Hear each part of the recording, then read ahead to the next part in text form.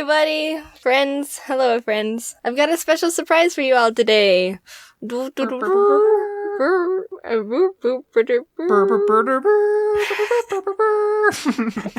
It's James. Hey, how's it going? Heyo. Most of you should know him from The Odd Ones Out. Yee. And if you don't, you better get on that because he's like the funniest channel. Thanks. It's a fact. We became friends a little while ago, and I thought it was about time to have you on the video. Thank you. So coincidentally, we both live in the oven that is Arizona, and we wanted to share our thoughts and opinions on it. Like, don't get us wrong, we love it here. Well, I mean, love is a pretty strong word. We don't completely despise Arizona. But there's just some things about it that are just like, eh. So we're gonna talk about them, and yeah. There's no trees here. 1, the heat. You talked about it a lot in your own Arizona video, James. Mm-hmm. And if anyone hasn't seen it, I suggest you watch that because it is a pretty A1 video. Thanks. But don't do it yet, because you still gotta watch this video. Yeah, don't watch that video.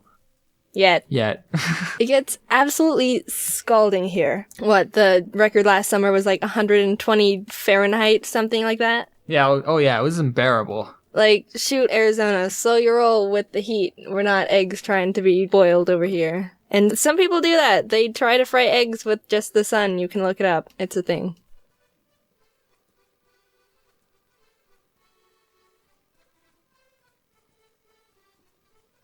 Ah, it's disgusting. You didn't put any salt on it. The heat is so bad, especially in the summer. If you wanted to do anything outside, then you had a 50% chance of having a heat stroke. It's just a risk you had to take. Also, cars become literal toasters. You open the door and you're hit with just a massive wave of just Satan. And you'd sit down with like as little skin touching the seat as possible, and you kind of just have to wait and sit there, wait for the heat to die down just enough to be able to do anything. The seatbelt's too hot, the dash is too hot, the steering wheel's like, holy Jesus. You think we're exaggerating, but no. If your car was parked in direct sunlight, you have to wait for it to cool down because you have to touch the steering wheel to drive. And you don't want to be driving like you're playing hot potato with the wheel. I think someone needs to invent like a little compartment for holding oven mitts or something in the car, because that's really the only way you can actually drive without burning your hands off. If someone actually does that, then we should get 50% of the profit because we came up with that idea. And then when you're all done and you get out of the car and you hear your sweaty back being pulled apart from the leather seats like a sticky note. It's gross. 2, cactuses. Cacti. Not a lot of places have cacti. Only Arizona, Texas, Nevada, and New Mexico have natural growing cacti. And a tiny bit of Mexico. So some people who visit are like, ooh, look, cacti, cool. Sure, they're cool to look at, but I don't get why they're so excited about cacti. They're freaking everywhere. Yeah, living with them is the worst. When I was growing up, I lived in a cul-de-sac neighborhood where the road looped around a little desert patch. Well, when I was learning to ride a bike, I was pedaling down the road towards the neighborhood, and I didn't turn with the road because I didn't know how. So I rode straight into the desert center and ran into a little cactus patch. I don't remember much about it because I was little, but it was pretty scarring. Literally. Also, there's a type of cactus called jumping cactus, because they jump out and attack you for no reason. Guess who? Cacti are jerks. 3, the wildlife.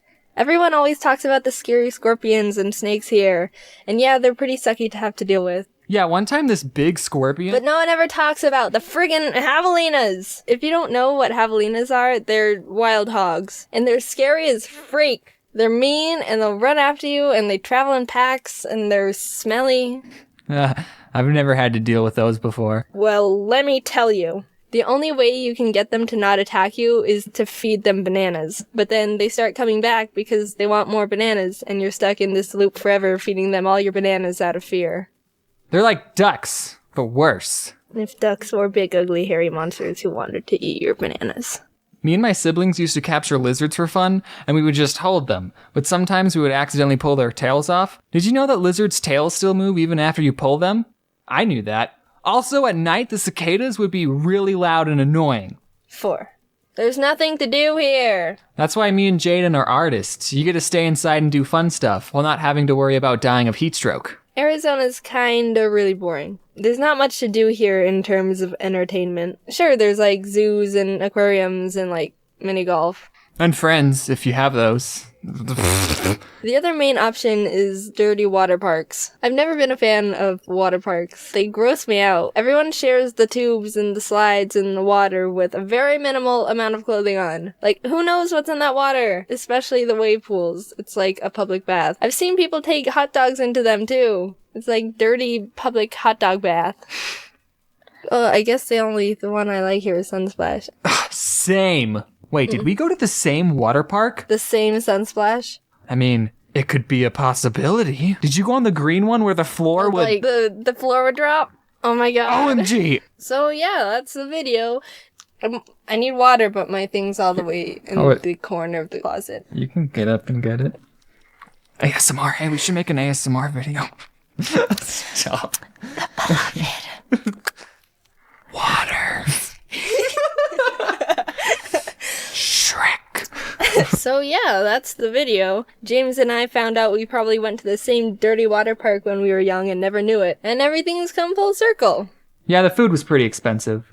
Hope you guys enjoyed us complaining about where we live. If you want to hear some more of the pros and more cons of Arizona, like fruit, old people, and haboobs, go watch James's video. And of course, if you somehow didn't know him or his channel, you gotta check that out too. So thank you. Thanks for watching. Thank you for the watching.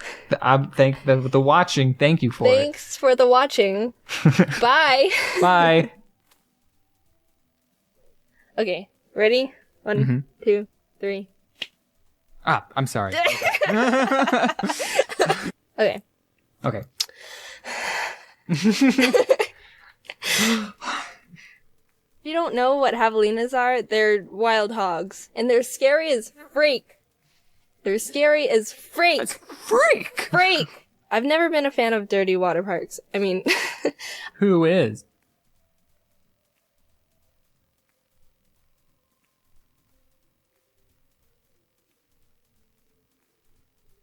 Hey, just wanted to mention you can buy our new Jaiden Anime figure bundle on JaidenAnimations.com. Cool, thank you. Game shows. People's favorite way to fantasize about how to win a lot of money and look really cool in front of the entire country. Everyone has sat down in front of a good old Deal or No Deal and watched the middle-aged white people pick the obvious wrong cases while Howie Mandel just smiles. And if you were on that show, you could do so much better because lucky case number 24 has never let you down. Well, today I'm gonna live that fantasy and prove how easy it is to actually win money on game shows. With my friends Jordan and Kelsey, we're gonna simulate 3 of America's favorite game shows and see how much money we can collectively win. Let's see how hypothetically rich we could have gotten. The first game we tried was Family Feud. 90% of you guys know Family Feud, and I see you, but for the ones who don't, the show asks 100 random people survey questions, and you have to guess what their most common answers are to get points. I thought this was gonna be easy. Steve Harvey sets you up with a dirty question, you scream naked grandma, and then they give you money. But the moment this poser of a host walked out, I knew I was out of my element. Ari Tofu family up against the Ari Tofus. Let's play family. That's not Steve Harvey. The game lets you build your family, and I was just gonna make me and my 2 birds, Ari and Tofu, and randomize the last 2 members. Looking back, I probably should have just made Jordan and Kelsey because they were right there. But somehow the game randomized to Walter White, so we just kind of went with it. You can see them, like, the stretching. Walter White! That's Walter White! It's really him! That's good. Look, That's it's so good. The prompt we were given first was, name a president whose face appears on money, to which we buzzed in Lincoln, and the opposing family, the Hortons, answered Roosevelt. And America must have been thinking the same thing I was, which was, wait, Roosevelt is on money? Because we got the higher score and got to keep guessing more answers. We very confidently punched in Washington, which was first, and then realized we didn't have any more guesses. Obama? After 3 strikes of wrong answers, the Hortons buzzed Hamilton, Which is stupid because Alexander Hamilton wasn't even a president to begin with. Everyone who experienced 2015 knows that. Does that mean they steal all the points? No, If Hamilton. They get it. Well, like the he wasn't Alexander. president. It's time for you to score some points. If I know something, Hamilton is not a president. Like the Graham Bell. Alexander Graham Bell. No. They took all the points. BS. Name a president. Alexander Hamilton. Ding, ding, ding, ding. Here's all the points. America is so dense and uneducated, they are literally pumping wrong answers into Family Feud, and I am suffering because of it. Name a fruit. Hot dog. Going into round 2, we were down just a bit at 0 points to 96, but we swept the next prompt. Something that helps a baby go to sleep. Milk. Round 3, hit the fan again. Something you might lose as you get older. We were on a roll with hair, teeth, memory, hearing, and memory. We got a strike because I said parents, and even though that's literally 100% correct, guaranteed, it wasn't on there. There was one answer left we needed to figure out, and we came up with vision, which we were very confident in, but received another strike. Flabbergasted. How is hearing on there but not vision? We threw out a half-assed walking, got our last strike, and it was given to the Hortons. Strangely enough, they ended up passing. Guess they couldn't think of anything. But you know what the answer was revealed to be? Eyesight. America is so lucky the Hortons passed on answering, because if they answered eyesight and took all our points again after we said vision, it would have started my villain arc. With a strong point lead of 224 to 96, we are now entering a double points round. What's something people alphabetize? Names. Soup. 4 Americans thought they were being funny in the Family Feud surveys, and I am yet again suffering because of it. So the Hortons can play, but they end up passing again for some reason. That family only alphabetizes soup. We tried music, children, we ran out of ideas and just said soup again. Nothing was right. The answers ended up being address book, files, recipes, lists, and spices. Which spices I beg to differ. There's no way the typical American has curry powder and garam masala in the front. They have salt, pepper, and garlic powder, and everything gets shoved in the back until they die. So now we were on the last round, which was fast money. They give you one last prompt with one answer, and if you guess it, you get the chance to actually win money. Name something that runs on gasoline besides a car. I buzz in with a strong bus, which was incorrect. I'm not wrong though. I see you going to the comments. Google says a bus is a separate vehicle from trucks, cars, vans, lorries, etc. It is not any of them. That's what Google says. Lawnmower.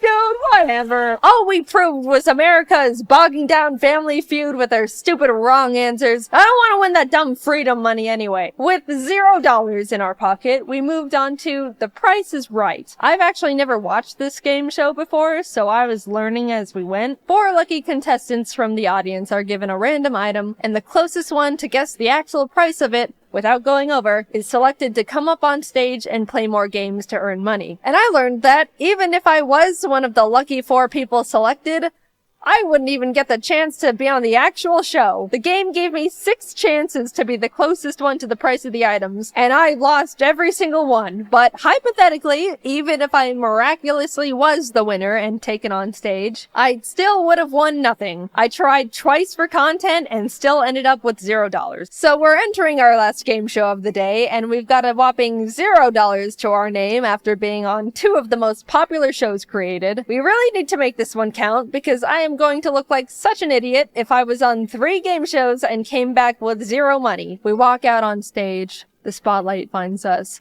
Jeff Foxworthy raises the microphone to his mouth and welcomes us to Are You Smarter Than a 5th Grader? The show where you're given trivia children up to grade 5 are taught. Answer them all correctly and we could be leaving the show with $1 million in our pockets. But fail and you're doomed to know you're not smarter than a literal child who has to raise their hand to go to the bathroom. That's Jeff's favorite line to drop when people lose. He says it all the time. It's like his go-to roast. Every couple of questions, you have to pick a child they have provided to help you out. You're given the chance to either peek at their answer or copy their answer, but you can only do those once. They're like your child lifelines. I picked Jeremy as our first little buddy. I liked his enthusiasm, and he gave us a really good high five. The subject we chose was under 4th grade math, and the question was, how many lines of symmetry are found on the following shape? It showed us a picture of a pentagon. I accidentally thought it was a hexagon at first, which was not my finest moment. And then it glitched and never went away. We couldn't get the pentagon to disappear and literally couldn't read the multiple choice answers. Our thoughts were, since we wanted to punch in the answer of 1, yes, I know, another not the finest moment. Look, I was stressed, okay? The pentagon was freaking me out. I wanted to say 1. Surely they would have put the answers in ascending order, A being the smallest number, and D being the highest. So we locked in A, hoping it was 1. Lock in. Oh, man. Locking in. So no! Let's restart. Let's restart that very First of all, 7 was completely the opposite of what we were trying to say. Second of all, we wouldn't have been right in the first place. And third of all, Jeremy ended up saving our hides. So besides being able to either peek at or copy your student's answer, if you ever get something wrong but the kid gets it right, you get to be saved and are still in the game. Like the rest of the lifelines, it can only be applied once, and Jeremy was here to be our Pentagon-knowing hero. Anyway, we restarted. That attempt, we weren't counting that one because that was just a practice round, and the forever lasting Pentagon wasn't fair. It messed with our heads. But this one's for real now. Attempt 2 started and was going well. We ended up getting to the 6th question without any problems. But of course, as our luck would have it, we were given another glitch question where they gave us an image, and then we can't read the answers. This time the question was from 4th grade social studies. What is the shape of the following landmark? And then it showed us this. I didn't know what it was called, but Kelsey was sure it was the obelisk, and we could barely see that as answer C. Even though we were 99% sure we should just lock in C, I wanted to play it safe and copy our chosen student Alicia's answer. So we copied her, and Jeff Foxworthy revealed the correct answer, which was C, obelisk. Jordan, Kelsey, and I all celebrated because we were right, but in a very unfortunate turn of events, it was revealed that Alicia punched her answer in as B, pyramid. What, you little... Oh my god. Attempt 3. We really wanted to do 1 attempt each with the game shows because on national TV you've only got 1 shot to make your money. But I don't think there's ever been times on Are You Smarter Than a 5th Grader where Jeff Foxworthy tapes the obelisk to your face and makes you guess on while you're locking in. This time, I'll say it now, we didn't get any questions where the pictures perpetually blocked the answers. It was all a fair fight, and whatever we win on this try is what we're going with. And it was going well. Really well, in fact. 3rd grade animal science. Which of the following animals has 8 arms? Ha! Octopus. I knew that one. 3rd grade music. A symbol that represents the duration and pitch is also known as what? Musical note. Then we got stuck on 5th grade measurements. 9 meters is how many yards? I don't know that. I am an unfortunate slave to the imperial system. So we decided to copy Juliet's answer, which was 9.8. She was right. We got to move on, even passing the $25,000 benchmark question. That means if we end up flunking out from this point on, we still get to leave with $25K. Solid, but we're going for that million. By the way, I had no idea you could win that much money on this show. They could ask you, what's this? And then you say the color wheel, and then you can walk out with $300,000. That's absolutely bonkers. Anyway, we were getting far. Really far. 50,000, 100,000, 175,000, 300,000. We were still in it. The $500,000 question arrived. 4th grade inventors. Which inventors' improvements to the steam engine were instrumental in starting the Industrial Revolution?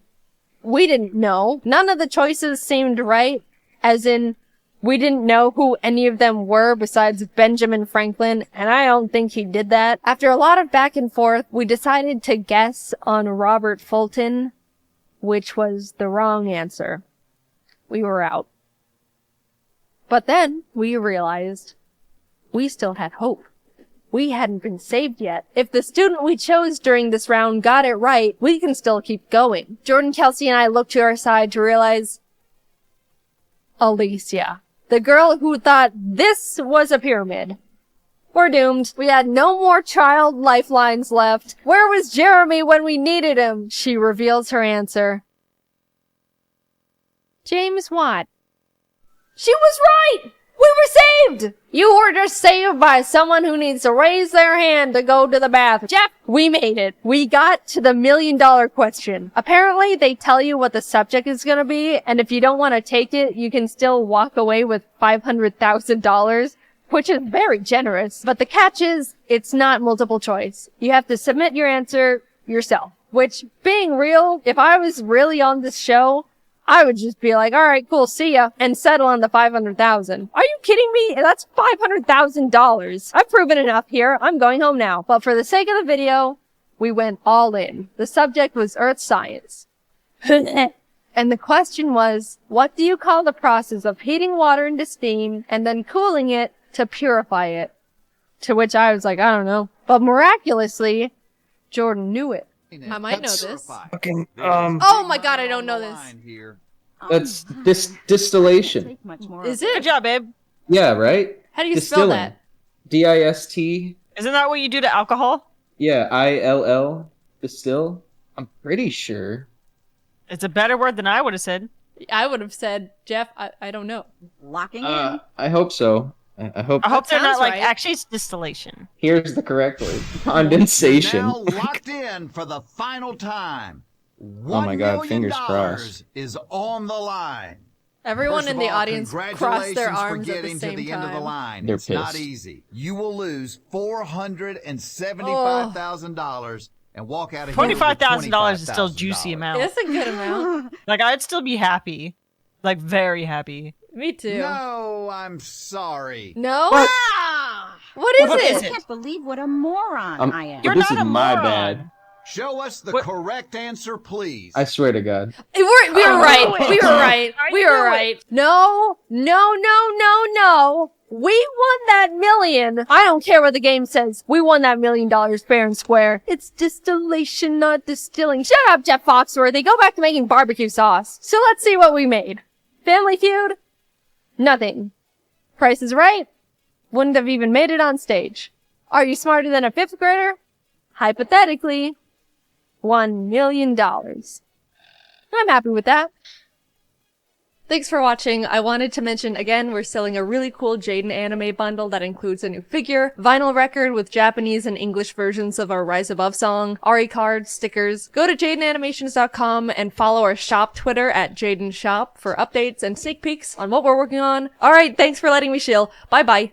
When Carl Jacobs popped up in my DMs asking if I wanted to be in Mr. Beast's upcoming video, I'll be honest, my gut reaction was fear. Mr. Beast has basically become YouTube's own mad scientist. He can snap his fingers and shape reality at this point. Despite part of me thinking I should just stay in the comfort of my own home, I felt really honored to be invited and kinda just wanted to show up, say hi, and then realistically go home within the first round of eliminations. I accepted the ominous invitation and before I knew it was flying to North Carolina being handed a custom uniform all before even knowing what I actually just signed up for. I didn't even know if there was a prize for the winner at this point. Walking into the green room, I was expecting to not know anyone, but to my relief, I saw a lot of familiar faces. I even used this time to ask Matt Pat what it was like to meet Scott Cawthorn, and he told me FNAF secrets. So already this trip was more than worth it. Eventually, we were herded down a long, mysterious hallway until we saw it.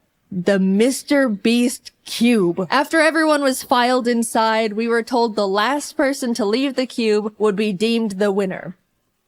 And also win $1 million for their subscribers. This is for $1 million?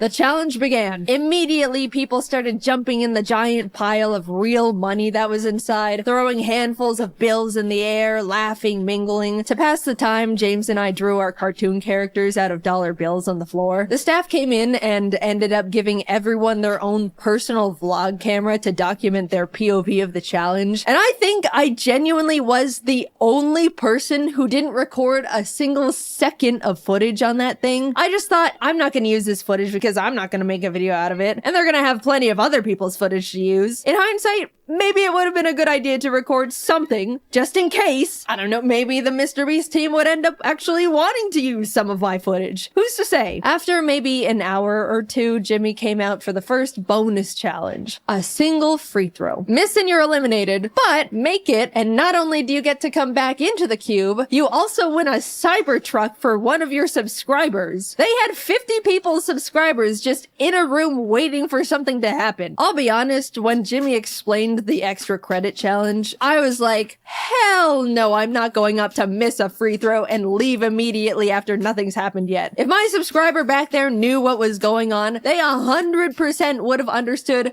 they weren't getting called up for nothing. If I remember correctly, maybe 2 people ended up making their baskets and 3 people were eliminated. I could be wrong. I don't remember because I didn't vlog it. While chatting with friends, Ludwig walked up and asked if I wanted to do a dice bet. With nothing else to do, I agreed. And to no one's surprise, I lost. And an evil expression washed over Ludwig's face. All right, since you lost, I want you to walk up to Kai Sanat and introduce yourself with, "Hi Kai, I'm Jaiden.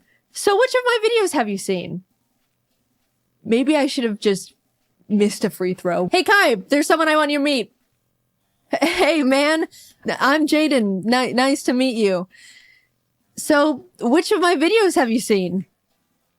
Excuse me? Holy shit, I'm gonna kill myself. "Oh, so which of my videos have you seen?"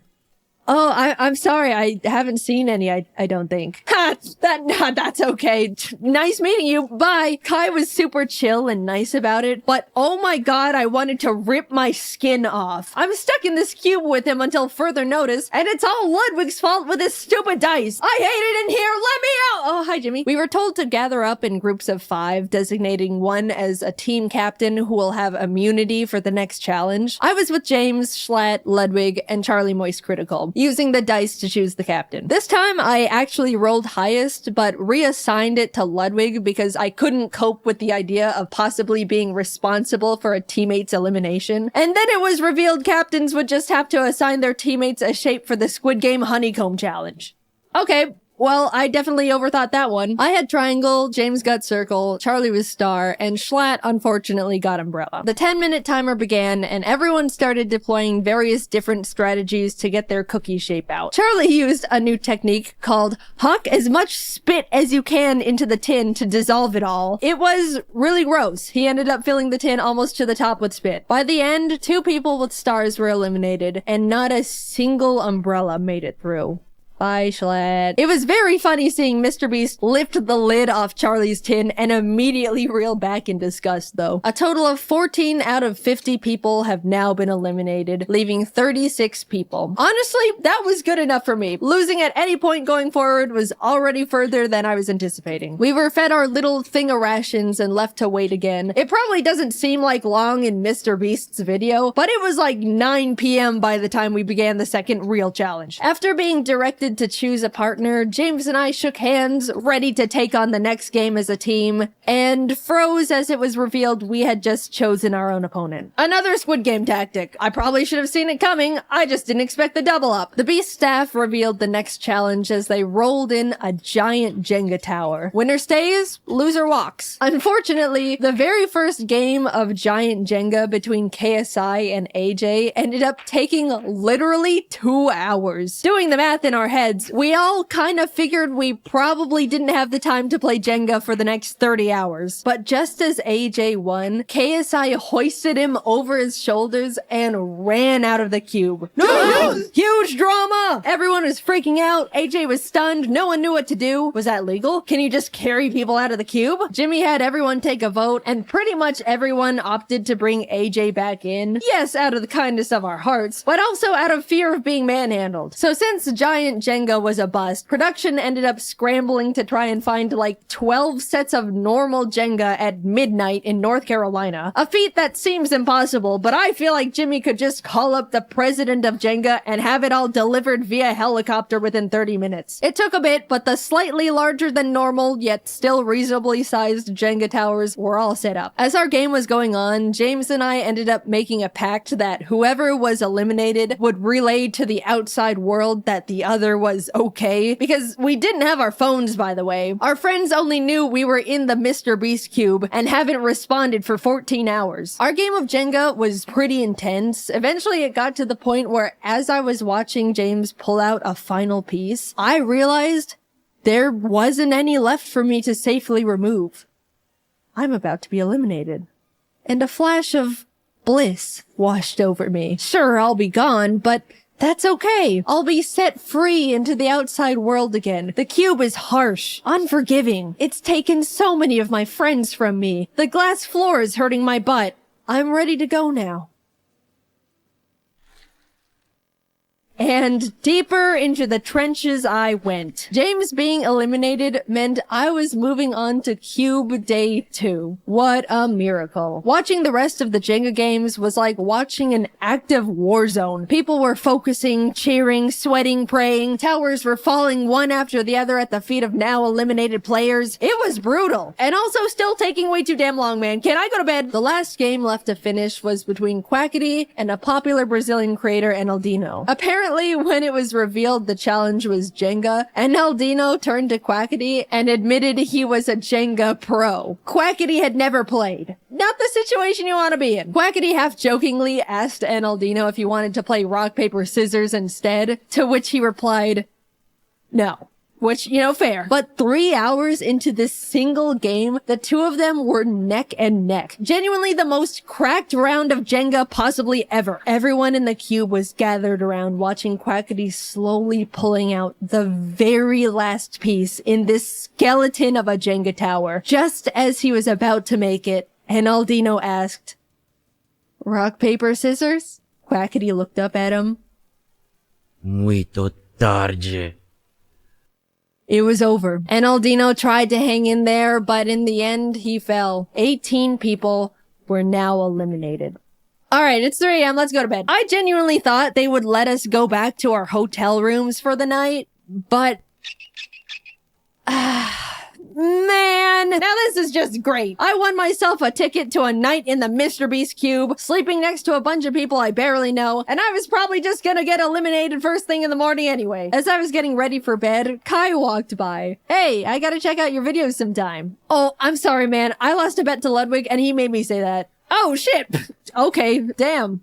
Oh, well, that makes falling asleep a bit easier. Thank God he only thought I had a huge ego for 19 hours straight. Crisis averted. In the morning, production had to prep for filming again, which meant they turned on every single light in the building, flash banging all of us. They were turned off, and then these loud-ass brrrr sounds from construction started blasting. They turned the lights on again a few minutes later, but this time in a crazy strobe light effect for some reason. After breakfast rations, Jimmy returned, pointed to the entrance hallway, and in walks I Show Speed. With too much energy for a group of people that just had the weirdest sleep of their lives. Alright, you guys have the chance to vote Speed into the cube to join you in challenges. The kind thing to do was to let him in, but we all just survived trenches no one could even understand. We were trauma bonded together. And also, it wouldn't be fair. The majority of us moved to the voting side of no. Admittedly, me too. Mainly because I was a bit scared of him. Speed looked at Kai. At least shake my hand, man. You're gonna pull me out. As the two of them argued about a friendly handshake, Ludwig stepped up.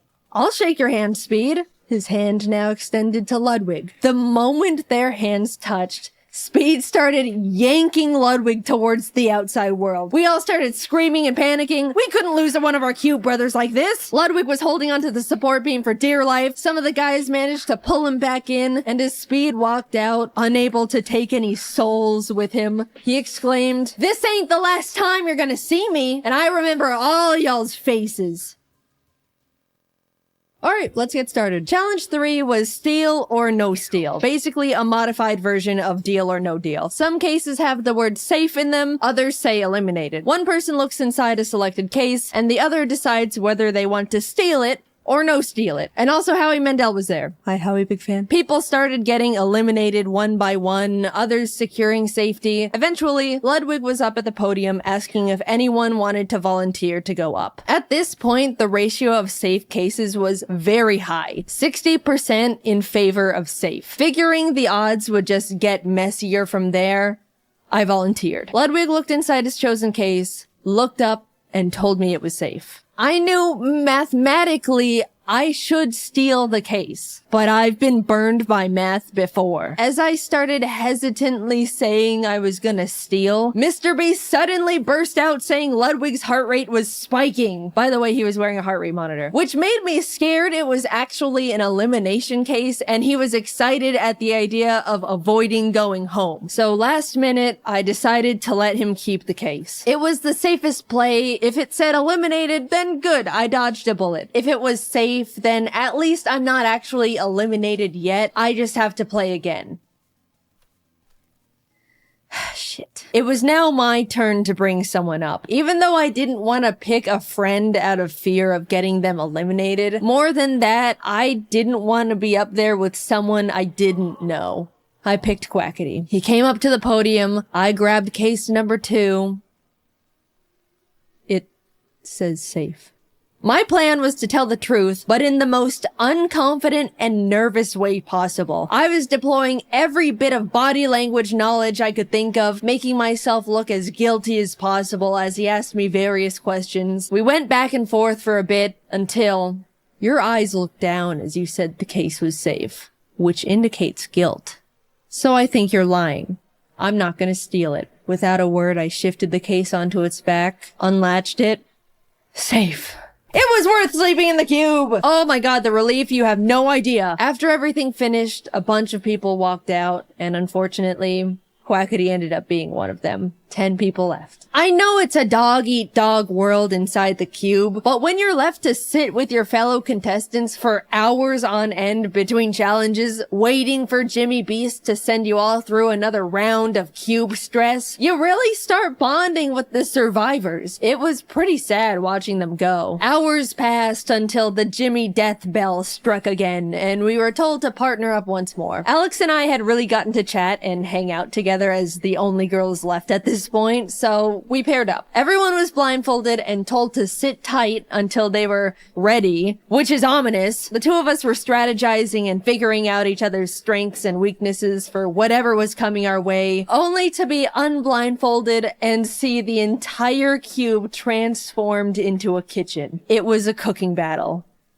We're actually fucked. What? Alex started panicking, saying she can't cook for her life. We were freaking out. Then Mr. Beast brought out the judges. Professional competitive eater Joey Chestnut, Miranda Cosgrove, hi big fan, and Speed. Bottom 2 teams are eliminated. Time starts now. We ended up committing to mac and cheese with a slice of chocolate cake, under the fancier title of American Comfort Food. AKA the only 2 women left in the challenge can't cook and they're trying their fucking best. The judges walked around to check in on everyone, and eventually Speed was at our station. So when you all were voting to let me in, which side were you on? Well, originally we were on the side of no, because we were a bit intimidated, but we ended up switching to a yes at the last minute. Right, Jaiden? Yeah. I switched. Alright, cool. 'Cause you know I don't forget, right? Yep.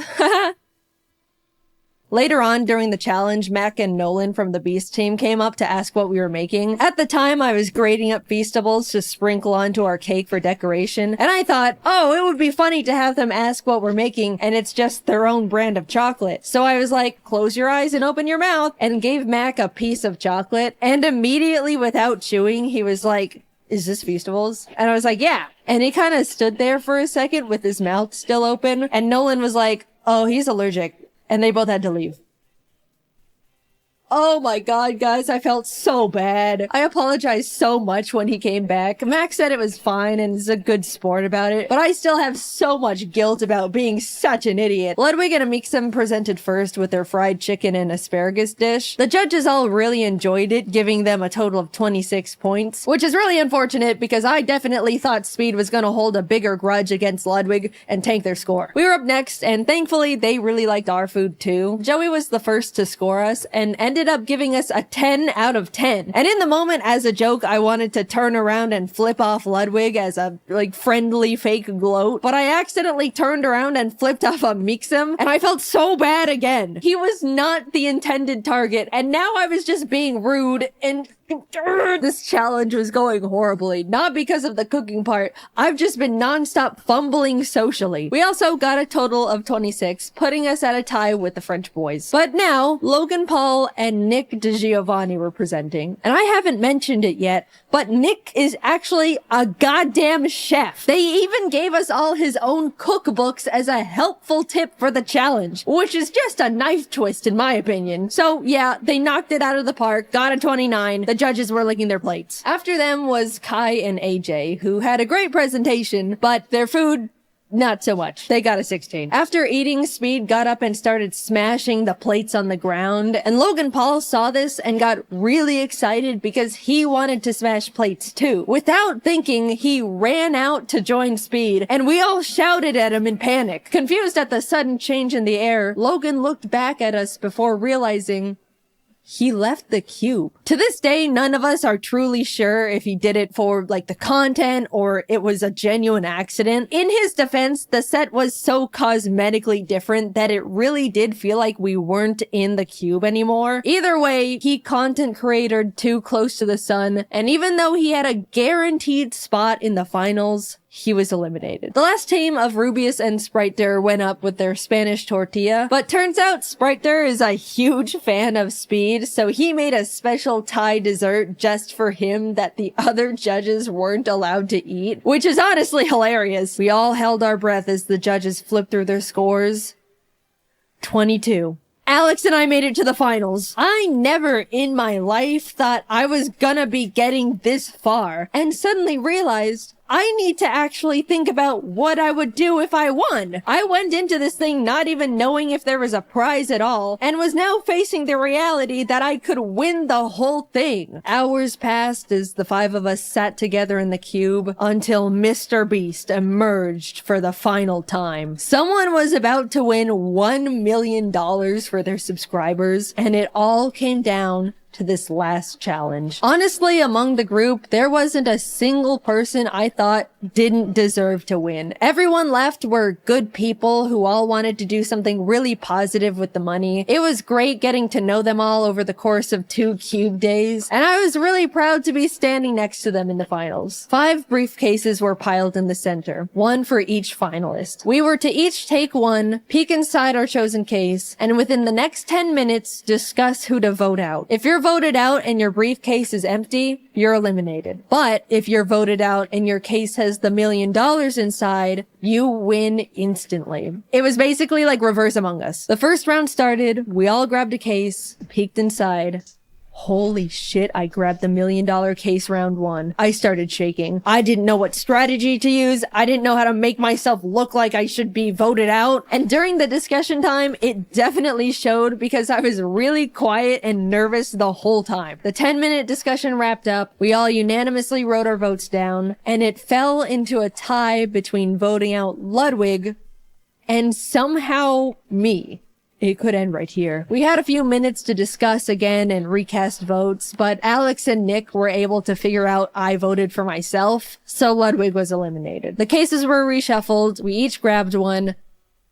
I pulled it again. In that moment, I froze. Since I was in the hot seat last round, I was probably gonna fly pretty under the radar this time. Someone else is gonna be voted out, and I statistically will not see this case ever again. If I'm not voted out here, I basically lose. The second round began, and it was pretty much a blur from there. I was trying to talk more because being quiet last round got me found out, but was still flying too under the radar. Amidst trying to keep up with the conversation, strategize, and hold myself together, I couldn't find my win con. But with a few minutes left, Amixem said something that I think shifted the entire game. What are the odds Jaiden pulled the $1 million case twice? There it was. Gambler's fallacy, save me. Save me, gambler's fallacy. I couldn't mess this up. I don't know what to say to that one. Everyone's attention was now on me, and I could tell they were all thinking about what was just thrown into the ring. We all looked down at our papers. I wrote my name as quietly as possible, worrying the sound of the letters were gonna out me. Jimmy read them all out. Jaiden. Alex. Jaiden. Jaiden. They voted me out. I slowly walked to the middle of the podium with my briefcase. In that moment, I was the only one who knew what had just happened. Everyone leaned in as I unlatched the case and revealed the million. I won! Confetti cannons blasted. Everyone immediately started congratulating me. All the eliminated contestants left in the green room ran out screaming and jumping around me in celebration. I started to tear up for some stupid emotional reason. So yeah, I won $1 million to give away to my subscribers. That is a Looney Tunes amount of money. First of all, top 5 all agreed that whoever won the million would give the other 4 $100K each to do something for their subscribers too. So a total of $400K will be going to Ludwig, Alex Botez, Amixem, and Nick DeGiovanni. With the remaining $600K, I decided to put it towards paying for as many people's art degrees as possible. It's really scary going into the art field right now between the animation industry hitting their rough patches, AI threatening to take artist jobs. The overall career path is extremely intimidating and difficult to break into. I'd really like to encourage and make it easier for some of the up-and-coming artists by being able to send them through art school stress-free. I have no idea how to set it all up, but I'm currently working with as many qualified people as I have available to me to make it happen. As my and Mr. Beast's team figures it out, I'll keep you all updated through my Twitter. We'll get it sorted. I entered the Mr. Beast cube ready to just talk to my friends and screw up in the first challenge, but instead I was isolated from the world for 48 hours, watched my peers fall one by one in front of me, and left with $1 million for my subscribers. Thank you, Carl, for inviting me. Thank you to all my friends who made the cube so much more enjoyable. Thank you, Mr. Beast, for creating this incredible opportunity I can now use to support artists. Despite being put through cube trenches, I had a really great time. And of course, huge thanks to the Beast crew for making it all happen. It was something I'll never forget or experience ever again. Hopefully. If you're an artist currently enrolled in art school and are hoping to have some of your tuition paid for with the cube winnings, you can now apply through the form I'll have linked in the description and the comments of this video. The form will be available for a week starting the day this video is uploaded, so be sure to check the calendar and apply before it's closed. I assume there's gonna be a huge amount of applications we have to go through, so expect a few months wait before we announce the winners. Thank you for your patience. I'm not sure how many people we can financially help out because everyone's tuition will be vastly different, but I'm looking forward to going through your portfolios and hearing your stories. Thanks for watching, and thank you to my team for dropping everything to work on this sudden video jump scare. Alright, until next time, bye-bye! You know those parent or adult parties your parents had when you were little, where all the adults would get together at a house and push all their kids off into another room and say, "Now play together." Well, one time when I was probably about 6 or 7, my family had a parent party, and all the kids decided to play hide and seek together. So I ran into the bathroom and hid behind the shower curtain, and looking back at this, I realized how horrible of a hiding spot that is, because that's basically the only spot you can hide in the bathroom, and I probably would have been found easily in a matter of minutes. But anyway, I was sitting there in the bathtub when someone walked into the bathroom, and I thought it was a seeker, so I stayed really quiet. But then I heard the door shut and the sound of someone opening the toilet lid. It was definitely not a seeker. Or one of the kids, for that matter. Turns out, I had to sit in the bathtub completely motionless, listening to some guy pee for a good amount of time. And the whole time I was so scared he would look behind the shower curtain and find me just sitting in the bathtub, thinking I was trying to watch people pee or something. So eventually he left and I could get out of the bathroom, and after that I was done. I was done playing hide and seek for a very long time after that. And no, he didn't wash his hands.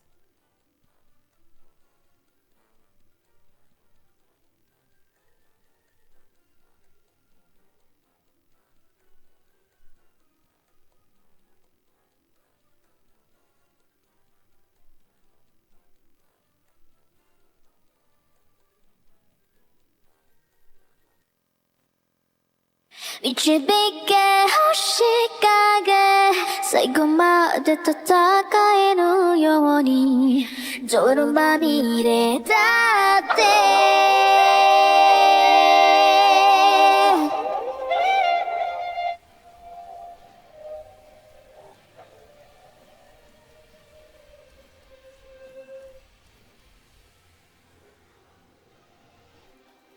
逃げ続けて嘘でローリーギロッとして走り回ってやっと溢れ出した遅いたびにギリギリ逆らって飛べなんて押してしまえば君が追うのか変わらずに No my name No my name 導け星影最後まで戦えるように泥まみれだって決して諦めないよピアテオにはそばにいるから二人で立ち向かおう僕らきっと Rise above 転んだとしてもやめないと決めた君がいるからそう二人で立ち向かおう僕らきっと Rise above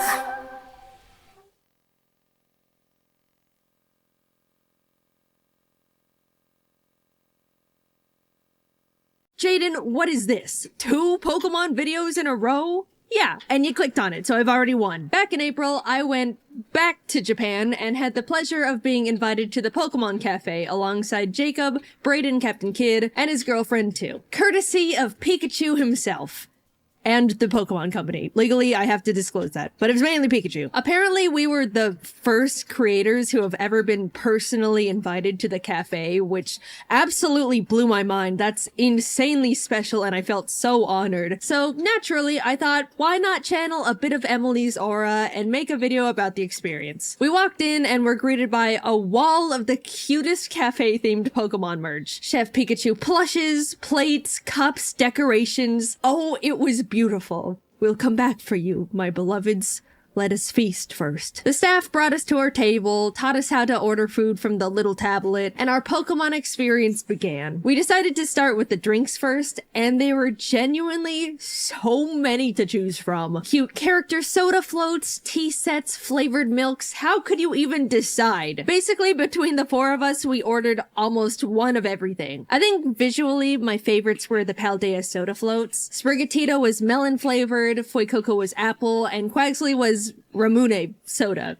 I know I'm saying it all American-like, but I'm embarrassed to try it the Japanese way. Ramune.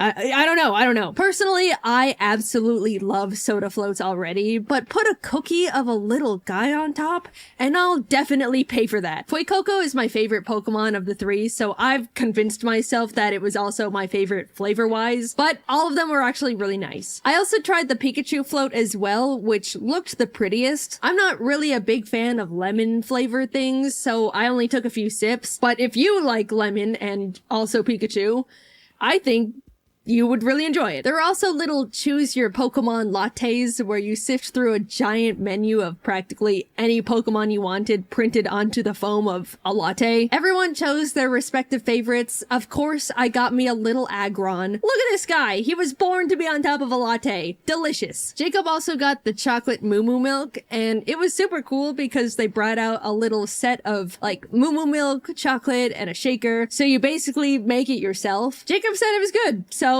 I'm sure it was. I can't confirm. I didn't try it. Last but not least, we ordered one of the Poltergeist and Sinistea tea sets. I don't really drink tea, but the pot and cups were so cute. We ended up buying them when we left. This is just genius merch on their behalf. Well done to them. I love it. On to the food. As you can see, there were a decent amount of options here too. Unfortunately, as some of you guys know, I don't eat meat. And even more unfortunately, since vegetarian diets aren't very common in Japan, every food item on the menu included some kind of meat. We called over Pikachu and his employees to double check and see if they offered something to fit my diet. And after flipping through their menu, they came to the conclusion there was nothing.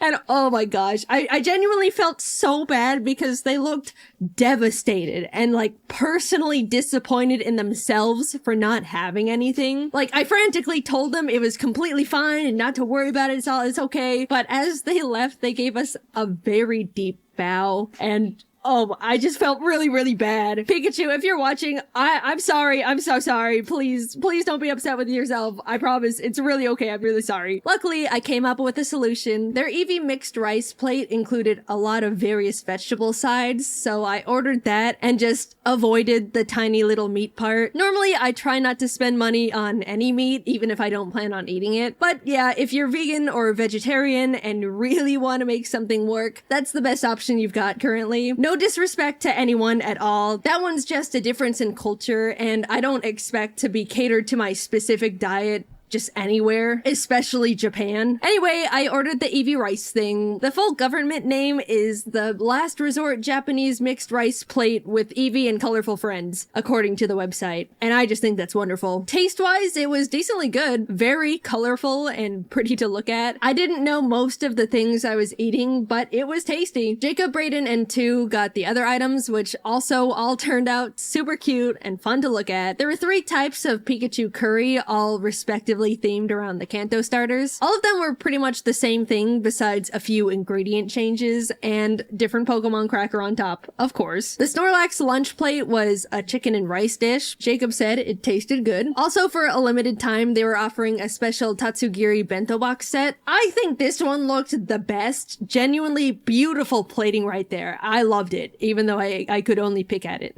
The general consensus in terms of overall taste of everything was that nothing was super crazy, out of this world, delicious gourmet, but nothing was like bad, you know? It was more about the experience and novelty of the cafe anyway, so no one really minded. We were simply enjoying being there with our cute plates and spoons. Finally, we wrapped up the meal with desserts. There was a cute Pikachu souffle pancake and a chocolate parfait. Naturally, like everything else, it was all simply art on a plate. I personally thought they both tasted really nice. Nothing was too sweet. We got to ooh and ah at them, and it was a perfect way to wrap up the meal. As a fun surprise during it, there was a portion where Chef Pikachu came out and did a cute little dance around the restaurant for the people eating. Most of the video was blurred for the privacy of the people there. But look at Pikachu, look at him go! He can't clap his hands to go along with the song, but that doesn't stop him from trying. Hi Pikachu, big fan! We wrapped everything up, and of course grabbed pretty much all of the exclusive merch they were offering. How are we supposed to remember our experience forever and ever if we don't bring back all the plushes they have? Riddle me that! I wanted to extend a very, very big thank you to the Pokemon Company and Pikachu for reserving our table and having us come to the cafe. They didn't pay me to make a video or anything, but I wanted to share my experience with you guys because I definitely enjoyed my time there, and I know a lot of you love Pokemon, just like me. It was a huge honor, we all had a great time, and the cafe was wonderful. +4 to the Pikachu plush collection. I would definitely recommend the cafe to anyone who likes Pokemon and food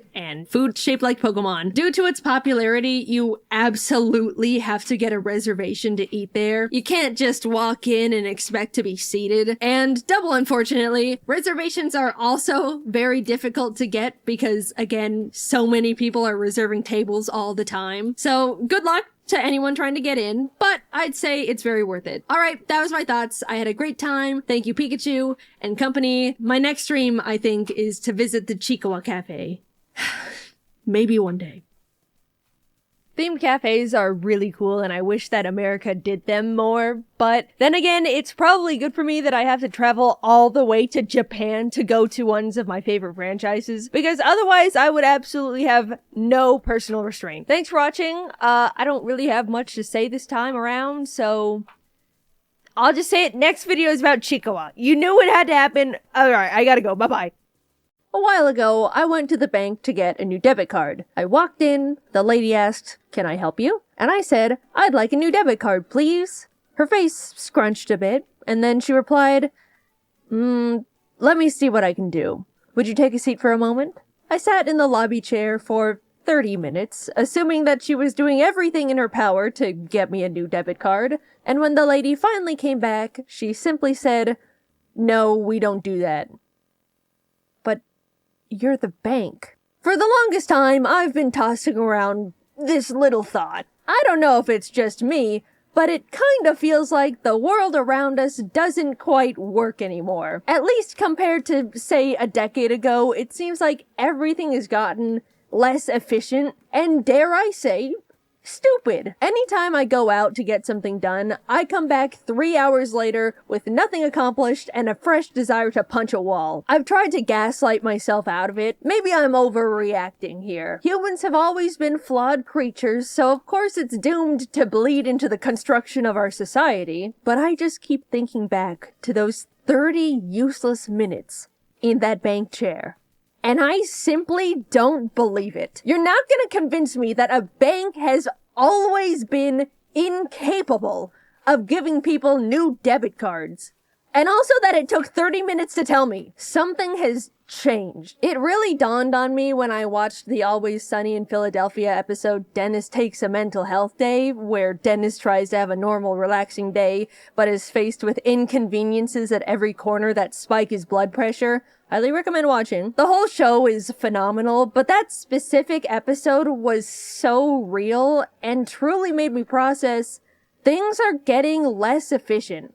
And it's not just in my head. First of all, like the episode addressed, everything needs a goddamn app now. The thermostat, air filters, light bulbs. I bought the cats a new automated litter box, and guess who now has a litter box app on her phone to get it to even turn on? I'm sick of the stupid apps. They don't make life easier no matter how many times these products try to convince me they do. The UI is always clunky and confusing. Nothing is optimized. Companies act like you can part the Red Sea with their apps, when more often than not, I'm stuck trying to connect it to the device in the first place. When was the last time you bought a new anything and had it completely set up and working within 5 minutes of unboxing it? At this point, if my Wi-Fi goes out, every electronic in my house becomes a useless block of metal because none of it works on its own anymore. Everything needs Wi-Fi, an app, an account linked to my email, a subscription service, and on top of it all, they sell all the information I hand over against my will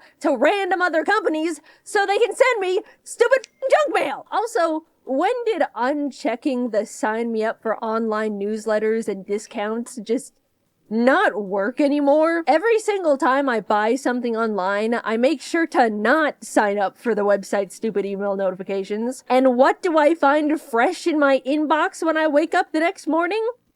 Check out this month's wacky deals. So I have an electric car, right? One day, it just straight up refused to play music. After troubleshooting for 5 minutes, it turned out I needed to download a software update to my car, even though the music worked perfectly normal before the update. Sure, fine, the future's now. But for some reason, the car couldn't find or connect to the Wi-Fi, so because of that, I get to experience LA traffic in pure silence. I spent thousands of dollars on a car just for it to randomly not be able to perform a task cars have been able to do for the past 70 years. I do like electric cars. They're better for the environment, and it's great not having to go to the gas station. But let's not pretend the car has to be a computer now. I got one of those modern tech cars that made the innovative choice to remove all the physical buttons and knobs and put every single basic feature into the car's giant touchscreen. Before getting it, I didn't think that would affect my experience too much. I thought, well, when I drive, I normally don't fiddle with the buttons all the time anyway, but now I have to deal with things like not being able to manually open the glove compartment because it has no latch. I have to speak into the car microphone, "Open glove compartment," and every single time it opens the charging port. Didn't think about that one before buying. Also, when I do need to do something while driving, it feels way more unsafe than I initially realized. They didn't even build AC knobs, so to turn up the air, I have to essentially play on the car iPad while paying attention to oncoming traffic. Correct me if I'm wrong, because I'm neither an engineer or car specialist, but that feels stupid. Apparently, enough people started complaining about the lack of buttons in high-tech cars, so they started putting them back in. which now puts into question these experts making these decisions in the first place. What do you mean thousands of people had to say using a giant iPad while driving is unsafe before they were like,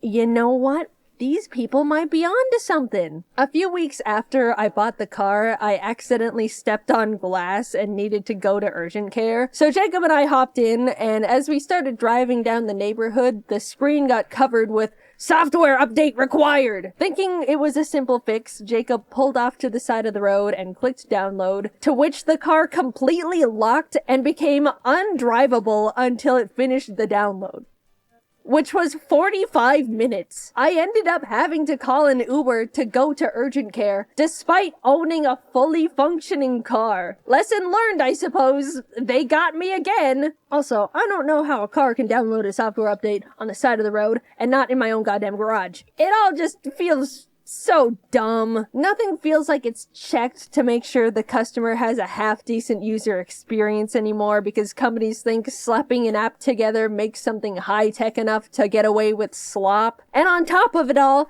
everything is a subscription service. Why can't I simply buy my stupid computer car and have it come with the tech that's already built into it? Subscribe to be able to connect to the internet. Subscribe to enable auto steering. For a while, companies were thinking about turning the seat warmers into a subscription. The heating coil is already in the car that I bought. Just leave us alone. Imagine pitching to someone 15 years ago, oh yeah, the car you bought? Yeah, it's all yours.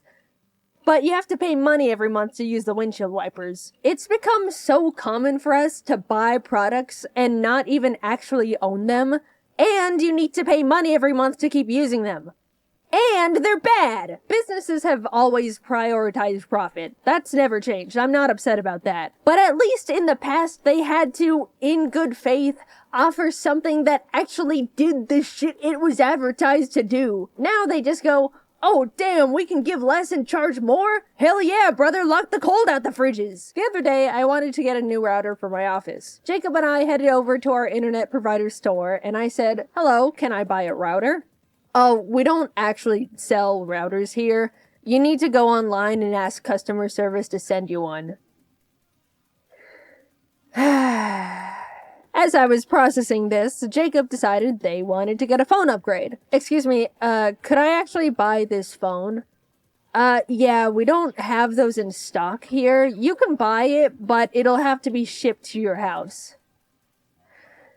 We went to the internet and phone store and left with no internet and no phone. What are the employees being paid to do at that point? What's the point in any of it? I get that a lot of shopping has shifted to online, but I really, really miss simply having the option to go to the store. They're becoming empty husks with a logo on top. Also, excuse me, but I need to ask customer service to buy a router? Just let me exchange my money for the item that you very obviously sell. Anytime I'm told I need to contact customer service, I consider it a lost battle. Nothing exists in this world that is worth descending the trenches that is a customer service phone call. Companies have put it together that if they make everything inconvenient and frustrating, set up enough cryptic hoops to make people jump through, waste as much time as possible, people will just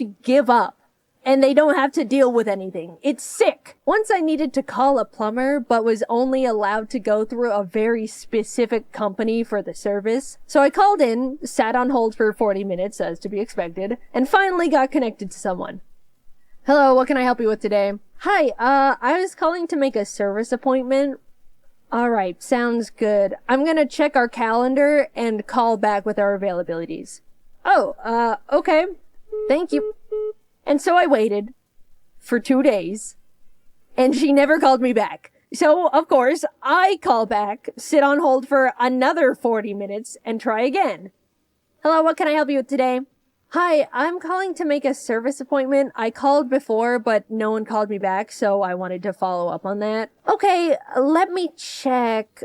We're available in a month at 7 a.m. Oh, okay. Are there no other times available? Nope. Alright, I can do in a month at 7 a.m. Thank you very much. Awesome. Exactly what I wanted. A month comes and goes, and the day before the appointment, I get a call from the plumbing company. Hello, I'm calling to let you know the person that was scheduled to do your service appointment is sick and we'll have to cancel it. Okay. When's the next available appointment? In 2 weeks.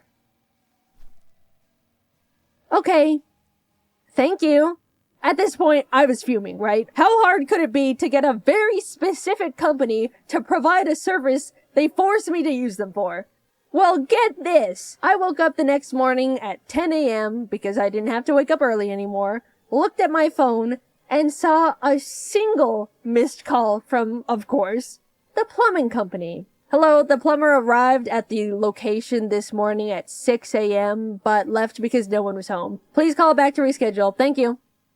Guys, I can't even write into words what I was feeling that moment, because if I did, this would be the last video of my career. A single service appointment is all I ask. For my sink that is dissolving at this point. Also, we're completely brushing over the fact they arrived an hour early for the canceled appointment, so I would have missed it anyway. And just like that, it was all back at square one. And you know what? I gave up. Congratulations, plumbing company. You won! The trophy? My sink is broken. I was justifiably feeling upset, so I wanted to go out and get myself those Pillsbury Halloween cookies with the pumpkins and ghosts on them, because it was the season. I looked online to see if the grocery store had them, and the website said, in stock, confirmed in the past hour. So I got dressed, drove over, and lo and behold, the store had 0 Halloween cookies. I did the same charade 2 more times until I just went home and cried. What's the point anymore? Really? My car doesn't work. The stores don't work. The litter box needs Wi-Fi. I'm just so tired. We're doomed to be wrung of every single dollar we have.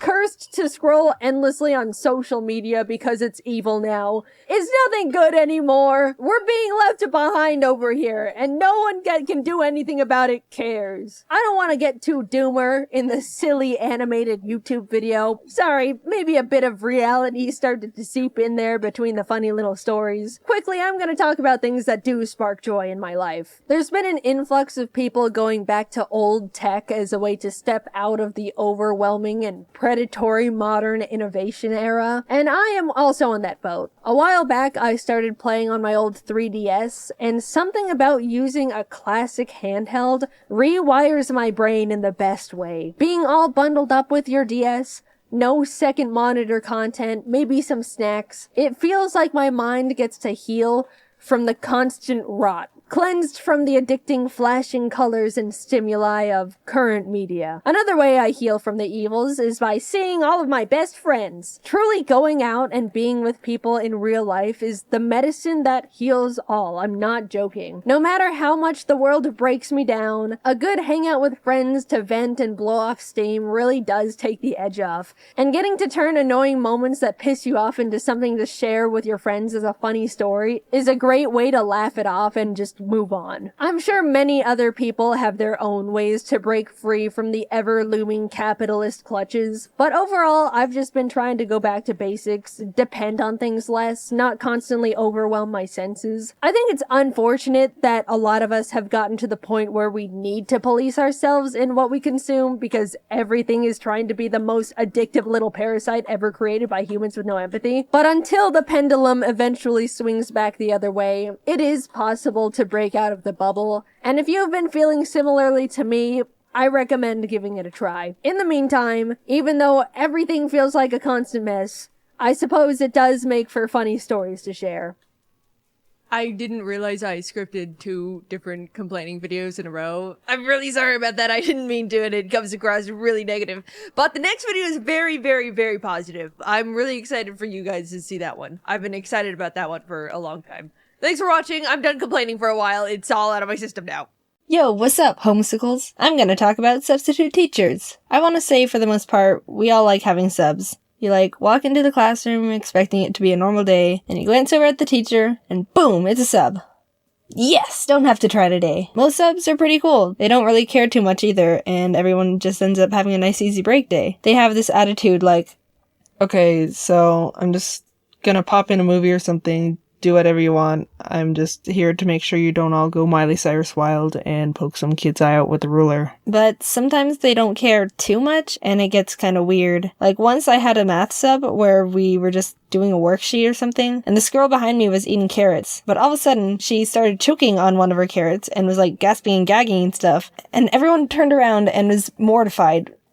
What do we do? We all looked over at the sub for help and guidance or something, because of all people, he should have a plan. And he was just looking at her, not doing anything. I'm sure if the girl could have spoke at that time, she would have said, "Freaking, I'm choking on a carrot here. What are you looking at? Do something, you buffoon! Ah!" So for a small period of time, everyone was just helplessly looking at this poor girl choking on a carrot. No one knew what to do. Finally, one guy got up and did the choking Heimlich procedure they teach us. It was so legit. He even did the "are you choking" question like they say you have to. If you haven't heard of the technique, or if for some reason they changed it, the steps are: approach the person and ask, "Are you choking?" Do not proceed if they are not choking. It actually says that. Get behind the person and wrap your arms around their waist. Be ready to support them if they faint. Take your fist and place the thumb side against their belly, just above their belly button. Grab the fist with the other hand and thrust into the belly. And the final step is: repeat thrusts until the object pops out, or until the person faints.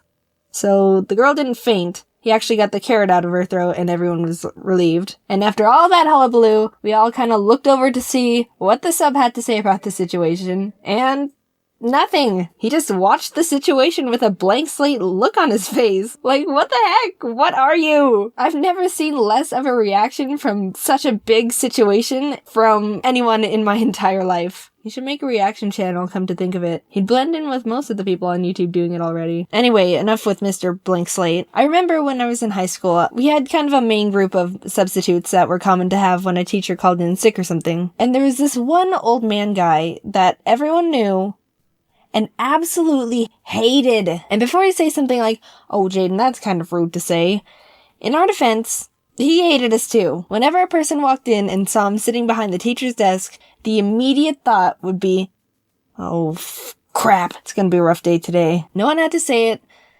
but we were all thinking it. "Okay, Jaiden, so what was he like?" "Oh, stand up so you can sit down because I'm getting started." Take the strictest person you know and throw them out the window because this guy is now that person. I think he saw himself as a military instructor leading juvenile delinquents because he wanted every child to be behaving perfectly, to a T, no funny business. And yeah, that's not gonna happen in a high school, so there's problem one. He would start every class with the same lecture. "Alright, sit down and zip up because we're taking attendance. If I hear any talking, you're being written up. I don't tolerate jokesters in my classroom. I'm going to call out your last name, followed by your first name, and if I don't hear you say present, then you're being marked absent. You should be paying attention because you only have one chance, and I'm not calling names twice. If I pronounce your name wrong, correct me. Alright, here we go." He says that exact paragraph every time he starts a class, and I know it because I've had him enough times to have it power washed into my head. I kinda wanna believe he has it written down and framed somewhere in his house so he can proudly look at it before he goes to bed every night. And he actually gets mad if you don't correct him if he says your name wrong.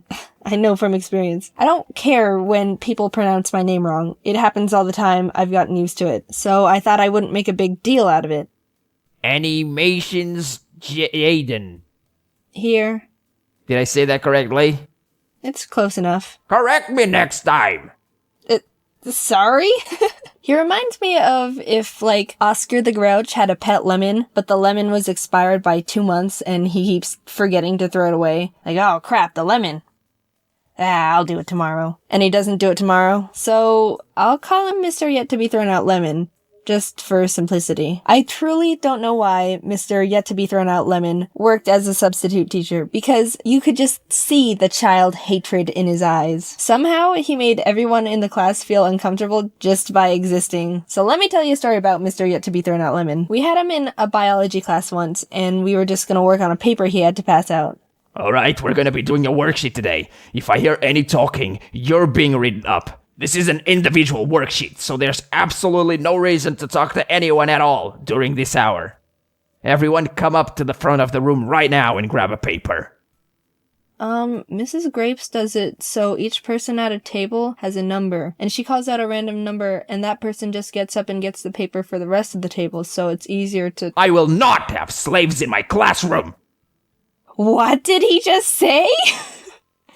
This man just compared picking up papers for other classmates to slavery. Slavery! Good God,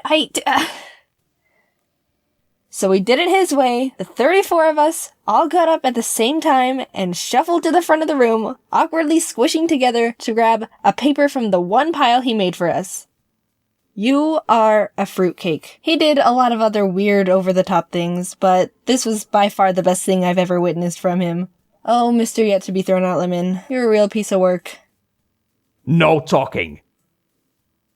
I'm going to call out your last name, followed by... This is an individual worksheet or happens reasons. I will not have slaffles in my classroom. I don't know what those are. This is an individual worksheet, so I'm gonna Metal Gear. Jaiden, is there a Jaiden here? Jaiden, Jaiden, with animations of Jaiden. Is there a animations Jaiden? Jaiden, what the fuck? Remember when Pokemon sent me every single one of their Gen 5 sitting cuties for me to rank? Turns out they really liked that video. So much, in fact, that they said, "Hey Jaiden, awesome video. Why don't you come to Japan to watch the Pokemon 2023 World Championships?" Our treat. You won't have to pay for your flights or hotel or nothing. I've been to Japan once before in my entire life, and it was back in 2018 with my family. We did a bunch of fun little Japanese tourist things. It was a phenomenal trip, but ever since then, I've always wanted to go back and do all the awesome nerdy stuff Japan has to offer that I didn't want to bother my family with. At the time, they didn't even know who Luffy was. They would have been so lost. So when Pokemon extended their hand and offered to fly not only me, but Jacob out to attend the biggest Pokemon tournament in the world, I jumped for joy. Free trip to Japan! The tournament was only going on for a single weekend, but Jacob and I planned to stay there for 3 whole weeks to do a bunch of said extra nerdy stuff. We were pumped. Eventually the time came, Jacob and I were packing up all our stuff, and decided we both would bring an extra suitcase so we could treat ourselves a bit and buy a bunch of cool stuff while we're there. Don't judge us, we're anime and Nintendo loving impulse buyers going to Japan. A game plan was needed. We were being responsible. 2 extra suitcases was definitely gonna be enough. Yep. Equipped with our extra luggage, we headed off to the airport. Pokemon straight up gave us business class seats. We didn't ask for them or anything. So when we boarded, we realized we had the seats where you could lay down. There even was some sort of seat divider that acted like a car window, so I could roll it down and bother Jacob whenever I wanted. Quick little 11-hour flight later, and we were in Japan. It was time to have the best trip of our lives. I'm not joking. I had the most incredible trip and got to do things I won't ever forget. And I won't, because I've now plastered it onto the internet forever. We landed midday Japan time, so we decided to go to the first thing we wanted to see while abroad. Japanese McDonald's. I couldn't order anything except fries, but Jacob and I both dropped our jaws when we saw something called the Double Big Mac on the menu. I thought Americans already went big with the Big Mac, but Japan did the impossible, just to send a message. What a magical place. Let's begin with the next morning. Pokemon planned a bunch of cool stuff for the creators and partners they flew out, beginning with a group field trip to the Mega Tokyo Pokemon Center. Jacob and I woke up early for it and missed the bus they had for us.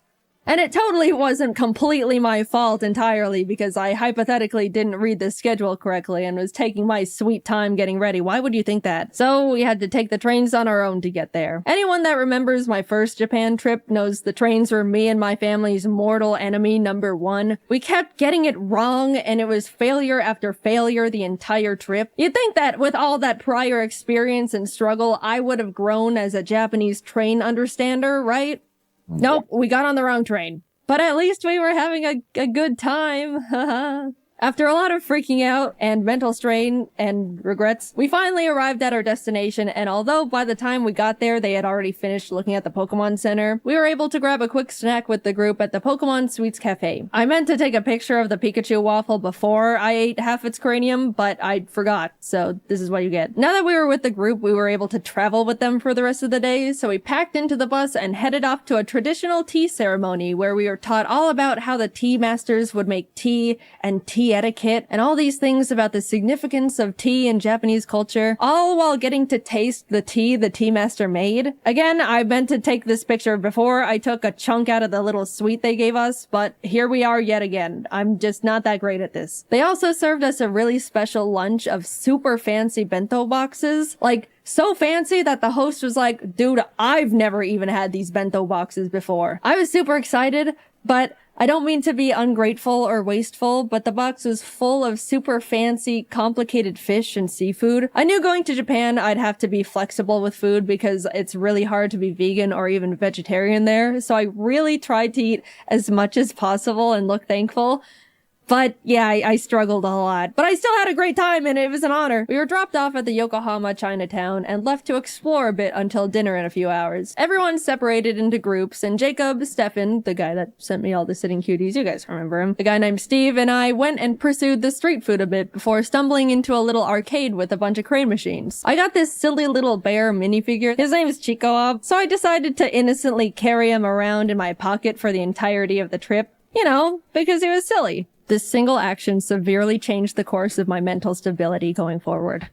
You'll see soon enough. But look at these cute photos I got with them. We had a great dinner, headed back to the hotel, got to hang out with our good old Pokemon rival Jan a bit, and called it a night. The next day we all got to do some private shopping at the Pokemon World's pop-up shop. I'll just say we bought way too much stuff that we also don't regret in the slightest. I even got this video of Jacob grabbing more and more sitting cuties as the workers kept reorganizing them to keep the display looking perfect. We walked out of there with 3 giant bags of stuff. But it's okay, because remember, we anticipated this with our extra suitcases, which I am starting to wonder if they are going to be enough, but surely we will come down. We were then all taken to the creatures' offices. You know, just the place where they make Pokemon cards. It was gorgeous in there. They had these awesome sculptures of giant Pokemon cards with crystals, and all the walls were lined with 3D card art. It felt like I was in a building with a lot of significance. Because I was. We got a tour around the building, met the TCG card testers, and were able to ask them questions about their process. Even got to have a little Q&A session with Atsushi Nagashima, the game director of the Pokemon TCG. It was funny, one of the people in our group asked how they chose which Pokemon to make cards for. A good question. And then followed it up with, I really like Mantike, but there's only 2 Mantike cards that exist. And the assistant pulled up a list of all the Pokemon Mantike cards that have ever been created, and sure enough, there were only 2. The director chuckled and was essentially like, yeah, sometimes Pokemon get lost in the cracks. We kinda just make cards of Pokemon I like. For example, my favorite Pokemon is Gengar. And you know what? That actually makes a lot of sense. Also, we were able to have a Q&A session with the Pokemon card art director and 3 artists who actually draw art for the cards. That was super interesting, and I was so incredibly inspired by that discussion. But you know those Pokemon cards with the super cute clay art? That artist's name is Yuka Mori, and she was in that panel. I was so starstruck. Those are some of my favorite Pokemon cards. And not only that, but she hosted a little workshop for us where she gave us clay and taught us how to make little clay Magnemites like in this card here. Speaking of this card, she brought the actual original Magnemite for us to see. That was by far the coolest thing that I've ever gotten to be a part of. We got to meet a piece of genuine history. I felt like I was meeting the president. Also, here's me and Jacob's Magnemites that we made. Day 3 of our little Pokemon field trip, and we were taken to another Pokemon Center. This time in Shibuya, which was also right across from a Nintendo store. It was like a bullet was shot through our credit cards. In the shopping center, I saw a little gacha machine with little miniature Chiikawa plushes. I was only interested in getting Chiikawa, but I decided to test my luck anyway. And I got him first try! Now I had 2 of them. Yes, the original was still in my pocket. You can safely assume he is in my pocket for the entirety of this video. I've got pictures to prove it. Jacob snapped this awesome picture of the Chiikawa brain rot taking over. When we were looking around in the Shonen Jump shop, a little Japanese boy pointed at Jacob and went, Sanji-san, before his mother quickly yanked him away, and I still to this day laugh at that interaction. Poor kid saw his first blonde guy in real life and immediately thought it was Sanji. Later that day, we also got to attend the Pokemon Symphony, where a live orchestra played Pokemon songs, and it was absolutely incredible. Video game orchestras are so cool. It always tugs on my heartstrings to see video game music transformed into such a beautiful new art form. Highly recommend attending one if you have any favorite games or franchises. On to the first day of Worlds. It was exciting. People flooded into the venue. We watched the opening ceremony in the crowd. Just wow. This is the whole reason why we're here. We went back to shopping. Look at this cute little Chihuahua book I found in a nearby bookstore. At this point, we were absolutely pushing it in terms of luggage space, and we were day 4 into a 2.5-week trip. Our shopping sprees until this point were very not frugal, so we cut our losses and bought 2 extra giant suitcases to fit everything better. Okay, we knew we were gonna need extra suitcases. Getting a few extra couldn't hurt. Look, the flights were paid for. We were still saving money at this point, I think. That's my rationalization. I'm going with that. Also in the mall were tons of Pokemon monitors straight up playing the World Championships. TCG, Pokemon Go, VGC. Japan treated Worlds like it was the Super Bowl. And it was just so cool to see one of my main interests so culturally celebrated. People of all ages would stop by to watch for a bit before going back to their shopping. I can't explain it, but it just made me very happy. We even got to see Wolfie live on the monitors. How'd he do? He did great. Don't worry about it. Nothing happened. Look, we were just happy to see our friend on the Pokeball screen. Proud of you, Wolfie. You're so cool. The second day of Worlds was hype. So hype that we left Yokohama and flew to Osaka. I haven't mentioned it yet, but we actually got tickets to see the one and only Hatsune Miku live in concert. The real ones know how huge that is for me. I want to talk about how life-changing that was, but I'm gonna make a whole separate video about that experience I'll be posting next. All I'm gonna say is it was the best day of my entire life. By a lot. Subscribe now before you miss it, just saying. I will mention, we did have to take the train to get back later that night and got super lost again. And we never get better at it. Don't expect anything to change in that regard. We did finally get back to Yokohama, crashed for the night, and had a nice slow morning as we got ready for finals later that day. To any One Piece fans who are caught up, we were in Japan for the One Piece anime episode. You know what I'm talking about. 1072. We were able to turn on our hotel TV and watch it live. And that was so cool. I don't talk about how much I love One Piece much, mainly because it doesn't really come up. But One Piece is peak, and it was an honor to be in Japan at such an iconic part of the manga and anime's history. Anyway, back to Pokemon, sorry about that. We were able to watch the final VGC match live, got to chat and eat dinner with Wolfie and some other friends, had a late night hangout with Jan again, and that was about it. Day 7 meant it was time to pack up all our stuff from the hotel, say goodbye to Pokemon and Yokohama, and head on over to the apartment we rented for the rest of our stay just outside of Tokyo. At this point, we had filled up all 6 suitcases and multiple backpacks. I didn't mention it, but Pokemon gave us a truckload of gifts that we genuinely had no idea what to do with. We're grateful nonetheless, thank you, Pokemon. But yeah, the taxi ride was a bit awkward. So, are you meeting up with some friends? No. After we got situated in the new place, we decided to look around the area and grab some lunch. And I gotta say, the little hole-in-the-wall restaurant Jacob found was some of the best ramen I've ever had ever. They even made it vegetarian for me, which was extremely kind of them. Food modifying is a bit tricky in Japan compared to the States, so I was very, very thankful. And it was delicious. We then proceeded to do absolutely nothing for the rest of the day because we were exhausted from the trip so far. I haven't mentioned absolutely everything we'd been doing on the trip because it would be a lot of, first we did this and it was cool. Then we did this and it was cool. Even though it was such a pleasure to be invited, I was so dead and definitely looked super not approachable or friendly to the rest of the group by the end of it. Sorry, guys. But neither time nor Japan stops for anyone, so we had to keep on chugging along. There were a bunch of friends we wanted to see while in Japan, and one of them was Connor. He wanted to take us to what he deemed his favorite Italian place ever. I asked if it was like fancy Italian, to which I was given the answer of no. So we get there, having a great time, and suddenly we realize Junichi Masuda, the director of Game Freak, is there having dinner.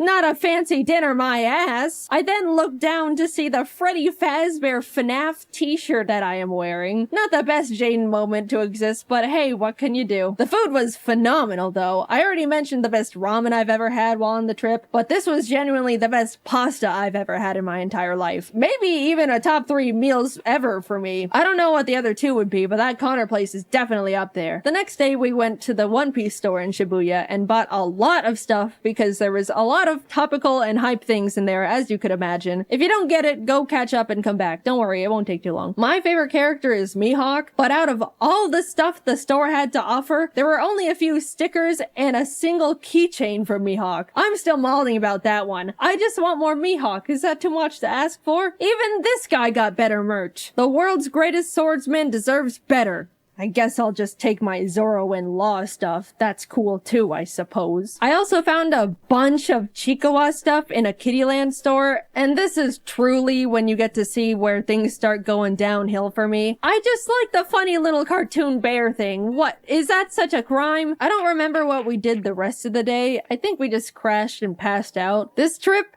as surreal as it's been so far, has been absolutely taking a toll on me, and I desperately needed to just not move or talk or exist for a bit. We were doing so many different things that were all awesome, and hanging out with so many different people that were all awesome, but man, I am not built for extended periods of that much excitement and socializing. As much as I would like to change this fact, I'm also not a very active person. I know. Up until this trip, I was practically sitting down 24/7, working all the time to prep as much work as possible so I could have a guilt-free 3 weeks off, and my muscles were definitely starting to decay at that point. I looked at my phone's step meter thing, and there was one day where I literally got 300 steps.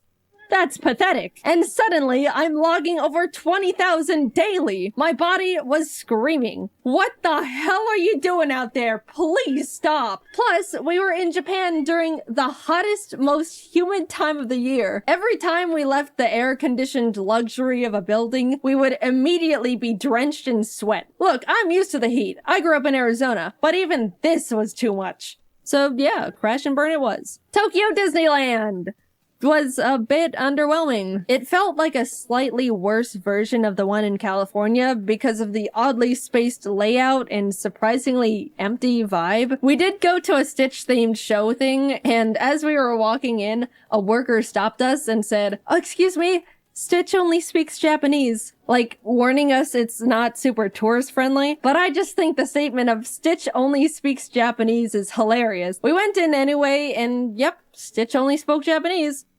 Kazoku. Yeah, overall, it was not the best thing we did, but apparently, I didn't know this, Japan has 2 Disneys, Disneyland and Disney Sea, and we went to Land, which is unanimously deemed the worst of the 2. So, oops, better luck next time. Jacob and I took 2 more rest days where we just turned to ash. Then up and at 'em, back to Osaka we go. This time we went to an Eve concert. Besides Hatsune Miku, the Japanese band Eve is the only other concert I've said I wanted to go see. I love their music videos they have for all their songs. It's always such beautiful animation. And by the way, they're the ones who sang the season 1 Jujutsu Kaisen anime opening theme, if you're lost. Earlier in the trip, Jacob just so happened to look up if they were doing a concert while we were there, and lo and behold, they were. He got some totally not scalped tickets, which turned out to be a super complicated process, so thank you, Jacob. You're the bestest friend I've ever had. Thank you for going through the trenches for silly old me. Anyway, the concert was so incredible. The atmosphere was fantastic. They had awesome visual effects going on. The glow bands a lot of people bought were perfectly synced to the music and colors on the stage, which really enhanced the experience. The music was great, which, I mean, of course it was. That was the whole reason we went in the first place. I talk about it more in the upcoming Miku video, but Japanese encores are so much different from the American ones. They're so quiet and polite. There was pretty much no screaming and cheering. It was just a long applause with a semi-whisper chant of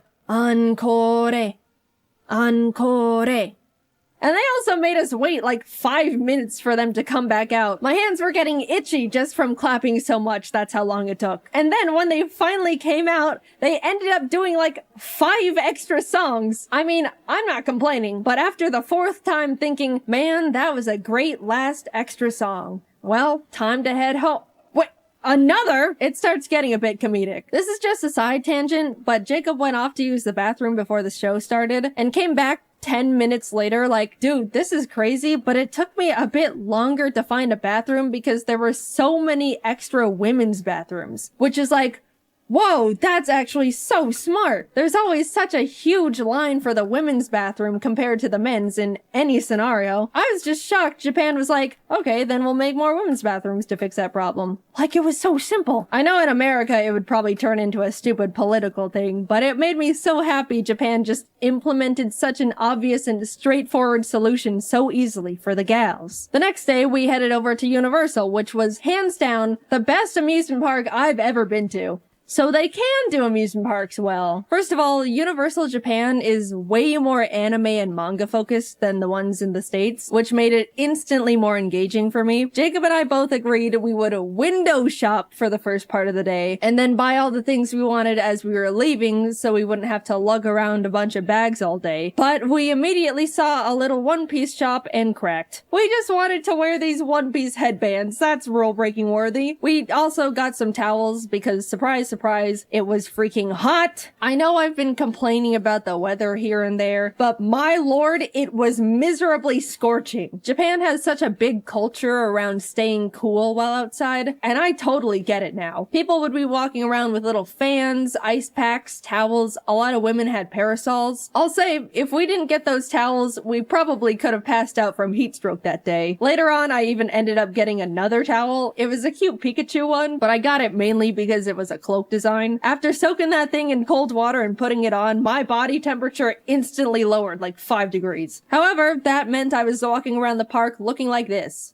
Back to the awesome stuff. We did a bunch of attractions like watch a fun 4D Jujutsu Kaisen show where the seats move around, went on a super cool 3D VR Spider-Man ride. We tried to cool down by going on a Minions thing called Freeze Ray sliders that claimed to cool riders down with a blast of chilled mist from a giant freeze ray. But we got on and absolutely did not even touch a drop of the mist because it never ended up getting in range of our cart. That felt like an actual tragedy at the time. There were a few big roller coasters we wanted to go on, but I get super motion sick and forgot to bring nausea medicine, so no roller coasters for us, but I shall return one day. The park, of course, had a bunch of cool themed restaurants, one of them being a super cool One Piece restaurant. Did I mention I like One Piece? There also was a special Sanji one, but we didn't know you needed a reservation, so phooey. It was awesome though. I love One Piece. After a few hours of rides and being broiled alive, we decided to fully cool off by going on the Jurassic Park ride. That's just giant splash mountain with dinosaurs. We cooked in line for probably a solid hour, and as soon as we were literally stepping foot inside the ride, it started pouring rain. Now that's just not fair. I don't even understand how that happened, but whatever. We started buying all the stuff we window shopped for as we waited for the One Piece live show to begin. Again, please refrain from judging. I am being vulnerable and open here. By the way, as we were walking around, we stumbled onto a little Mario-themed show just out in a courtyard area. They played some fun little custom songs and had all these dancers alongside the mascots. And then out of nowhere, they started absolutely blasting the crowd with like gallons of water. I didn't even see it coming. It was like firefighters showed up to put out a giant fire, except the fire was a bunch of Japanese people. The time came and we got to file in for the special One Piece live show, and even though Jacob and I didn't understand a single part of it because it was all in Japanese, it was awesome, and the costume design was phenomenal. It was a bit unfortunate though, because the seats were all in like a half circle formation around the stage. As much as they tried to make the show enjoyable from all angles, it was pretty hard to see the main things going on in the center. My only true complaint though is that Zoro didn't come to our side at all. All the other characters rotated around so we could see them, but Zoro only did it at the very end to take a bow. Also, Mihawk being included would have been nice, but it's okay. By the time we got to enter Nintendo Land, it was like 9 p.m. We got up at 6 a.m. by the way, so we pretty much just rode the Yoshi's Island ride they don't have in the States and headed home because that's all the energy we had left. But even just seeing that, it was miles better than the one in the States. Also, we picked up a little dinner at the 7-Eleven near our our hotel. 7-Eleven is actually awesome in Japan, by the way. And they had a few little Chikoa plushie keychains, and I bought them. Just being transparent here. We woke up early the next morning to catch our flight back to Tokyo and hurried over to the Kirby Cafe. Emily actually booked the reservation for us. She was meant to also be there, but she was only able to get 2 seats and gave them to us as a gift.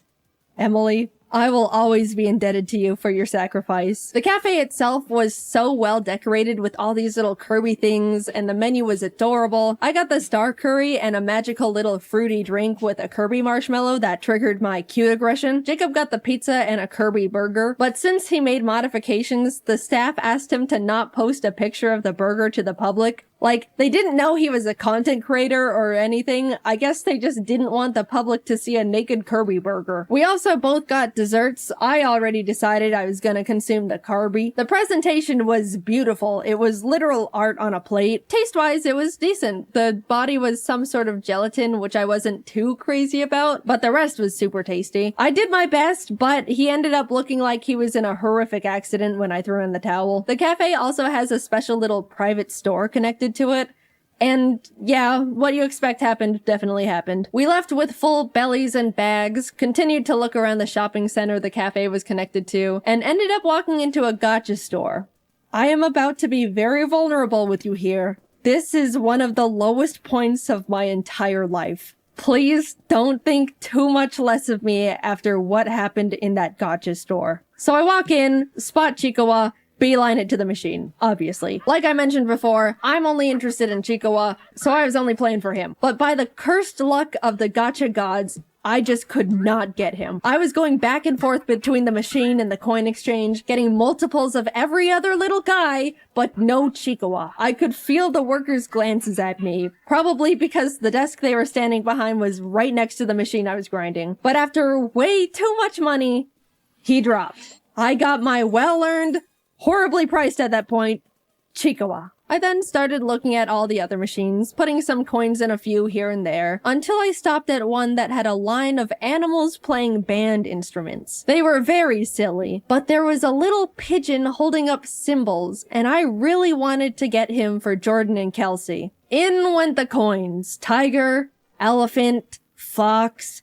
It was happening again. Everything except the one I wanted. Which I know more or less that's the luck with gachas, but it was getting to the point where I was getting surprised the pigeon was dodging me as much as it was. Surely the next one. What? Eventually, I had to go back to the coin exchange, and as I was about to put in more money, I saw out of the corner of my eye one of the workers peek out and take a look in horror at all the gachapons that were sitting at the top of my bag. They then raised up their hand and said something in Japanese while shaking their head, and I knew in my heart I was being cut off. No, please! I can stop whenever. Just a few more hits and I'm done. The pigeon is next. I can feel it. Why do you look afraid? What's under the desk? I got kicked out of a gacha store. I had hit an all-time low. I told my friends and they said they probably just thought I was gonna try and resell them, but I don't even know if that would even make it sound better knowing I was getting so many that they thought I was robbing them blind. I just wanted my little Chikoa and pigeon with cymbals. We made dinner plans that night with a friend and we were just about to grab a taxi and head back to freshen up, but Jacob and I caught sight of a fun anime and goodies shop. Who do we think we are? People with self-control? We'll make it quick! We rushed in and split up for optimization. As I was looking around, I saw it. A whole section dedicated to Chikoa. It was like someone put a freshly baked pie on a windowsill, and I was suddenly floating over to it. My eyes were zoned in, making sure I saw every single thing possible, putting Chikoa after Chikoa in the basket. Jacob eventually came over and showed me a picture he took on his phone. In my tunnel vision, all my eyes registered was that the picture showed more Chikoa in the store. I immediately went feral. Where? Jacob's eyebrows went up in surprise and maybe a bit of fear. And as I looked at the photo again, I realized Jacob wasn't showing me a picture of a different Chikoa section. He was showing me a picture of me at the current Chikoa section I was standing in because he thought it was funny. And in my Chikoa brain rot, I didn't even register I was in the picture. I just saw more Chikawa and went obsessive. This is how I am. Either stand by me or leave. No, I don't need an intervention. Put it away. We left. I looked longingly at the crane machine Chikawas we didn't have time for, and we made it in time for dinner. Plus, we ended up in another arcade nearby anyway, and I got myself a Chikawa from one of those machines, so it worked out. Stop. I don't want to hear it. Finally, we were reaching the end of our trip. We spent the last day grabbing lunch with Emily and Didus. There was a cool One Piece scavenger hunt event going on, so we also did that with them. We basically had to walk around Shibuya and find special One Piece trading card posters hidden around the area, and if we found enough along with the special card of the day, we could get a limited edition mystery card. It was fun, but also hot. And all my clothes were sticking to my body. Didus generously let me borrow his umbrella, and I jumped for joy as he showed me it was coincidentally Chikawa themed. I don't know what's wrong with me. All I know is that bear makes me happy. We spent a few hours completing the scavenger hunt, got our special cards, and bid them farewell. Always good to see you guys. Bye-bye. I accidentally stole Didus' umbrella. It looked so calculated. They knew how much I was obsessed with Chikawa. They'd been watching my Instagram stories. Follow if you want to see brain rot in real time. Emily, I have the Chikawa umbrella. I didn't mean to steal it. I promise. It's not what it looks like. Since we were leaving in the morning and wouldn't be seeing them again, they just let me keep it. But the side eye Jacob gave me the rest of the way back. I didn't mean to— stop it! Getting back to the apartment, reality hit us hard. We needed just a few more suitcases.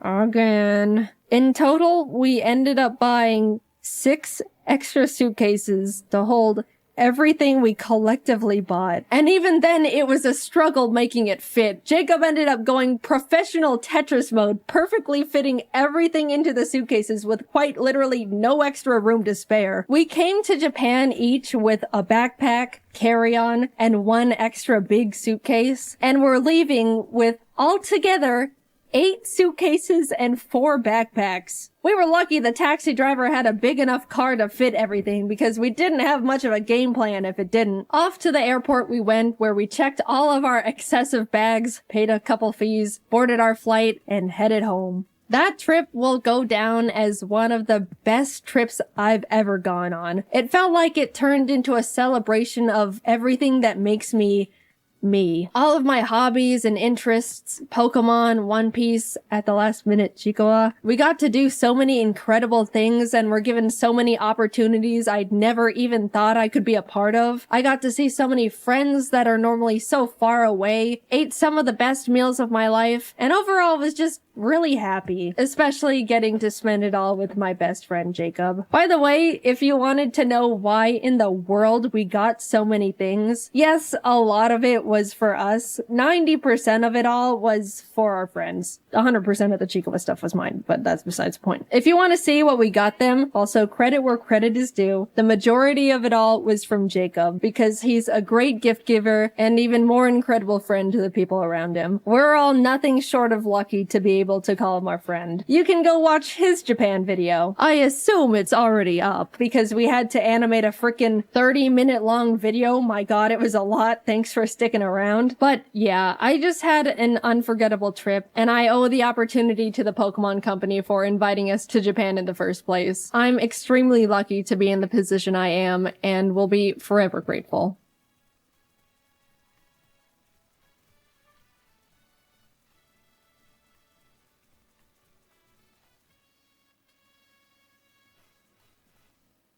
As of now, Jaiden Animations is officially 10 years old. Yes, I know I technically made the channel in February, but shut up, I don't count that. On July 23rd, 2014, I uploaded my first ever animation to YouTube.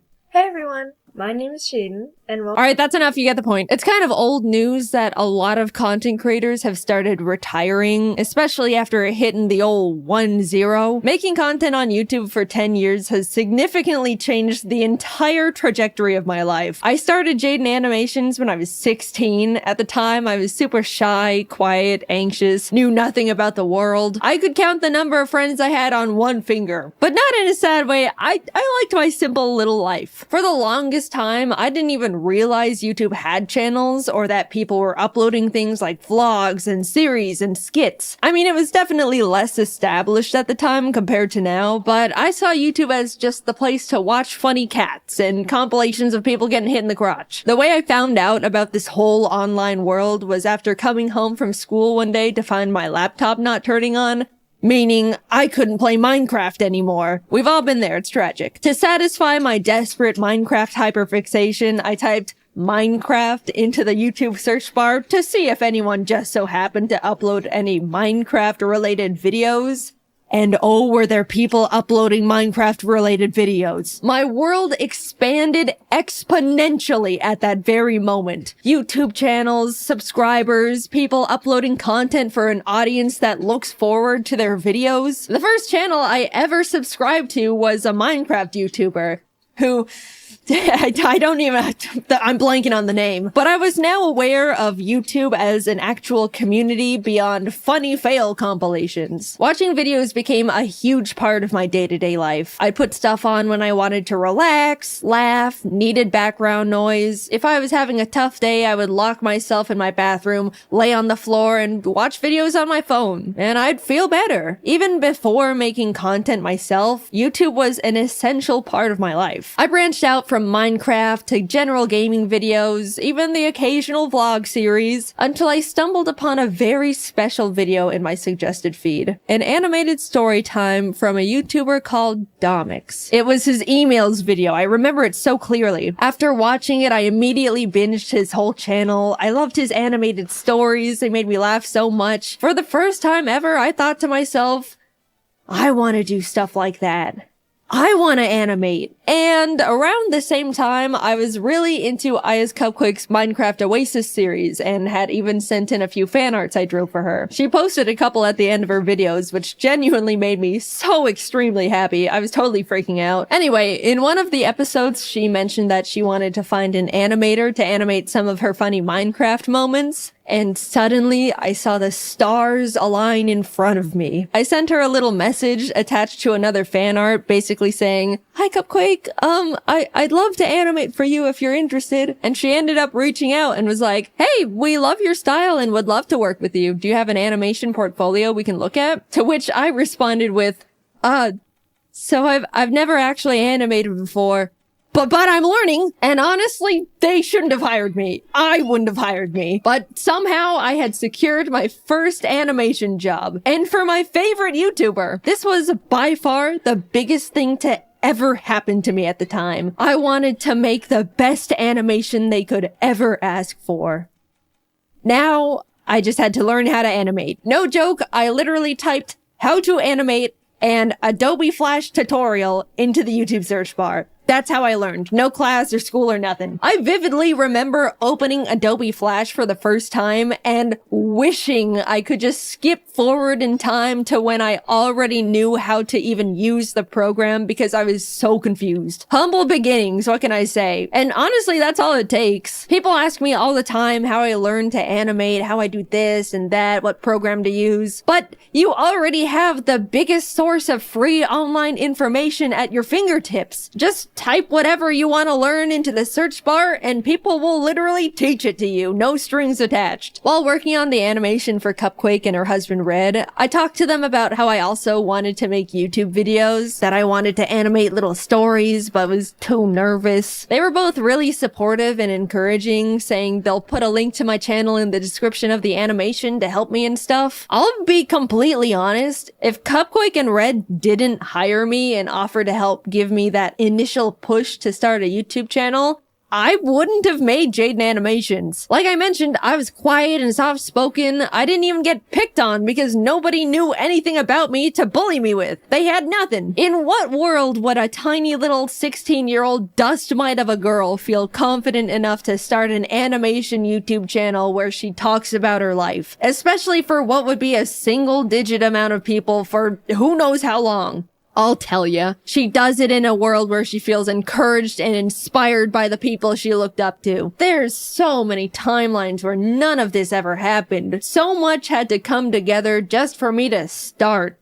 And against all odds, It did. I finished the animation, they posted it, and I spent pretty much the entire month reading every single comment. Everyone loved it. It was doing really well. I remember messaging Cupquake a giant soppy thank you paragraph when the video hit 1 million views. By the way, the entire animation was made on only 3 layers because any more would make my brain confused. I genuinely cannot believe they hired me. At the same time, I posted my very first video as Jaiden Animations, introducing myself and announcing that I'm gonna try out making animation videos. It's funny looking back at because if you don't know all the context, you'll watch my first video and be like, who is this dumbass talking to? She just started the channel. There's no audience yet. The shout out Cupquake gave me in the description gave me the boost I needed to shake the second thoughts. I gained 2,000 or 3,000 subscribers right out the gate, and ever since then, I wanted to keep making more content, and I was really excited about it. I made more animations for Cupquake for a couple of years alongside posting my own stupid little videos until eventually parting ways with them to focus entirely on Jaiden Animations. Working with them was amazing, and those animations did overwhelmingly well at the time. Like, I look back and am still shocked. I apparently peaked with that damn 2014 FNAF animation.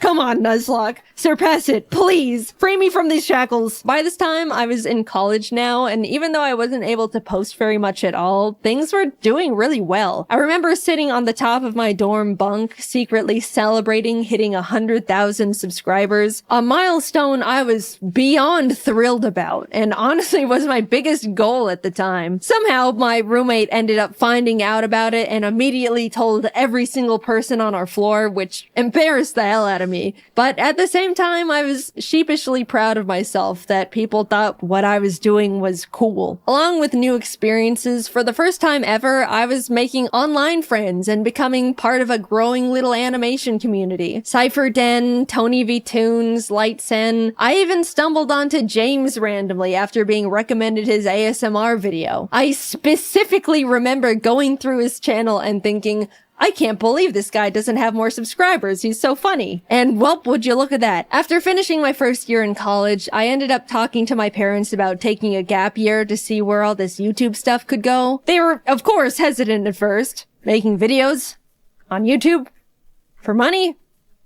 Can you even do that? But eventually agreed and have been my biggest fans ever since. I was officially doing YouTube full time. I don't really know what happened, but a few months later, James started blowing up. In our little animation group chat, we were like, whoa, James, congrats, what's happening? And he was like, I don't know, oh my god. And then I started blowing up too, and suddenly the entire Storytime animation community was rising and thriving. It felt like we were strapped onto a rocket heading straight for the stars. People really loved watching Storytime animation. We went to our first ever VidCon, and there was a whole line of people that wanted to meet us, which is a crazy experience for our first convention ever. Since then, everything has kind of just been history. I kept posting, obviously, met new people, made incredible friends, started building my own animation team, learned a lot about the world, but most of all, being on YouTube forced me to grow thicker skin. I'm sure most of you can relate to some degree. Mindless hate, online arguments, people nitpicking and speculating that you're actually a horrible human being. Because of how normalized posting content is now with TikTok, Instagram, Twitter, YouTube, I'm sure everyone has gotten their fair share of the hate hammer, but 10 years ago, it was pretty much only big online personalities who were familiar with it, and it comes at you pretty fast. Suddenly, you have to figure out how to hide your personal information and tell family members to private their Facebook accounts, which they don't know how to do. Scary emails come in, uncomfortable comments,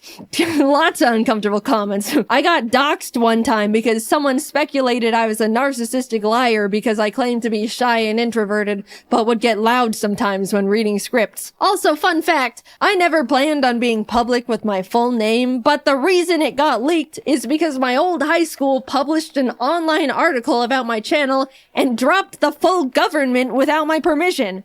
I'm still pissed about that one. And I know, this is genuinely what you just have to expect when you make content online. It's awful, but it's the truth. I didn't want to quit, so I adapted to the horrible things awful videos made about me for attention. There's nothing a passerby hate comment can say that could surprise me anymore. If anything, they're all the same and it's just annoying at this point. Not saying I'm happy that I went through all of it and it should have happened. People can be genuinely awful. But I'd like to say I've come out of it all a version of myself that wouldn't have existed otherwise. Not because of all the shitty things, but in spite of them. I've learned how to stand up for myself, grew my confidence, learned how to separate myself from my work and not take comments personally. All things you learn out in the world over time as you grow up. But cranked to 100 and during the most insecure years of a person's life. It was hard, but hey, I'm still here, aren't I? I look back and see my mistakes, bad takes, stupid ideas, regret here and there. It's overwhelmingly stressful to grow up and learn and change while in the public's eye. Even more now than ever. But all things considered, I believe I was always trying my best in the position I was in. Was constantly trying to be the best person I could be. And I won't ever be upset at myself for that. Also, I do want to say a big thing that's followed me throughout almost my whole career at this point is the fact that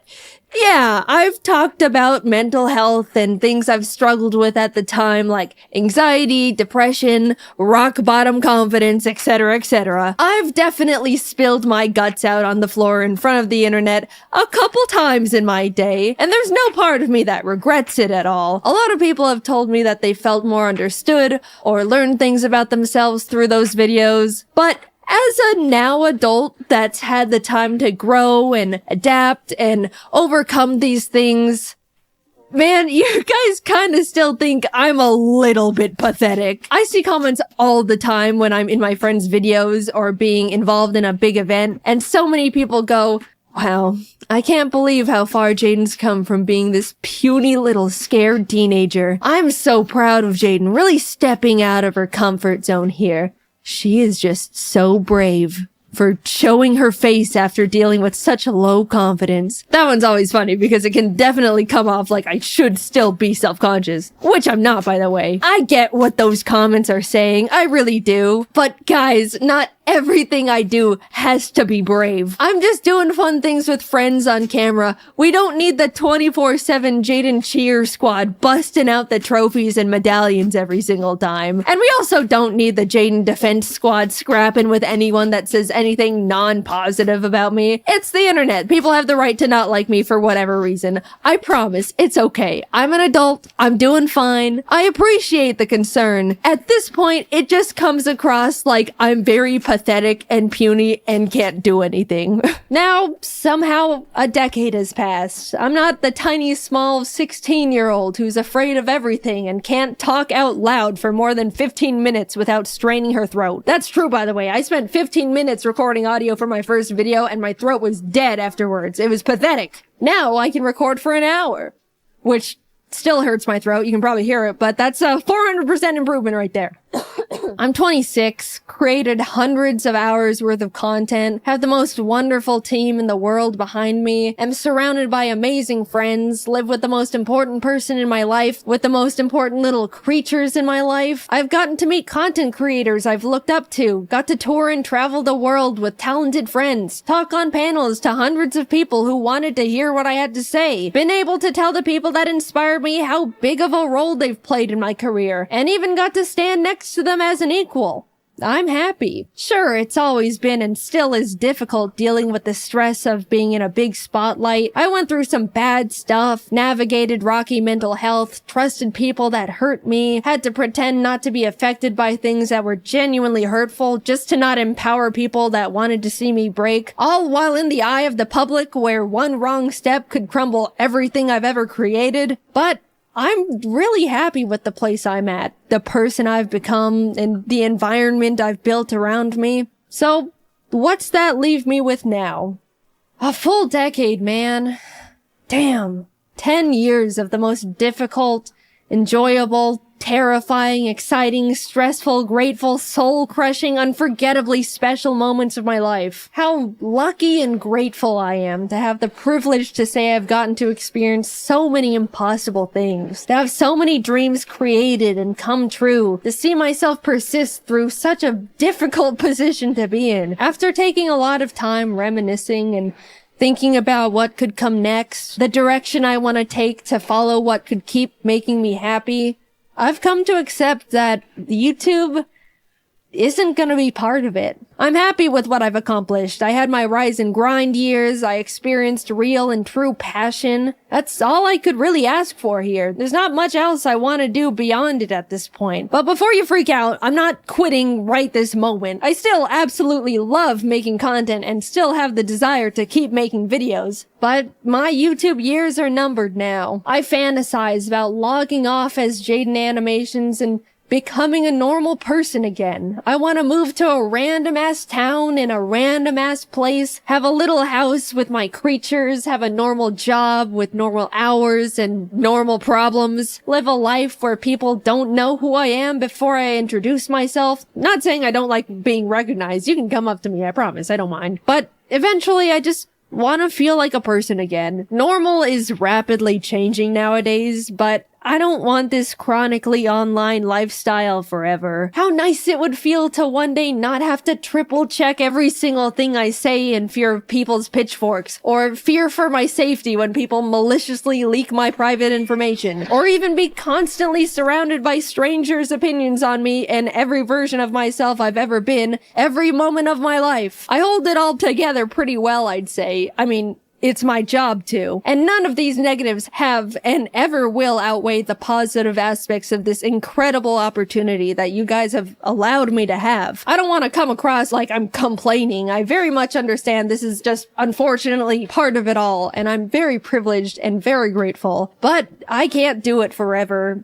And I don't want to. I want to feel like I have the time and mental energy to pursue new hobbies, experiment with other things that can make me happy. Making content for YouTube never leaves my head. It's the case for every single content creator on the platform. There's no clocking out, there's no weekends, there's no breaks. You can't just leave an office and not think about it. You're constantly brainstorming ideas, managing everything, schedules, employees. Sure, you can work and live anywhere you want, go on vacation at any point, build your own schedule, but it's always there. Like a black hole in your mind. It's just so exhausting. I haven't felt like I can sit back and enjoy something in 10 years because I simply do not have the time if it isn't for a video. Yeah, that's just how self-employment works, but don't forget about all the other fun stuff I've already mentioned on top of it all. I don't know what I want to do career-wise after retiring from YouTube, but I romanticize the idea of just getting to rediscover myself. Maybe I want to learn how to make custom plushes and open my own little shop, take art commissions, be a teacher, maybe an art director. It's gotten to the point where I think about that little life every day, and I'm actively aiming and walking towards it with every decision I make. Oh, let me tell you, I genuinely cannot wait to live it one day.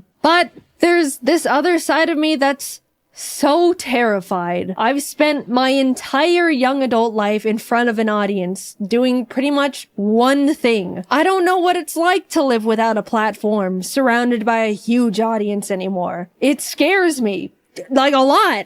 I don't want to need this, but I'm scared that I do in some way. When the time comes, I'll definitely work on that fear in therapy or something, but I do think about it a lot. I'm not done with YouTube just yet. I still want to make animations and tell stories, animate little gaming videos. I still just love it so much, and I'm not going away just yet. Sorry to disappoint some of you. I just wanted to let you guys know how grateful I am that you've helped me be right here. I've gotten to meet hundreds of people who told me how much they liked my videos, felt inspired, discovered something about themselves, even did something as small as laugh at one of my stupid ass jokes. I can't wrap my head around the idea that a lot of you grew up watching my videos and are like functioning people in society now. That one always feels like... I know you're not calling me old, but you're calling me old. I'm grateful for all the art people have drawn for me. Even now, it's still so surreal. From the cute little doodles from kids to jaw-dropping, fully rendered pieces from artists of all ages. Like, You guys are better artists than me at this point. What do you mean I inspired you? Why does my art look like that then? The whole reason I show fan art at the end of my videos is because I look back at the feeling I got when Cupquake put my art in her videos, and I want to be able to give that back to other artists. People have told me they watch my videos to laugh, listen to while working, to feel better after a crummy day. All the ways I used to consume YouTube back in my day. Even though it's easy for me to tell myself, they're just little stupid videos I make. What's the big deal? It kind of also feels like I get to contribute to a cycle I used to be on the other side of and pay it back. I don't know, it just feels good knowing I've made stuff that's made people feel better in a way that other content creators used to make me feel better. I've rambled quite a bit, but thank you for letting me make these silly videos for 10 years. I never would have thought any of this could have happened to little old me, and definitely not for this long. I absolutely thought I would have been tossed aside and forgotten by now. I look back at when things were starting to roll, and I was like, I've got like a 3-year shelf life left. I'm forever grateful for you, my friends, my family, my team. I don't know what my life would have looked like if I didn't type Minecraft into the YouTube search bar when I was 14. Who knows how much more time we have with each other, but just know it has been and still is an honor to be here. And until then, I'll be doing my best to keep doing what I've been doing for 10 years and just make these silly little animations. You know, the timing is a little awkward to have just won a giant MrBeast YouTuber challenge that put a lot of eyes on my channel, only for the first thing for me to put out since winning is me talking about how I'm really tired and want to retire one day. That was not intentional, I'm sorry. But yes, the next video coming out will be about me winning the MrBeast Cube. We're still working on getting the money all set up to be given away, so you can stop emailing me asking for money. It's not gonna work like that. Anyway, thank you to everyone who's been with me at any point of my YouTube career. I've still got a little bit more juice left in the tank. I'm forever lucky to have lived the life I have and to continue living that life. And I appreciate you guys for sticking around. I'm excited to spend a bit more time with you all. So I'll see you in the next video. Bye-bye. Forgive me, Father, for I have sinned. You know how in my last video I said I was an obedient child who never stepped out of line or broke rules growing up? I wasn't lying, but I do have things I've secretly carried on my shoulders for a long time and still feel arguably guilty about to this day. This video isn't just for your entertainment. It's gonna serve as me clearing my conscience and finally being free from these chains of guilt. Also, don't get your hopes up. None of these stories involve murder.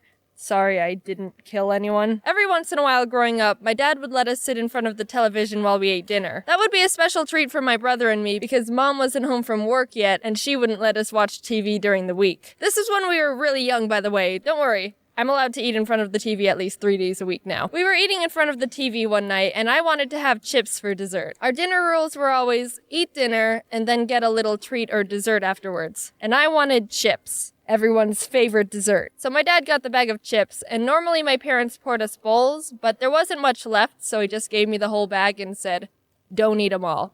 He got 2 cool parent points that day. It was going good so far, eating chips in front of the TV. This is the height of luxury! I looked down, and I ate all the chips. Dang it! What do I do? My dad gave me one rule. My parents are never gonna trust me ever again. They're gonna disown me. My life is over. I'm gonna be living in a box on the side of the road and I'll have to search trash cans for chips. I might as well pack my things and get a head start right now. I started to panic and my little kid brain started racing to think of some sort of way to avoid punishment. A rat! A giant rat burst through the door, slapped the bag out of my hand, ate all the chips, and escaped out the window. And also stole an extra cookie on its way out. No, they wouldn't believe that. I don't think rats eat chips. Jax finished eating early and went into the backyard to play. So what I ended up doing was going, Jax, do you want some chips? And I gave him the empty bag. Then I went over to my dad and said, Dad, I have something to tell you. I'm sorry. Jax ate all the chips. And I went into my room and hid. I really don't think my brother got into any trouble because I didn't hear anything else about it and my dad probably just threw the bag away. But since I never got caught or came clean, I've held this guilt about that whole situation ever since. There's layers to it. Not only did I lie to my dad and falsely accuse my brother, but on top of it all, I gave Jax an empty bag of chips. A perfect little regret cherry on the ice cream sundae of shame. And I really think that when my dad and brother watch this video, they'll be like, I don't remember this at all. Because I want to say it was like 13 years ago, which makes me feeling guilty even more pointless and stupid because it doesn't even matter and no one cares and I'm the only one suffering from it. This is a pretty effective way to learn a lesson. I've never finished a bag of chips since that day. One time I was at recess in 2nd grade playing by myself in the grass. You know, like a frickin' loser. This group of girls came up to me and said, "Hey, we're playing tag and chasing the boys. You should help us." And I was like, well, beats sitting here and getting eaten by ants. So I started running around and chasing the boys with the rest of the kids. It was all normal tag at first, but somehow it started escalating to extreme tag. Extreme as in people started throwing rocks. Being a self-conscious child who had no understanding of personal choices, I was like, oh, well, I guess we're doing this now. So I threw a rock and hit this kid in the back of the head, which may I add took some top-notch skill and coordination considering we were both running and he was a good distance away from me. Not to brag or anything. Ow! I'm telling. Oh, frick. I watched this kid start running off to tell a teacher and I knew I had to think of something fast. And don't tell me I should have just stood there and faced the consequences of my actions. You know, as a kid, you wouldn't have done that. This only works if we're all honest with ourselves here. The first thing I could think of was to go hide in the bathroom because everyone knows teachers can't burst into kids using bathroom stalls. That is definitely illegal and weird. I camped out in the girls' bathroom until I heard the recess whistle and went back to class. Obviously, the teacher was told what happened. I couldn't have run away from that, so I still got in trouble. But the guilt trip doesn't end there. The teacher told me I wasn't allowed to go to recess tomorrow, which is reasonable. I can own up to that punishment. But she also said I needed to write a letter to my parents telling them what I did. I don't know what pushed me to do this because I always did what grown-ups said, but something in my head told me, you're not writing that letter. And so I didn't. Later that day, the teacher came up to me and asked, "Did you write the letter?" Yes. Please don't ask to see it. Please don't ask to see it. Good. And so my parents never found out. Until right now. In this video. Please don't ground me, Mom and Dad. I don't know the statute of limitations on throwing rocks at little boys, but it's been 8 years.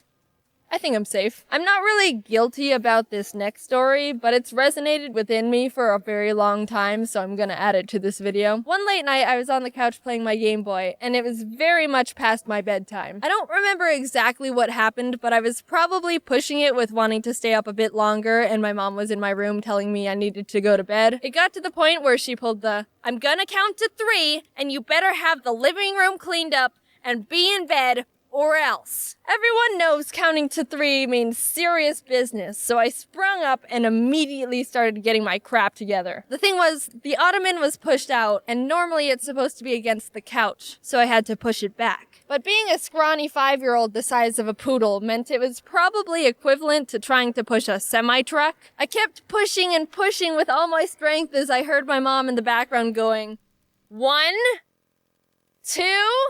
Eventually, I just crumbled to the ground in defeat and started crying, and my mom found me on the floor curled up next to the ottoman. I felt guilty I couldn't move the ottoman. But hey, you don't need to feel bad for me. Look at me now.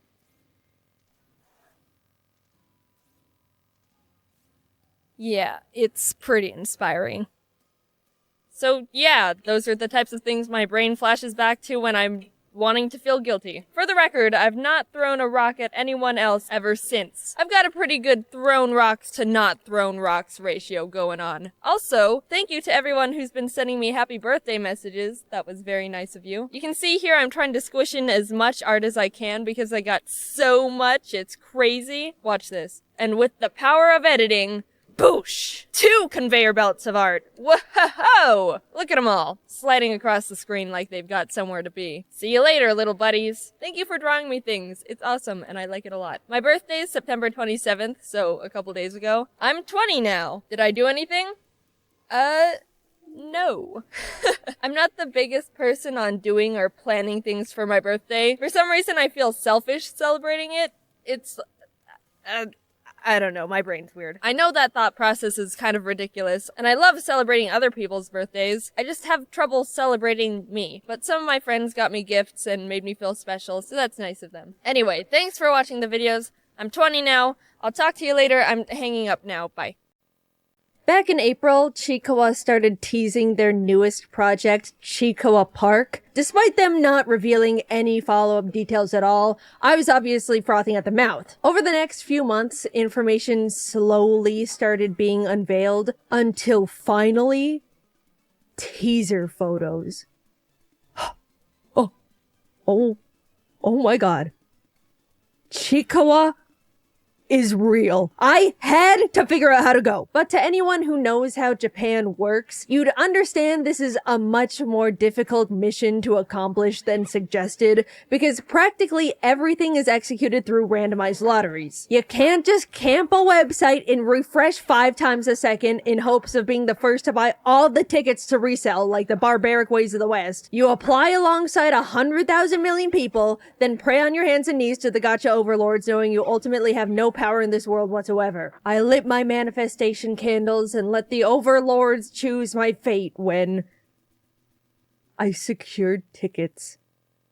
Chikawa, thank you for shining your light down on me. I figured since I'm gonna be flying all the way back to Japan for the park, I might as well spend my time as surrounded by Chikawa as I can. So I ended up turning it into the most jam-packed Chikawa-themed trip I possibly could. Sarah, good friend and fellow Chikawa enjoyer, and I hopped on a plane and sped off to Tokyo to experience possibly the most obsessive yet exciting time of our lives. After landing, sleeping, and waking up bright and early, I was practically buzzing with excitement, knowing today was the day I was going to witness the most anticipated Chikawa event the franchise has created yet. Equipped to live through the most memorable day of my life, we headed off to the park. As we were driving, my head was still buzzing with questions about what the event was even gonna be like. The promotion of the whole thing had been super secretive. I really didn't know what to expect going into it. The car pulled up and we were greeted by giant Chikawa and friends wrapped around the building. This is how I knew it was gonna be huge. Please prepare yourself. We walked through a very hypnotizing Chikawa portal that opened up to the welcoming first room. You could sit in Rocco's car, see Shisa and Ramen Yoroi-san chatting together, and even spot a cheeky little Momonga and Furuhonya. Also, naturally, there is a huge wall of Chikawa hats and headbands for purchase right out the gate, so you could walk around sporting your Chikawa Oshi. I will say they went all out on the character headband selection. Almost every single guy in the series was there, including the random enemies. As someone who tends to like super obscure side characters in series, it warmed my heart. Deeper into the room, you can find a real-life replica of Chikawa's actual home. Please don't disturb them too much, though. They're very busy studying for their reading exam. Good luck, Chikawa. I know you can do it this time, buddy. What was super cool was the specialized little photo booths they had. You and a friend, or if you're a lone wolf Chikawa enjoyer, that's cool too, sit down at one of the logs and are given the option to take a photo with either Chikawa, Hachiware, or Usagi. Whichever character you choose pops out to join your photo with their own personalized animation, which was such a wonderfully cute attention to detail. Sarah and I both freaked out when a shy little Chikawa shuffled its way over to us, and everyone in the room watched as we took photo after photo after photo, squealing at every single one. Walking by, we encountered a helpless Hachiware stuck in a ditch. Besides sitting there with him while he yelled for help, there was unfortunately nothing we could do for this poor fella as we stared at our own pitiful reflections above us. Knowing they recreated and built a part of the manga that made me cry gave me a very strange mixture of bittersweet feelings, but ultimately it was too cute to fully question the morality of it. To continue into the next section, you have to wander your way through the discombobulating mirror maze of the nightmare-inducing elephant. The lights were flashing various colors, the floor and walls were painted all sorts of disorienting patterns, everything was super wiggly, and I may or may not have crashed into a couple mirrors, who's to say. Sarah and I stumbled out of the very humbling maze eventually, but as staff came over and gave us Chikawa-themed 3D glasses, we realized we weren't safe yet,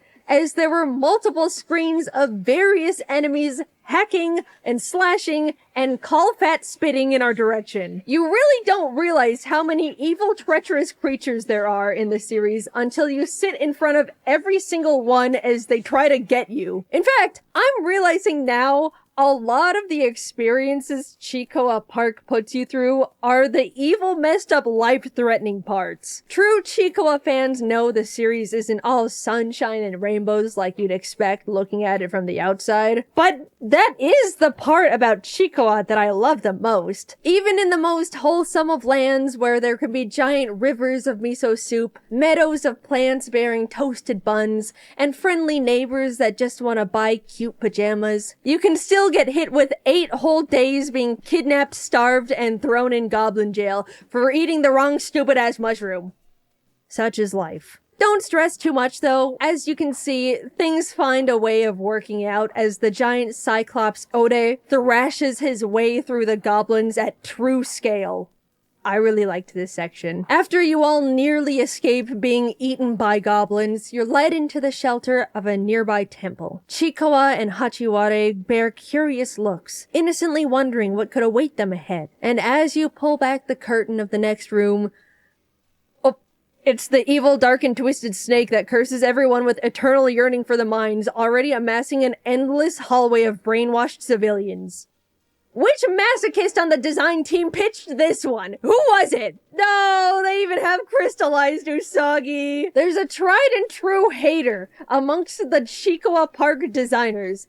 And honestly, they deserve a raise. As you try to hurry your way out of the temple, Hachiware is seen having to unsheath his tiny claws in self-defense of a guard. Up ahead, Chikawa hides behind a mirror as the snake tries to zap them with his crystallizing gaze. It's implied the beam reflects off the mirror and kills the snake, but they don't specifically show it. Yeah, I suppose we should draw the line at actual death in the silly little Chikawa Park experience. Everyone is busted up and bruised, but finally free to leave the malevolent temple. What lies past these doors? Well, with the craziest luck, we happened to be there as Chikawa and Momonga were out that day to greet people. I almost crumpled to the floor right then and there in front of every single employee. Hi, Momonga. I'm a big fan. Don't listen to what the people are saying about you on the internet. They were so cute and energetic, and they even had Chikawa Park headbands of their own favorite or related characters. Any knowers? After many, many photos with our fave, I don't care if you hate him, you can pry Momonga away from my cold dead fingers. We were led upstairs to the second floor of the park, and as we ascended, my jaw was left behind.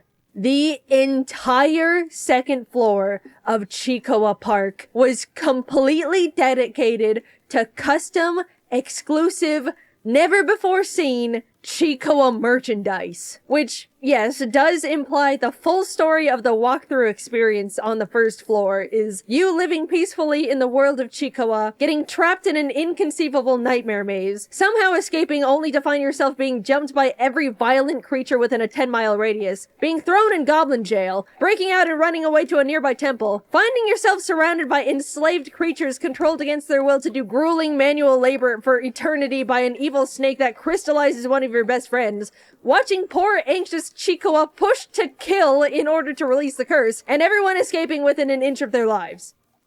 I literally could not have written it better myself. That is quite literally the best representation of the series you could possibly present. And as a treat for getting through all of it, you can now spend all of your money. To say it was overwhelming it is an understatement. There were 5 whole organized areas for shopping and merch. The Chikawa section had big plushies, small plushies, keychain plushies, plushie slap bracelets. The characters came in any size, shape, or form you wanted, and it was very pleasing on the eyes, might I say. Hachiware's area was more centered around decorative items and collectibles. Pens, necklaces, notebooks, tote bags, more keychains of quite literally every character in the series. Household items like plates, glasses, utensils, this really funny soap dispenser based on Chikawa getting a parasite. Over in Usagi's shop, they had apparel, lots of cute shirts, jackets, socks, and literally my favorite item of the entire store, the character backpacks. They're the perfect size, so freaking cute, and you can show off more of your plushies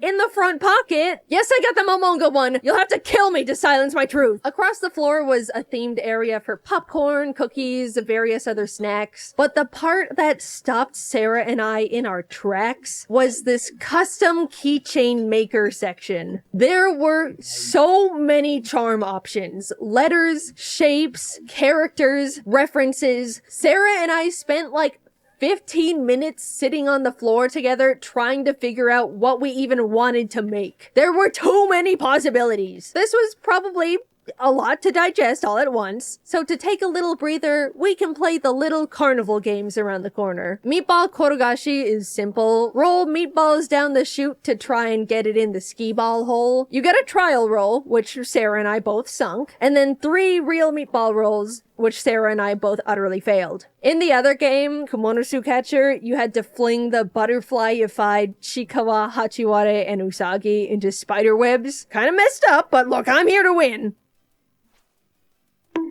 I didn't get a single one in the net.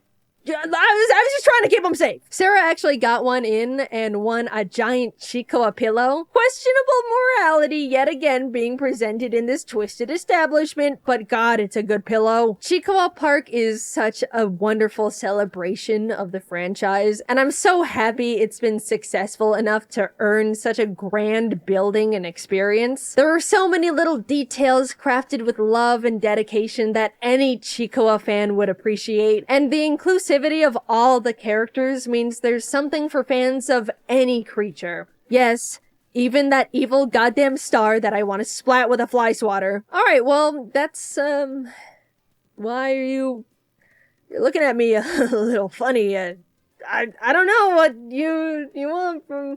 Okay, yes, we got a shit ton of merchandise. Everyone watched as Sarah and I frolicked around the merch floor, quite literally like Jaiden in a Chikawa shop. It took like 15 minutes for the employees to ring up each of our halls. Everyone was happy for us and encouraged us to get things, but Sarah and I couldn't help but visibly succumb to the shame. With what broken Japanese I knew, I tried to make conversation with the clerks while we waited.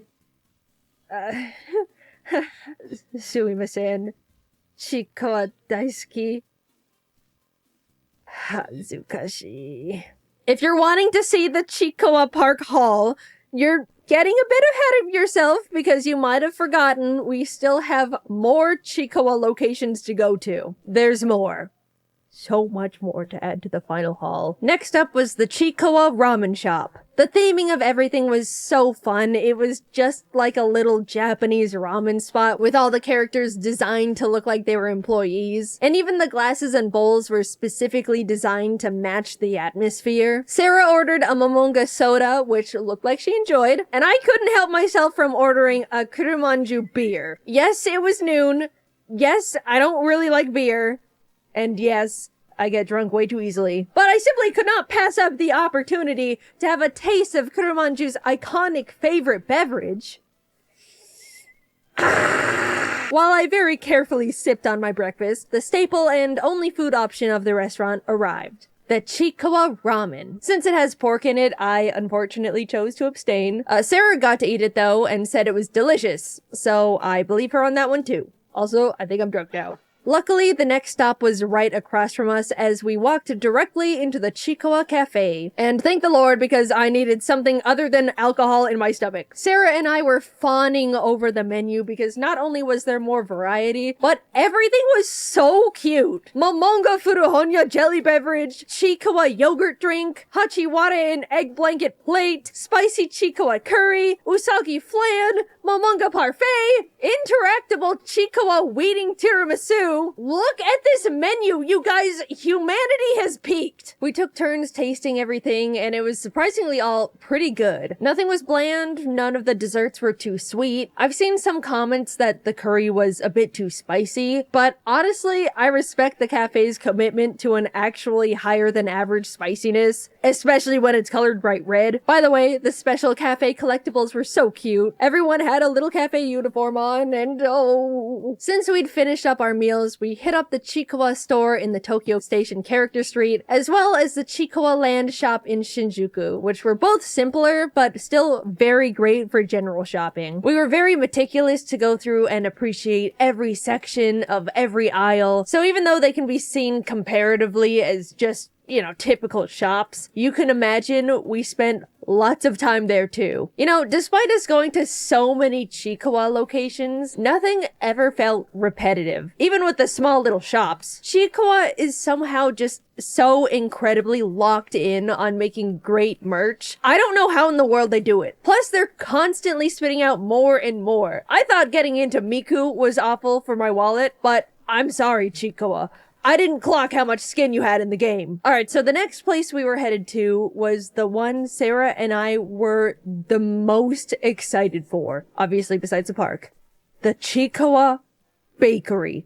And it absolutely did not disappoint. The design of the shop was divine, from the colors to the decorative characters, all the way down to the actual baked goods. Oh, it was like nothing we'd seen before. And at this point, we had seen a lot of Chikoa, so you can imagine how much weight that statement has. The treats looked so beautiful inside the display, and there were a ton more options than I was expecting. Everything was, of course, really good. I really liked the matcha momonga croissant, but I thought the kurumanju red bean bun was the funniest little guy because it just looks exactly like him. I have consumed his beer, and now I have consumed him. Admittedly, Sarah and I absolutely lost a lot of control over the bakery's merch. Every few minutes, one of us would be like, no, I can't justify buying this thing, even though I really like it. Buy it! You'll statistically never come back here ever again! You're right!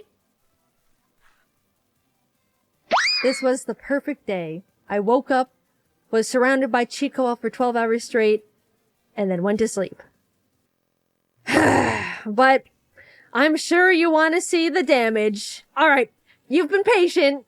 Witness the spoils of our Chikoa adventures through Chikoa Park, the ramen shop, cafe, bakery, Tokyo Station, and store. I admit it looks pretty extreme, but I have an explanation that's not mental illness. Since I've dragged so many of my friends into the Chikoa rabbit hole alongside me, I wanted to get them all gifts to, in a way, celebrate this experience with them. I was only able to bring Sarah along for this trip, but given the opportunity, there would have been so many more people by my side for it. Just that thought alone hit me a bit hard and made me feel really grateful. I grew up with, at the time, pretty niche and uncommon interests, and for the longest time didn't really know what it was like to actually be able to bond with people over shared fixations. Over time, I made friends that got me into their favorite franchises, but Chikoa felt like the first time I was able to get them into my favorite thing and have them genuinely enjoy it. Watching the people in my life take the time to actually get into the manga or anime, talk to me about their favorite characters, send me Chikoa art or memes they found and wanted to share, it felt really new, and I guess I just didn't realize how special it could be to me. So I wanted to spoil as many friends as I could, and given how insane the haul in the end was, it actually made me digest how many friends were impacted by my general excitement, and how many people I can share a mutual interest with now. Any character you saw in the pile that wasn't Chikoa,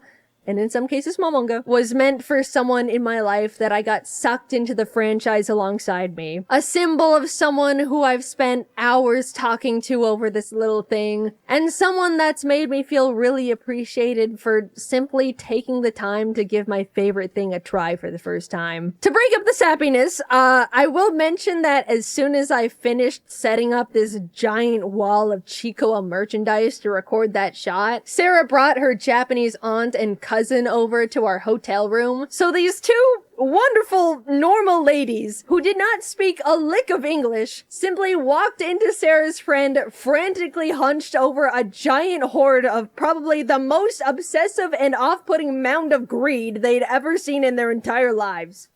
Without being able to explain it all. Jugo tomodachi. Chika wa tomodachi. Hazukashi. Since my last Chikawa video, I've seen more and more people finally get into the series as well, and it makes me so happy. It's a long way out, but I hope that one day America can have even a fraction of a Chikawa park that Japan has built, because it's awesome. Thank you for watching, happy end of the year, and long live Chika. A couple months ago, I went to visit the college campus that I planned on attending. I really liked it. Pretty scenery, good art classes. But the campus is really big, and the students are known to ride bikes and skateboard to their classes in order to get there quicker. That's when I decided I'd like to try skateboarding, since they're easier to carry around than a bike for convenience, and I like the idea of having a cool new hobby. After some research, I decided to go to a shop and look at them in person, and maybe talk to some experts. My mom and I drove down to the local mall and walked into the skate shop, where we were greeted by a nice employee. The shop was small, and you could literally have a conversation with someone on the other side of the room, but it was still a pretty cool place. As my mom talked to the employee about what we were looking for, I decided to check out one of the skateboards on display. There's a little rug the store provided for the customers to stand on without slipping off the skateboard, so I used it to try out the board. It was really cool until I noticed that I was starting to slowly roll off the rug. I started silently panicking to myself. This rug was the only thing keeping me safe from falling off that skateboard. I needed it. I trusted it. And it was betraying me. Stop it! People have different reactions in panic situations. For me, everything goes in slow motion. All I could think about was the horrible ways that this could end. I felt like Mufasa when he was above the cliff with Scar. Rug! Help me! Long live the king/queen, because technically you are of the female gender, but the quote uses the male counterpart. No! Wildebeests. I was having a mental breakdown in the corner by myself. Half of the board was on the tile now, and it was starting to pick up some speed. I quickly glanced over at my mom to see if she noticed the peril that I was in. Still talking. I had to do something before I was cast away into the abyss of free space. So slowly, I started putting my foot down towards the floor. I should be able to just step off the board, nothing else. Oh God, don't do anything stupid. Don't do anything stupid. But the thing was, as I was stepping off, the weight on the board became unbalanced, which forced it the opposite way I was getting off. This caught me so off guard, I stumbled backward, launching the skateboard across the floor, and watched as it slammed very loudly into the show rack that was holding other boards. Everyone saw, since we were basically breathing down each other's necks in a shop the size of a bathroom. My initial reaction, as it is to most things, was to just laugh it off. But it was just a really awkward laugh that I was using to try and say, "Oh, oops, I'm sorry, I'm such a klutz." But on the inside, stop. Don't look at me. No. We left, and every time I pass that store, I just cringe. I can never return there ever again. Wildebeests.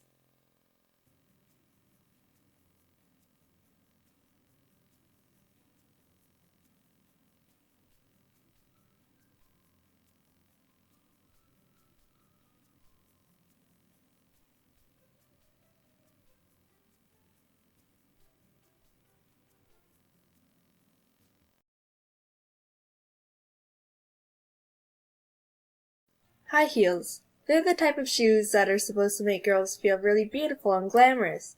And yeah, for the most part they do. But then there are those girls who are embarrassingly uncoordinated and they have the complete opposite effect. I'm one of those girls. Whenever I try on shoes that have a heel of more than 3 inches, I become a hazard to everything around me, and I will most likely fall over and break something. Now, I'm pretty tall already, being almost 5'7", so I don't really need the extra height. But there are those situations where I'm going to a fun dance with some friends, and I want to have some cute shoes to match a dress or a little outfit I'm wearing. So, heels become a big option. I go to the store, I try some on, and I pretty much look like I'm trying to walk a tightrope at the circus. My ankles wobble back and forth, I lose all capability of balancing, and my arms always stick out awkwardly just in case I have to catch myself because of my obvious problem with these stupid shoes. If you want a visual, basically, imagine a giraffe that was just born, and someone straps roller skates to its hooves, and is trying to teach it to roller skate across the street. It just doesn't work. Actually, my mom finds my heel problem hilarious, and whenever we're out shopping or looking for shoes, it doesn't even have to be heels. She always tries to make me put on some ridiculous 10-inch heels that this store has that are basically at the same angle of Mount Everest that no mortal should ever be able to walk in, just so she can laugh at me, probably break my neck, walking down the aisles. Basically, I try to avoid heels as much as possible. Actually, it's pretty funny. The first homecoming dance I ever went to, I wore Converse shoes just to avoid any possible injuries. So, if you ever see me at like a dance or something really formal, you can expect me to be wearing anything but heels. For your and everyone else's safety.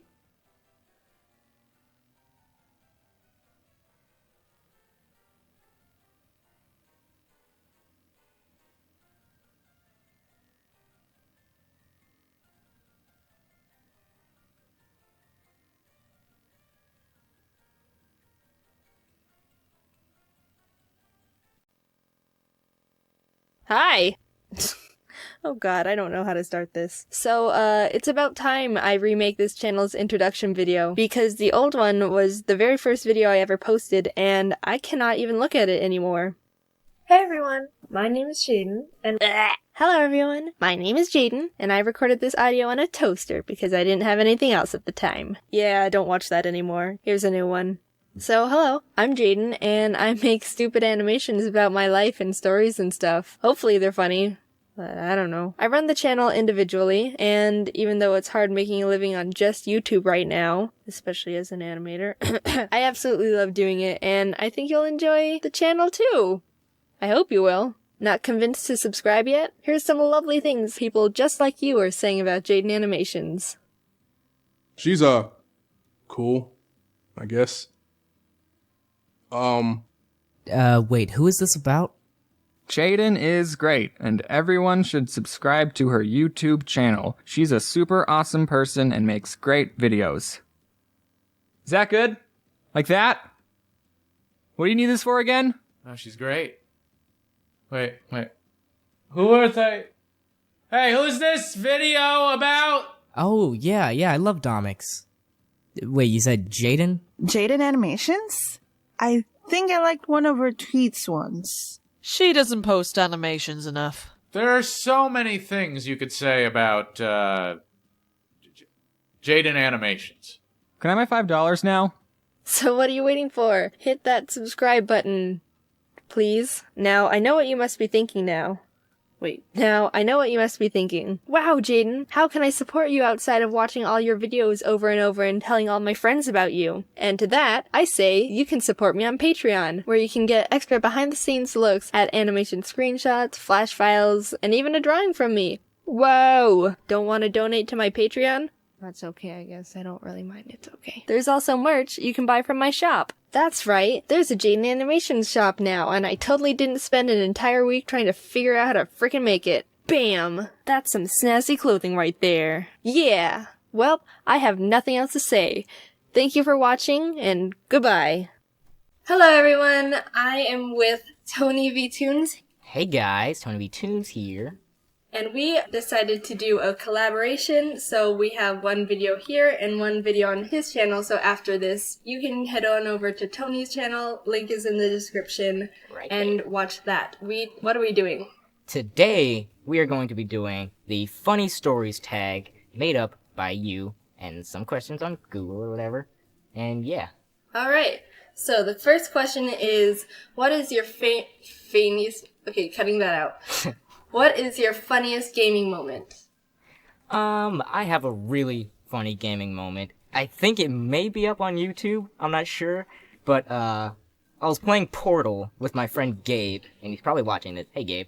I was playing Portal with him, and we put up a light bridge, if you know what that is. We put up a light bridge, and then we dropped one of those balls down, and the ball was like balancing on this super tiny, skinny light bridge, and we were dying laughing because this big ball was like rolling all the way to the end of this extremely skinny light bridge. It was the funniest glitch ever, and I thought it was hilarious. I don't really play Portal, so I'll have to try and see if that's up there. You must play Portal. Okay. Next question. What has made you laugh so hard that you choked or couldn't breathe? Once when I was really little, I was in my parents' room and we were watching cartoons. I was with my mom and we saw like this little bug on the floor. I didn't know what it was. It kind of looked like a caterpillar.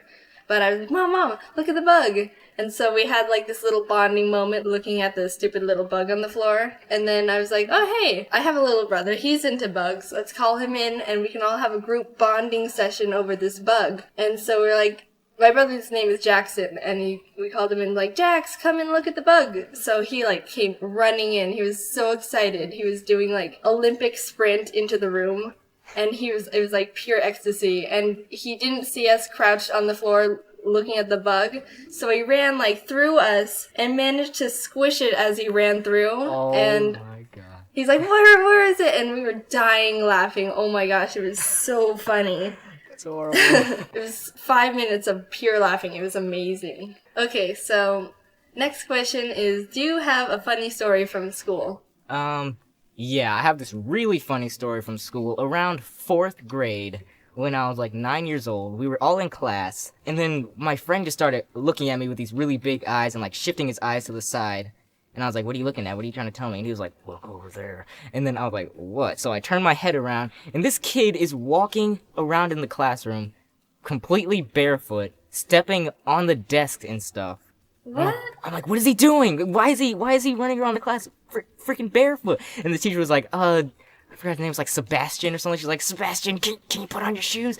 Your feet kind of stink really bad. And we're like, oh my god, what is this kid? And he just runs out of the classroom. What? Did he return? I don't know. He never returned for the entire rest of the school day. I think one of the security guards caught him or something. It was really weird, really disturbing, and no one needed to see his feet. Was he on drugs or something? Probably mad cocaine. This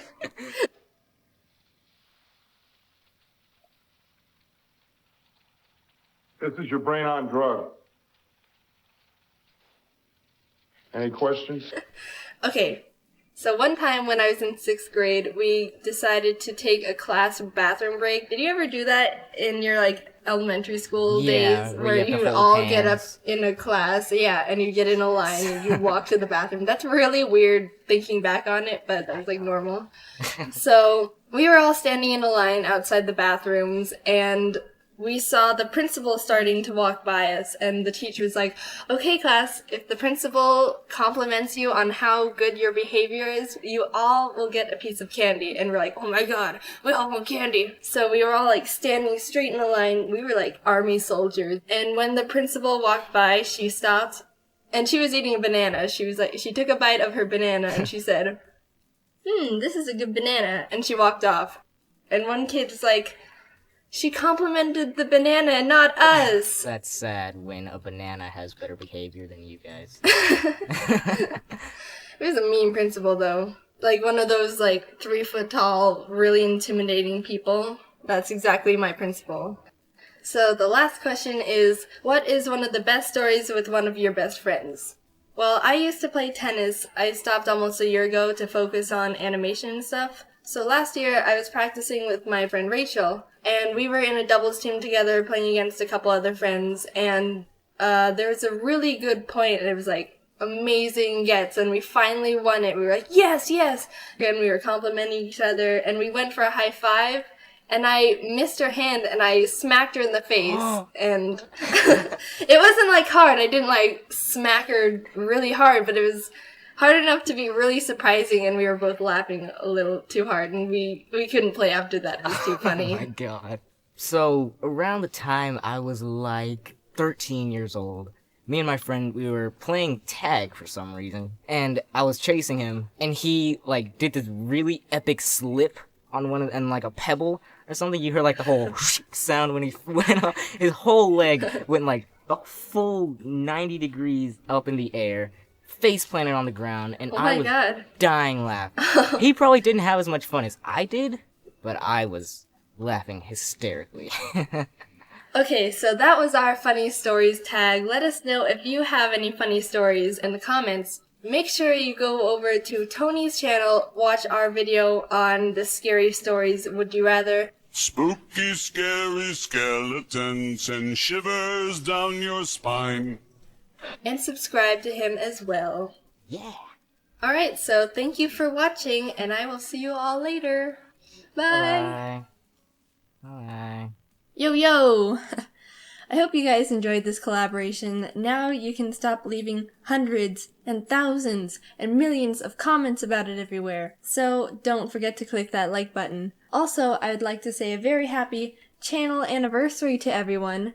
Yes, can you believe it? It's officially been 1 whole year since the birth of Jaiden Animations. So if you made it to this part of the video, because I know that there are people out there who start to hear the end card and say, nope, I'm gone, and leave, then leave a comment or tweet at me with hashtag channelversary and let me know what your favorite moment of the channel has been so far. And, surprise, surprise, I have an Instagram now. I've had the account for a while just to like hold the name, but I haven't really posted anything. So if you want to go ahead and follow me there, it's Jaiden_animations. Thank you guys. We've grown so much together in this 1 year, and I can't wait to see what happens in the next.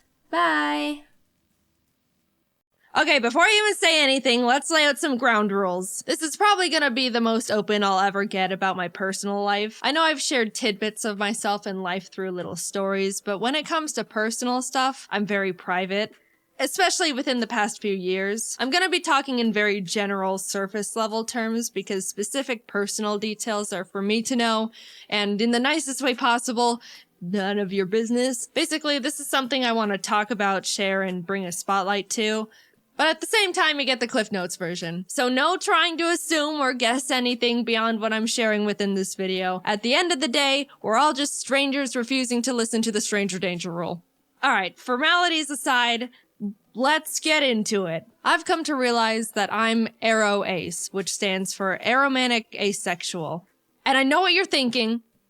That's not gay. What the hell is that? And you know what? That is completely fair, because I didn't know what that was either. Aromantic and asexual are two different things, and I'm gonna break them down to you separately, starting with aromantic because no one really knows what that one is. And also, it's my personal favorite. Someone who's aromantic is defined as a person who feels very little to no romantic attraction to anyone at all. So like, they might not develop crushes on people or feel the need to be in a romantic relationship with anyone. Very general terms, but hopefully you kinda get the gist. If not, here's a little story example from me. Growing up, I never developed crushes on anyone. I remember when I was in 5th grade, kids were talking about their crushes left and right, and it was starting to feel like something I had to experience too, just because I thought that's just what happens. Don't make fun of 9-year-old me, I was a sheep. Anyway, I decided I needed to have a crush because that's just what happens to people. And I very robotically chose this random kid in the class who we can call Pikachu. That's not his name. He didn't mean anything to me and I didn't do anything about this crush. Like, I didn't tell anyone or anything. It was just a headcanon thing for me to feel up to speed and like I was hitting my normal human emotions quota. But it's funny because on Valentine's Day, you know how in elementary school everyone would bring cheesy Walmart Valentine's cards for everyone in the class, and then you'd have a box full of candy and hollow emotions from everyone. Well, my school did that. When I went through my box, I pulled out Pikachu's Valentine and thought to myself, Someone who has a crush on someone would keep this. I think. So I put Pikachu's copy-paste Batman Valentine in my drawer and promptly forgot about it because it meant nothing to me, but hey, that's just what I thought I was supposed to do. Man, I'm so good at this. Then like a year or so later when my mom was going through my room, she pulled out the card and was like, why do you have this? And I was like, honestly, I have no idea. Years passed, I entered junior high and thought to myself, all right, this is the time where people start developing crushes and then do something about it. Like get into relationships or something. So I was like preparing to be interested in people. On the first day of school, I scoped out the room to see if there was anyone that I thought looked like someone I could develop a crush on. And this was when classes started being divided up into periods, so there were like 6 batches of people I sifted through. But no one caught my eye, and I thought, man, unlucky. Went through the whole school year, next year rolled around, classes changed, I did the same potentials crush scoping again, and the same thing happened. I wasn't drawn to anyone at all. Man. Unlucky again. Every year I thought something would change, especially going into high school when people started actually hitting puberty and were getting conventionally attractive. But my entire school life, grades kindergarten to senior year, which I'm pretty sure is like 13 years, I wasn't interested in a single person throughout any of it. And what's funny was I was thinking, man, what's the deal? Why is no one attractive? And I went to a big high school. There were like 3,500 students there. Surely I am not the outlier in this formula. Why are none of you attractive? By the time I was going to college, I really felt like I had to find someone. It felt like I was falling behind the curve, or if I was gonna find someone, it was gonna have to happen now. I made a lot of new friends, and that's when I thought I developed my first genuine crush. Long story short, in hindsight, no, it wasn't a crush and I was just wrong. I just met someone who I thought was cool and funny and had a really strong desire to be close to them. But looking back, knowing what I do now, it wasn't in a romantic way. I realized I can get very excited and tunnel vision on people I think are really cool or interesting and kind of obsess over getting to know them or just want to spend a lot of time with them. But whenever I got into those tunnel vision moments, if I sat down and asked myself if I actually wanted to be in a relationship with them and hold hands or cuddle or kiss, the answer was not really, but if they wanted to, I could go along with it. Which I do not think is right. In my very old flirting video, which I refuse to rewatch, I think at one point in it I said something along the lines of, if you're interested in someone but they just want to be friends, I don't understand why some people can't deal with that. And that was primarily because I didn't realize there was an emotional difference between a crush or falling in love and just being really good friends with someone. So, oops, sorry for the bad take, I think. I really just thought having a crush on someone was wanting to be their #1 best friend.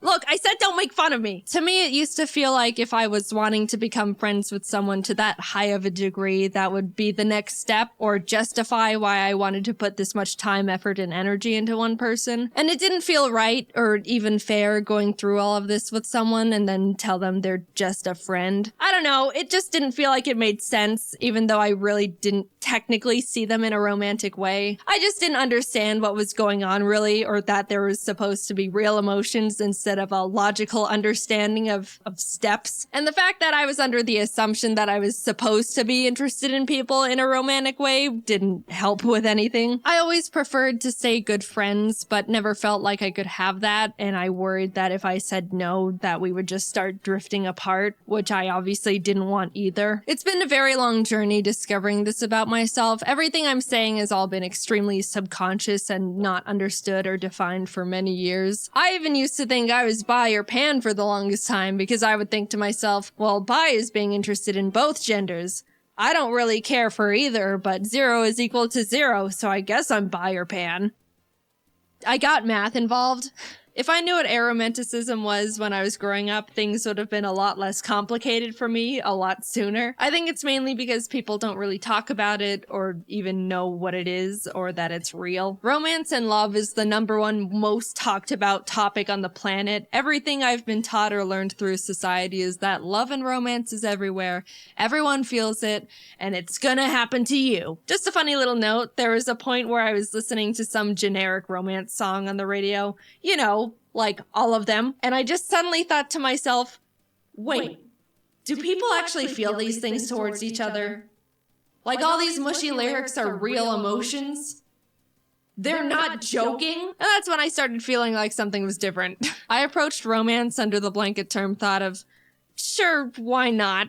And didn't recognize it was actually a feeling, which might sound stupid, but look, I don't know. No one presented me with any other options. I did a lot of rationalizing. If someone ever expressed romantic interest in me, I would mentally make a kind of logical list of their pros and cons and the pros and cons of what a relationship would look like with them based on what I knew about them as a person. I didn't realize there was supposed to be an extra, excited feeling, or the fact that you're not supposed to think about it as if it were a business exchange. I understand compatibility is a huge important variable when it comes to sharing a relationship with someone, but at the end of the day, it's still, apparently, still a very emotionally driven thing. And I literally had to make that discovery and teach it to myself. Now, I'm gonna talk about being asexual very briefly, and I'm gonna preface it with, let's all just be mature about this, alright? We're all pretending to be adults here. I've got my eye on some of you. Behave! Okay, this is definitely treading into uncomfortable personal boundary territory for me, but yeah, I do want to share that I'm asexual too, which is defined as someone who feels little to no intimate attraction to anyone. Look, I know we said we're all adults, but I'm still gonna dance around the vocabulary, alright? Yes, there's a difference between romantic and intimate attraction. Little side note, I will say you can experience romantic attraction to someone but no intimate attraction, or you can experience intimate attraction but no romantic attraction. You can be one and not the other. It's not necessarily a package deal. Most people feel both, and I do not feel either. Anyway, I have never been magnetically attracted to the look or shape of a single person in my entire life, and did not realize it was a real thing until very recently. I'm able to identify when someone looks conventionally attractive, like by textbook definition, but I never realized people are genuinely drawn to people they think are attractive. I didn't know that people could just see someone and be like, wow, they're gorgeous. I would love to get to know that person, or maybe go on a date with them, or whatever else you people do. I didn't think it was real. I thought people were exaggerating or something. I don't know. And I also couldn't believe that some people feel that with multiple people. Or like celebrities, which sounds absolutely exhausting. It ties back to when I was in school, like looking around for people to like. It makes sense now that no one caught my eye because that doesn't happen to me. I was just wasting my time for 13 years. I feel like such a fool. Now, there's an easy assumption to make about asexual people and that they all have zero interest in being intimate with anyone at all, which actually isn't true. Some of them are genuinely turned off by it, and some aren't. Some reasons would be that they just don't mind it, or they want to make their partner happy, or enjoy the emotional closeness of it. There's a million different reasons and a million different people.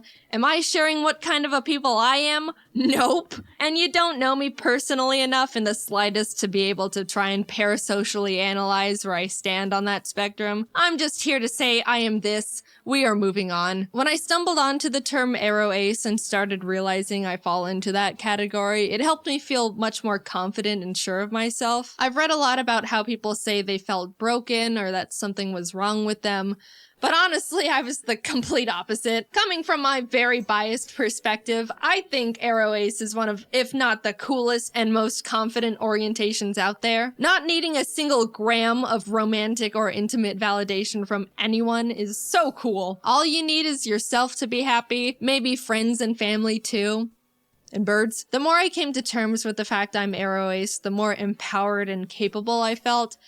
But at the same time, I was also starting to feel more alone and isolated. As cool and amazing and unique and awesome as I think it is, it can be really hard for other people to relate to or even understand. Everyone else and their orientations are able to bond and relate to the love and romance aspects, and we're over here like, we don't do that. I don't even know if I'm explaining it very well. It kind of does go against everything everyone's ever been taught about anything. Romance is taught to be a basic assumed emotion, which I do think is a bit misleading. A common argument used against the ace orientation is that romance and intimacy is what makes someone human. But I mean, I don't know, lots of birds mate for life, which is a better ratio than people, and all animals get frisky. You know, that's just how they became not extinct. It's not an exclusive to humans thing. If I were to guess, I would assume the thing that makes someone human is basic empathy. Like, I'm not an emotionless monster. I can still love people. I love my family and my pets, just platonically. And I would hope that you're the same. I just don't experience romantic love, which, I don't know, I don't think that's harming anyone. Definitely not me. I'm having the time of my life. I don't think you need to be in a relationship to be happy. And if you don't want to be just on your own, I think there's many types of people in relationships that push the boundaries of what a conventional relationship looks like. Telling someone that they need to be in a romantic relationship to be happy and fulfilled is weird. And then when that person says they're not happy, they're told relationships take a lot of work and that's just how it goes. And that's also weird. I don't know. I also think it's weird that once someone reaches a certain age, people inherently start thinking it's sad they're not in a romantic relationship or assume they're lonely and sad. No one thinks a child is sad and lonely just because they're not in a long-term relationship. I don't know. I don't get it. And I also think I'm rambling. At the end of the day, it's all very complicated to talk about these things, especially because I don't know the feelings I'm supposed to be feeling, let alone talk about. I just know for me, the terms aromantic and asexual are able to articulate things I was subconsciously feeling and thinking before I even realized I was feeling and thinking them. I don't plan on talking about this very much, if at all, ever again. I just want to play my silly little video games, maybe tell a story here or there. But I wanted to bring the orientations to the surface and try to get more representation out there because I thought if I could help more people become more aware of this, then that would be awesome. I was confused as hell for a while and could have used something like this. It's a real thing. You don't have to feel any sort of romance or whatever to be considered a real person. Personally, I think it's really cool and badass. And don't be afraid to look more into aromanticism or asexualism if any of what I said in this video resonated with you to any degree. Like I said, this is all very surface level stuff. They're both much larger spectrums than you'd think, and maybe you fall under some umbrella category with them. I don't know. Or not. Either way, this has all been my personal experience with this stuff. Is there more for me to figure out within it? Yeah, I'm pretty sure there is. It can get pretty complicated and confusing. Haha, awesome. Will I be sharing any of that with you? Nope, no way. This is all you get. Hope you can understand even just a little of what I talked about. And if not, that's totally fine. I just hope you can be nice. Thanks for listening. I never really intended on making this video because I haven't really felt a strong urge to, like, I don't like using this phrase for myself, but come out. But I did end up wanting to make the video to make people more aware of this stuff because I think it's important and someone has to. There's not really that many people doing it right now. Anyway, yeah, just moving forward, I guess. See you later. Well, would you look at that? The first video I'm posting in 2017. In a year, we can look back at this video and say, we had no idea what we had coming. So another year has passed, which means we're all 1 year older, which means we're growing as people, which yeah, this is a stretch. I didn't have a transition. As a youngster, I was prone to believing people pretty much unconditionally, as with most children. I just had too much trust for my own good. Like, oh, why would anyone have any reason to lie to me? The world is full of nothing but nice people and purity. Of course, I've grown out of that mentality and am a lot more cautious. But for a while, people could just tell me things and I just believed them. I got thinking about all the ridiculous things people put in my head that I stored as facts, and I decided to make a list of the craziest ones. And also just letting you know, I was like younger than 7 in all of these stories. Don't worry, I didn't just find out these things aren't true like a couple months ago or anything. When I was in 1st grade, for some reason my mom told me aluminum foil is poison and if I ever bit it, I'd die. A bit strange, but I think I know the idea behind it. Apparently, biting foil can induce a galvanic shock. Basically, if the foil comes in contact with braces, metal fillings, something like that, the metals will react with each other and create a little electric shock. But all I knew as a kid was teeth, contact with aluminum foil, death. And I was petrified. I didn't even have braces or anything metal in my mouth at the time, so nothing would have even happened if I tried it. I also remember going to school the next day and telling my friend, "Did you know that if you bite aluminum foil, you'll die?" And she goes, "I think I've bit foil before." And I was like, how are you not dead? Grasshoppers spit acid in your shoes. This one probably needs explaining too. I was at recess with some friends and we were running around in the grass without our shoes on. When we went back to put them on, there was a little grasshopper sitting at the bottom of my right shoe.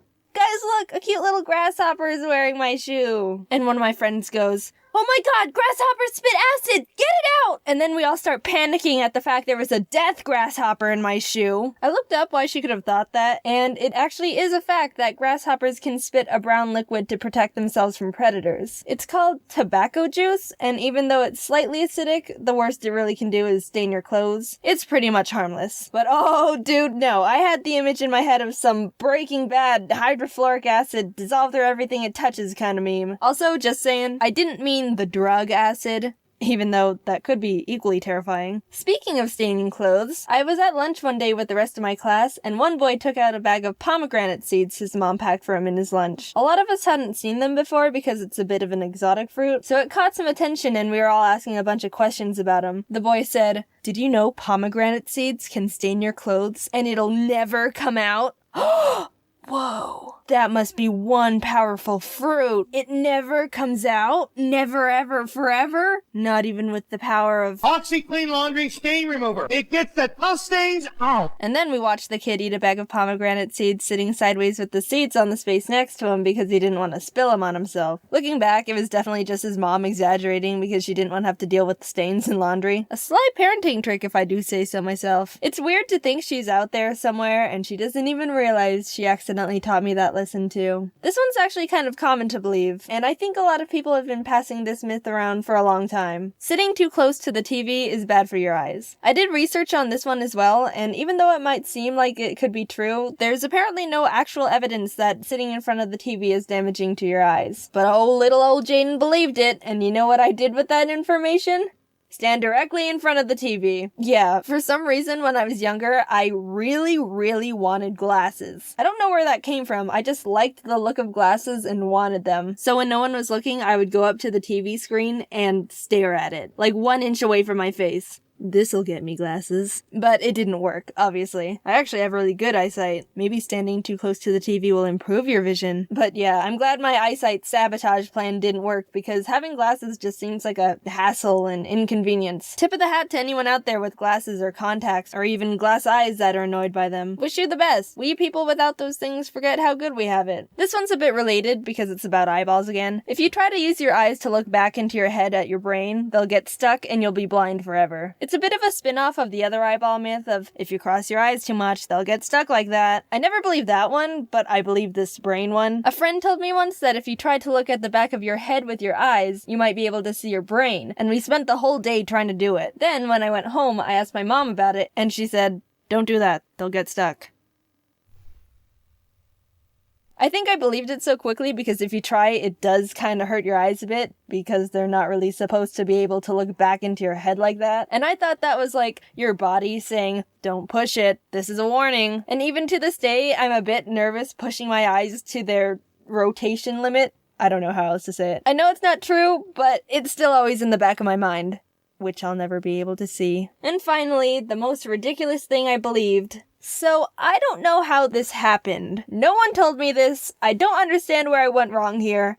But somehow I ended up confusing the disease tetanus with AIDS. I don't know how I did that. Back then, I didn't even know what AIDS was. And yes, I am considered a PG channel for the most part. So if you're a youngster watching and you don't know what AIDS is, your parents will explain it more in a few years. It's a disease that you don't need to worry about for the time being. Only adults should need to worry about it. So yeah, I thought tetanus was called AIDS. The disease that you can get from an infected cut was called AIDS to me. And the worst thing about it is this one time someone accidentally cut themselves on a rusty shovel, and I have the memory of saying, "Careful, you could get AIDS." What? Why? How did this happen to me? I don't understand what went wrong. How do I mix those two things up? But whatever. I know the difference now and that's all that matters. But I do sometimes mix up saying tetanus and Tetris. Careful, you could get Tetris. I ended up learning a lot while making this video, and since I debunked a bunch of lies, I'm gonna tell you a truth I found out recently. Real quick, since this is the end card. So a friend asked me, "What's the purpose of pink lemonade?" And I was like, "Good question." So I looked it up, And I'm not talking about the lemonade from strawberries or any fruit to change the color. Classic pink lemonade. So apparently, pink lemonade originated because a long time ago, way back in the day, there was a concession guy selling lemonade at a circus. And he ran out of water and he had to hurry and find some more. And there was no river or stream nearby. And he found that a performer had just washed their red tights in some water, which turned it pink. So he used that pink water to make more lemonade, and just told people it was a special strawberry type lemonade. And he sold a bunch more lemonade. So next time you drink pink lemonade, the image of dirty circus tight water might pop into your mind. Sorry. Dungeons & Dragons is like a board game without the board, and you play using your imagination. If you think of something, it can just happen in game. D&D is very popular. Almost everyone I've ever met absolutely loves it, and I have never played it before, even though I always thought I would really like it. People would tell me stories of their games, like, so this one time me and my party were entering a cave, and there was a big ogre guarding some treasure, but I used my charisma stat to seduce him, and we ended up eloping together. Dude, if you don't think that sounds crazy fun, then I don't think we would get along, and you should probably unsubscribe. But if you do think that sounds fun, then hey. Sorry, I've never done that before. It felt weird. I decided to reach out to Charlie, aka Slimesicle, aka Charlie Slimesicle, because he's super into D&D, and we ended up forming a little group of me, Alpharad, Ronbu as the players, and Charlie as the Dungeon Master, which is like the game organizer slash manager slash god. We all created our characters, and into the world we were teleported. The clouds part over a vast, lush forest. In it, a giant ancient oak tree can be found looming over all the other trees. The inside has been hollowed out, and a sign hangs on the side reading Old Oak Inn. Inside, many creatures of various origins are relaxing, drinking, socializing, but one stands out. A cat, equipped with various instruments, sits at a table, leaning over their cup of milk and scanning the room. They spot a dragonborn drinking at the bar, alone, seemingly pondering life. From the other end of the bar, a man in a suit approaches the dragon and starts a casual conversation. Do you know Mark? No, I don't. Who are you? I'm Paul. I'm an assistant manager at Ye Old Mart of Wall. 43 years old. My wife passed away during childbirth. My parents died. And my only child, Paul Jr., ran away at age 6. I'm living a deadbeat life, not even able to go up in the corporate ladder because my manager, Mark, prevents me from doing so. So here I am, drinking away my woes. I'm Zoot. Hi, excuse me. Are you two new around here? Born and raised. I wish I was. Okay, so I've been stuck in a time loop for what I believe to be the past 3 years. I've relived the same day over and over. I suspect my neighbor Thomas somehow trapped me here, but I don't know how to escape. I can prove it. Look, over there. In about 5 seconds, there's a 70% chance a waiter is gonna trip and drop their glasses onto the ground.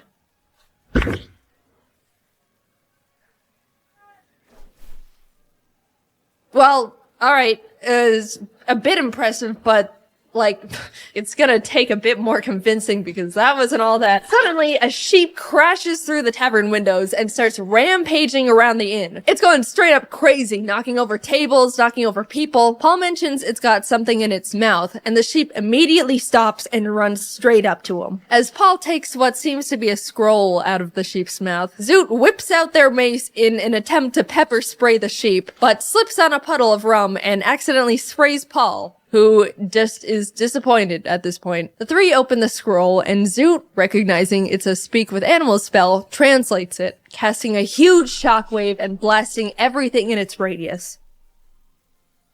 Hello? Can you understand me now?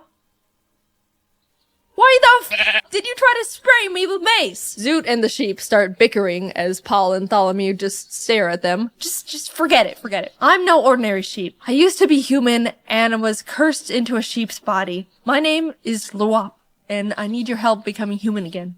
Please. Alright, Lop. Well, it's Luop. Come on, guys, let's go. And for some reason, they all went along with it, still not understanding what the hell is going on. Maybe, they both thought, they could find their arch enemies, Mark and Thompson, along the way. The group is walking through the woods. Tholomew is very on edge, feeling like something isn't quite right. The tree line is shifting in unnatural ways. Oak trees are turning into birch. The bushes are rustling. Zoot spots various random animals along the path and picks up a turtle, which they add to their inventory. Paul tries to pocket a turtle of his own, but it turns out to be a rock, and is then mauled by a cougar. He ends up unharmed, though his adventure suit he changed into is now ruined. Zoot feels bad about Paul not getting a turtle, so they offer to let Paul name theirs, to which he chooses Paul Jr. They eventually reach a clearing with a large stone outcrop covered in engraved shifting runes. Carved into a stone is a large bronze door with a face on it. Hello! You should try to impress it. Oh, okay.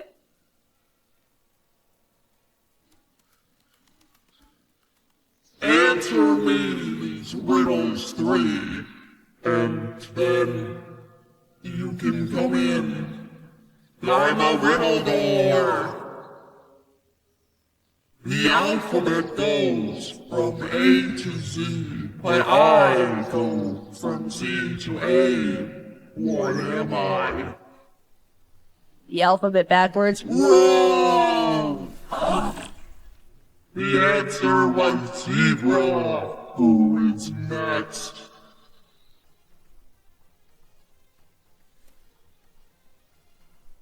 I move without wings, between silken strings. I leave, as you may find, my substance behind.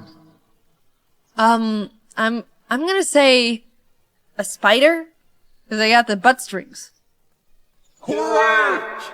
You may pass. Wait, but can you turn our friend back? Oh yeah, double or nothing.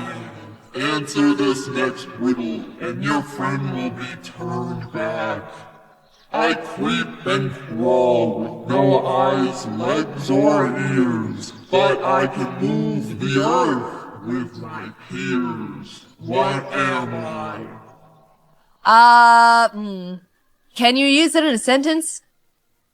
In answer to the question? Yeah, like spelling bee style. Nice try, but you're not gonna worm your way out of this. I think I picked up on it. I don't know if you noticed, but he said worm on accident. I'm very detail-oriented. Don't listen to him, he's a zebra. Paul Jr., what do you think the answer is? Turtle! Turtle, final answer! It's a worm! Correct. The adventurers walk through the door's mouth, which closes behind them. As they're walking into an open room, they're greeted by a closed silver door. Zoot immediately pitches the turtle at the door, but nothing happens. There's 3 dishes of clay placed in front of 3 pedestals, and the door face emerges once again, this time on the ceiling. In order to continue, create whatever you want. Not wanting to deal with more riddles, Zoot throws a dagger into the door's eye.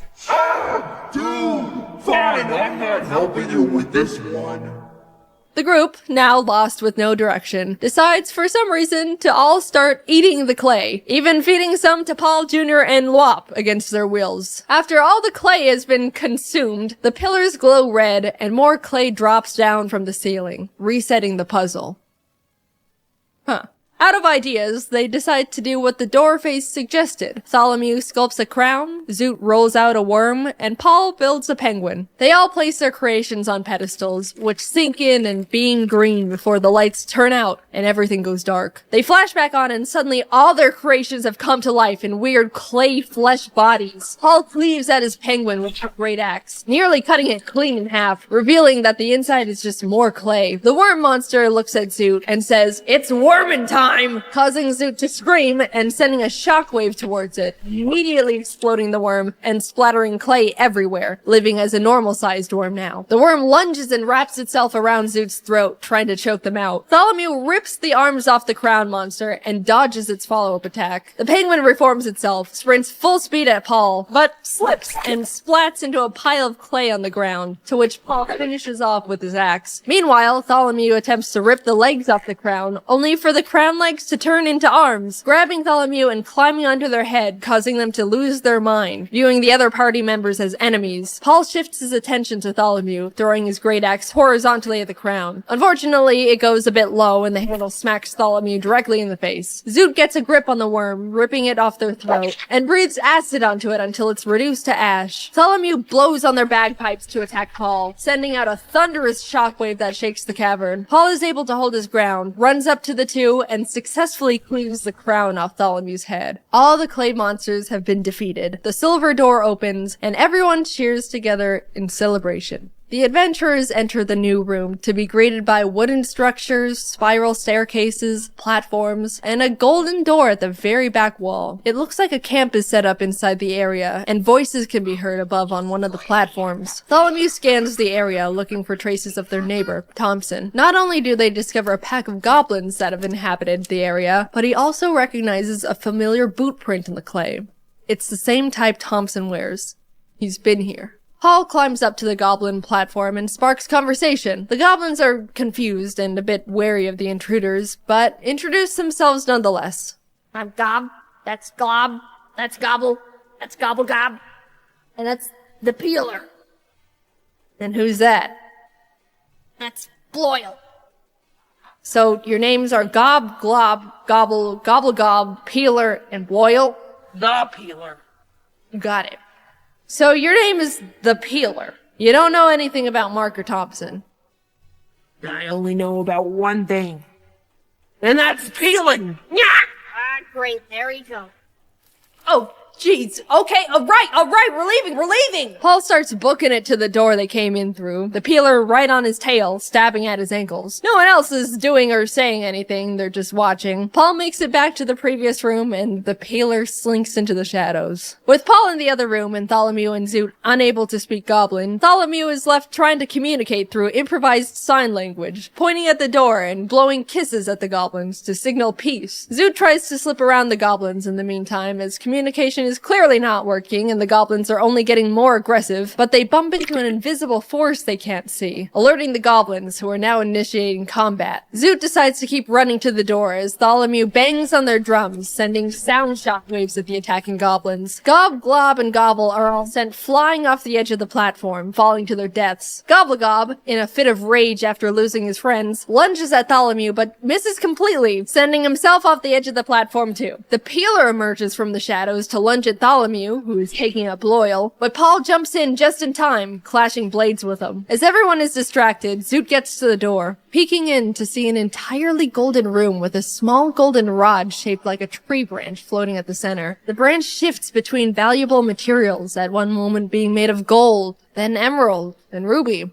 Gobblegob, the goblin that accidentally dove off the side of the platform, sprints back up the stairs and attempts to tackle Tholomew off the platform, but accidentally leaps over him and plummets once again over the edge, this time to his demise. Paul and Tholomew perform a clumsy team attack together and finish off the Peeler, ending the battle, but because of the uncoordinated attack, Paul's axe is now peeled. They all hurry over to Zoot and enter the golden room together, trying to figure out how to get the artifact down. Zoot suggests they all toss Slop into the air to get it down, so Paul Solongi Bowser's the sheep into the air, but in the complete opposite direction. Tholomew quickly runs over and breaks his fall, and before Lop can say anything, they throw him again, this time hitting their target as they both fall to the ground. No one stops Lop's fall this time as he lays motionless on the floor. As Tholomew is healing up Lop, Zoot approaches the wand, only for it to be snatched by an invisible force. An unseen figure then reveals itself. Well, hey there, neighbor. Oh, and Paul. It's me, your good friend, Mark Thompson. Tholomew, you ruined my life, spreading false rumors about me. You said I cursed you, and now no one wants to talk to me. My wife and kids left me, everyone avoids me, so I spent years becoming a dark wizard, and I'm gonna have my revenge. What about me? And you, Paul? Anyway, yeah! You all are gonna be spending the rest of your lives here in this shifted sanctum. I'll be going now. Tholomew quickly casts locate object on the wand Mark is now holding and throws ink in the general direction, hoping to reveal where Mark is, but unfortunately it doesn't land. Zoot sprints in the direction Tholomew indicated and attempts to tackle the air. They make contact but bounce off of Mark's rock-solid beer gut, breaking the invisibility spell. Tholomew whips out their drums, slamming it with the intent to cast a thunderwave on Mark, sending him flying from the impact. Zoot follows behind and shouts, "Depression!" casting a command spell on him. He stops in his tracks, facing Zoot, and says, "I'm so sad." Having never dealt with depression before, he pulls out a picture of his ex-wife and kids and just stares at it longingly. Paul and Tholomew see their chance to attack him and once again try to use an ultimate team attack. They grip Paul's peeled axe together and throw it in tandem at Mark. But once again, they mess up and Tholomew is accidentally sent flying with the axe as it pierces Mark's chest. Mark is unfazed, still wallowing in his depression, but Zoot sees this as an opportunity, casting Disguise Self and visually turning themselves into Mark's ex-wife. "Ella, is that you?" "It is! Mark."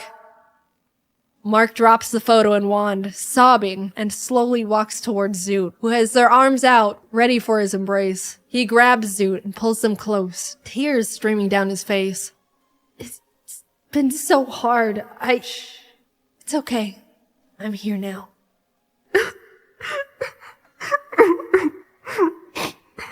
Zoot pulls back, just a bit, just to look into Mark's eyes, which are sparkling with tears, and proceeds to acid blast him point blank from the mouth.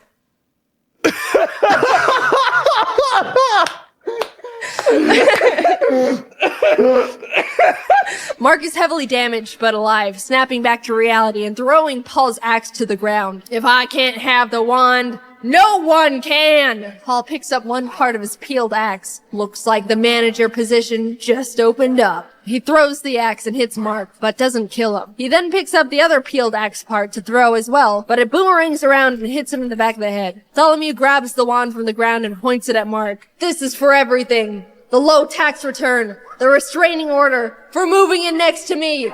You're my personal hell!" Mark turns to Paul while being zapped by the wand. "Would you still let me be your manager, even if I was a..."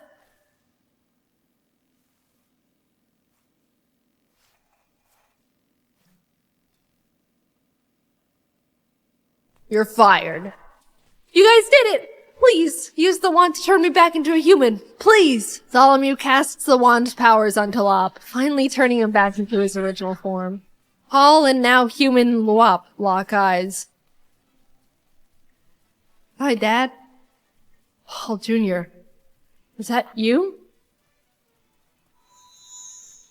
Oh! Paul and his long-lost son, Paul Jr., embrace. The wand, now all out of magic, crumbles into dust, and the party exits the cave.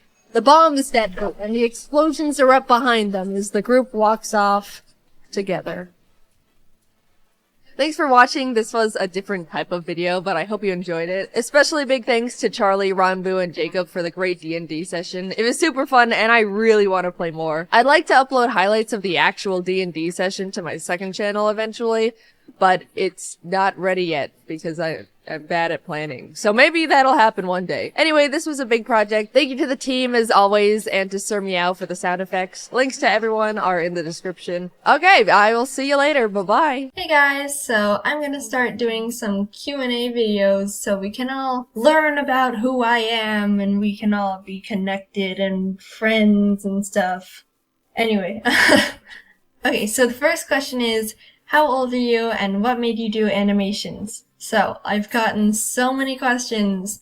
Are you in college? Are you in high school? How old are you? I'm 17, I'm in my last year of high school, so I'm going into college next year, but yeah. As for animation-wise, I really have no idea how I got into animation. I've always been drawing ever since I was little, and I just all of a sudden wanted to do animation, so I looked it up, I didn't take any classes, and I taught myself, and I'm not a professional at all. I'm pretty sure I'm doing everything wrong, so I don't think you guys want to learn from me. You should probably learn from a professional like I didn't do. When did you start animating? Now, this is a funny story. I'm sure you've all seen that terrible mother animation that I made for Cupquake, right? Yep, that was my first animation that I ever made in my entire life. Like I said, I'm not a professional at all. I just jumped straight into it. I did my best. I had no idea what I was doing, but it turned out pretty well. And I'm so glad that so many of you had such positive feedback and you loved it and you want more. And that's really what helps me grow as an animator. So thank you. Next question. Do you have anything big planned, like a long video or something? For this channel, no. But, as you guys know, I work for Cupquake, and the animation that we are working on right now is amazing. It's turning out so well, and I think you guys are gonna love it, maybe even more than Terrible Mother and Dino Killer, the other ones that we have out. It's different. It's a lot different from the Minecraft shorts, but it's my favorite out of all of them so far. It's probably not going to be out for a couple months because it's different. I'm trying not to give you guys any hints, but you're going to be wanting to watch it 5 days a week. Trust me. Quickly, it's life or death. You have to pick between having hands for feet or feet for hands. Do it at that. Considering that I need my hands to be doing animation and drawing, I'll probably have feet for hands. No, I'm just kidding. Definitely hands for feet, no questions asked. But seriously, I've tried drawing with my feet before, and it is hard. Props to people with no hands, and they have to draw with their feet. Next up, are you ever going to vlog on your YouTube channel? Now, I'm taking this as, what do you look like? And I knew I was gonna get this question eventually, but right now I'm only focusing on getting animations out because that's what I think is really important. I guess I can tell you a little bit on what I look like. My dad is white or Caucasian, and my mom is Japanese, and they both grew up in Canada, so I'm like white, Japanese, Canadian, but I also live in the US, so that's a little bit on my background. But who knows, maybe in the future I'll show you guys what I look like, but for now, no. Why do you make videos for Cupquake? Okay, this is something that a lot of you guys probably are wondering. I used to be just a fan of Cupquake.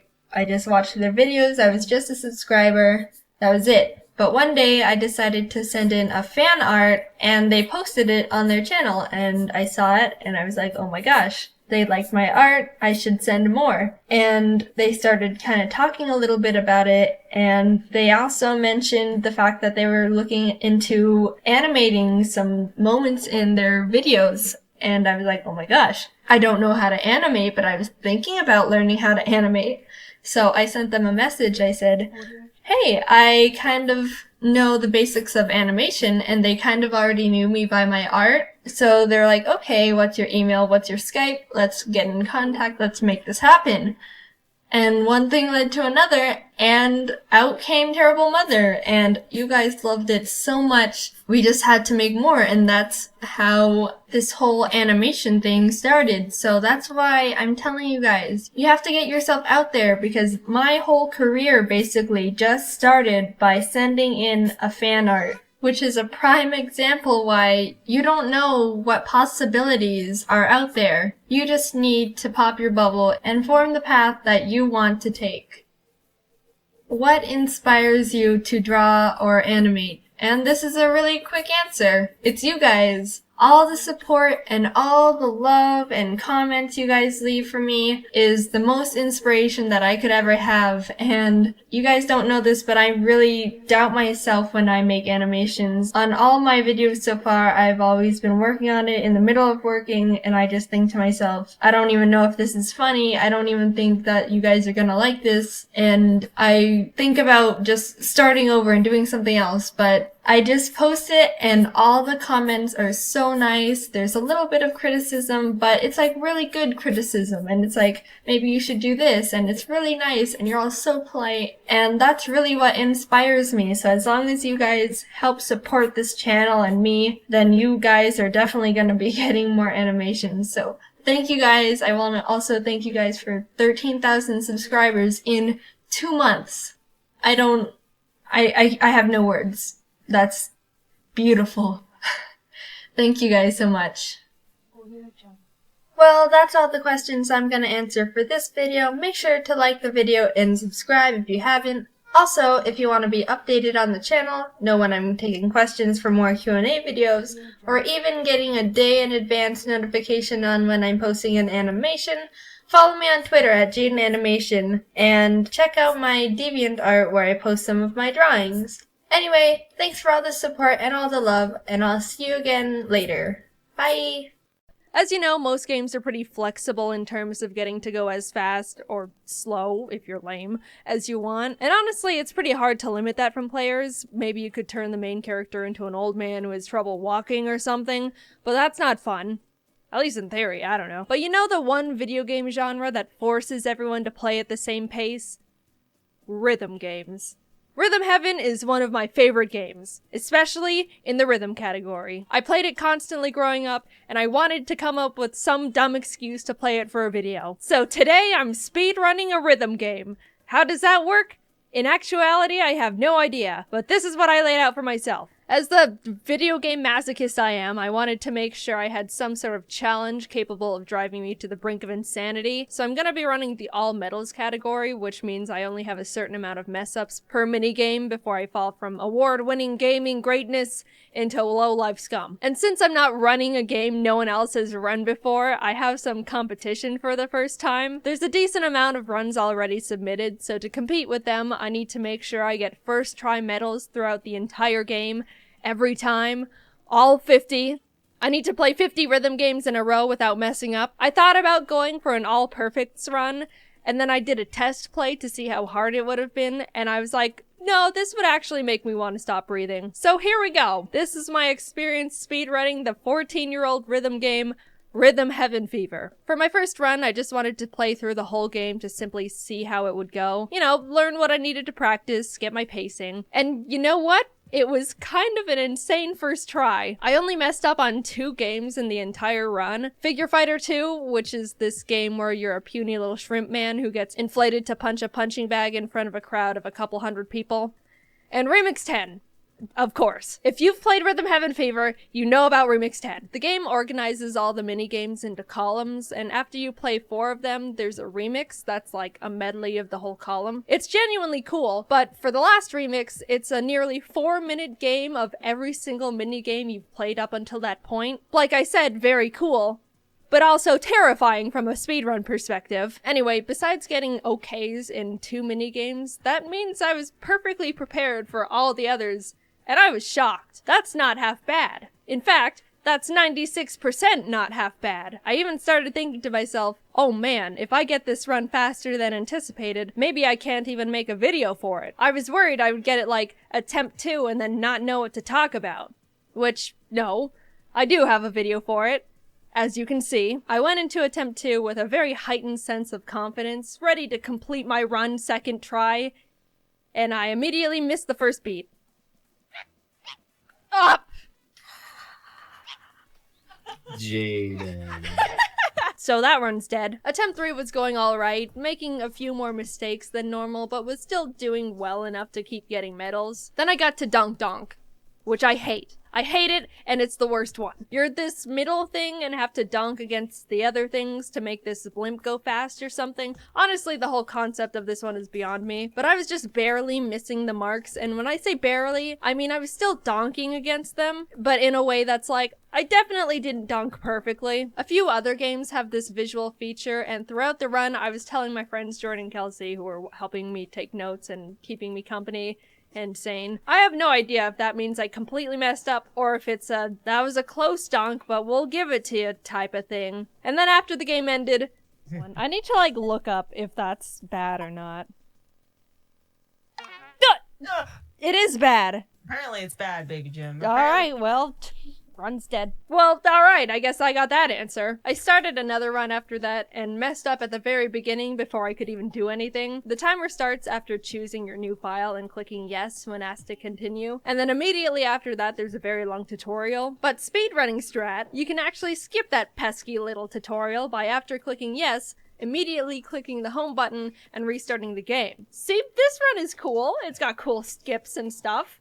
Anyway, I missed the reset button. It's petty and not a big deal, but I restarted it anyway because why would I leave in an extra half second of time loss like that? My mental game for that run was already irretrievable. Attempt 5 was on its way until I messed up too much on Flock Step, the game where you're a bird within a group of other birds all migrating and walking at the same time. I got trampled. So yeah, it felt like I was only doing worse and worse. The first run was almost perfect immediately, and now it felt like I was losing my mojo. Why did I have to jinx it? Why did I have to think I was gonna be too good for this challenge? But then I got on this run. A run where I was doing better than I ever had before. Remix 1, Remix 2, Remix 3, I was getting perfects. Maybe the occasional 1 or 2 mistakes, but that was it.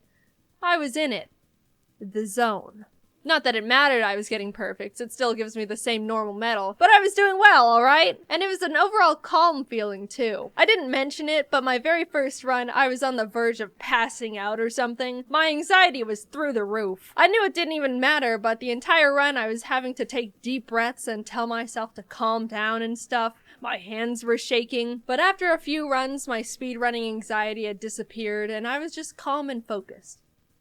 Until I got to the end game. Then it came flowing back and it felt like my heart rate was so high I should have stopped immediately and had someone drive me to urgent care. We need a doctor! She was trying to speedrun Rhythm Heaven! Isn't that a rhythm game? I started up Samurai Slice 2, which I was extremely worried about because it was the second time I'd gotten this far since the first run. I didn't mention it, but the actual reason I lost my second attempt was because of this game. So now there's trauma there. Jordan and Kelsey stayed silent so I could have maximum focus. And as I started getting into it, Jacob joined the call. Jacob, you're a very great friend, and I was very happy you joined. But oh my goodness, I was sweating bullets. Hello. Hello. How's rhythming? It's going good so far. Jaden's in focus mode. I assumed as much. How far is this? I think we're about halfway. We Oh, just nice. finished Remix 7. Nah, we're about 3/4 done. Oh, nice. How have you guys been? Very good. Good. Gaming at a good time. Oh, phew. I was sweating so hard. Phew!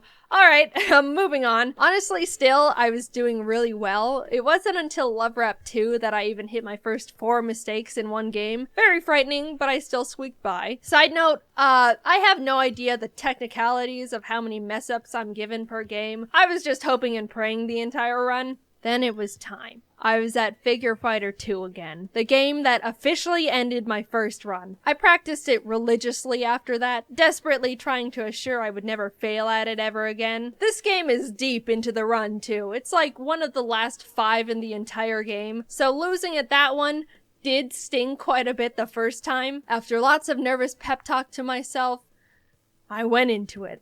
And you know what happened? I knocked it out of the park. From 5 mistakes that cost me the run, all the way down to 1. I get to continue on. Every minigame onwards was just exponentially heightening my anxiety further. I was doing really well, but that's what was terrifying me. I didn't know when the mistakes were just gonna hit, and it felt like any second I could kill the run. Because I could. I'm being completely honest, unfortunately, when I say this was probably the worst nervous anxiety I've ever felt in my entire life. A Rhythm Heaven fever speedrun. I was taking deep breaths every chance I could. It felt like I had chills. I would have liked to pause and calm myself down, maybe get a cold towel, but I couldn't because, you know, it's a speedrun. I was saying things like, I can't handle this. Oh no, I can't. My chest hurts.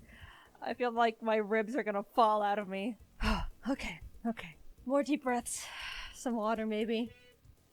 I hate this feeling. I don't want to live with this feeling any longer. Only 5 left. Maybe I was starting to hallucinate or something, but it felt like I was literally having nervous wreck heart palpitations. Both scenarios are equally likely, but I was somehow keeping it together on the outside and made it to the grand finale.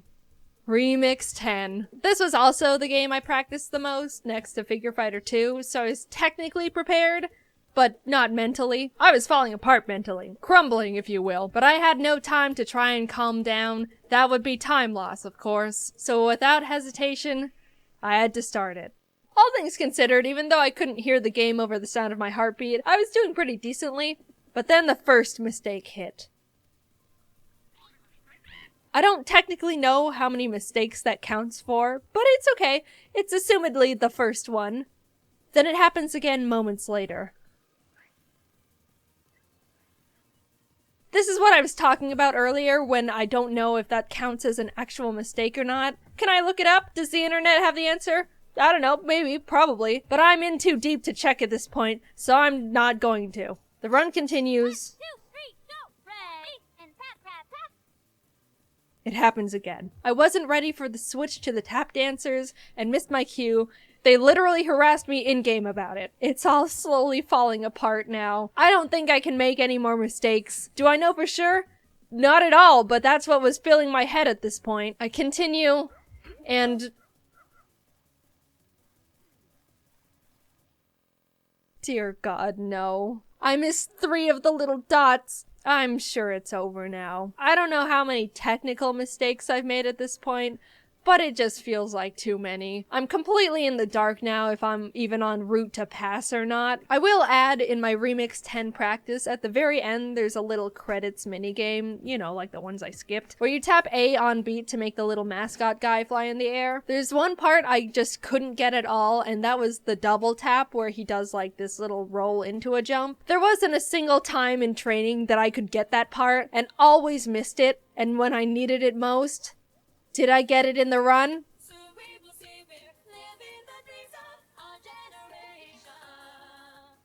No.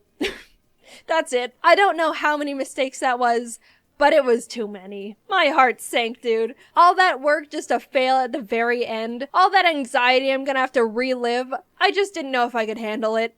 Like, physically. I wasn't joking about the heart palpitations / hallucinations. All I could do was sit there at the foot of Rhythm God and wait for my judgment.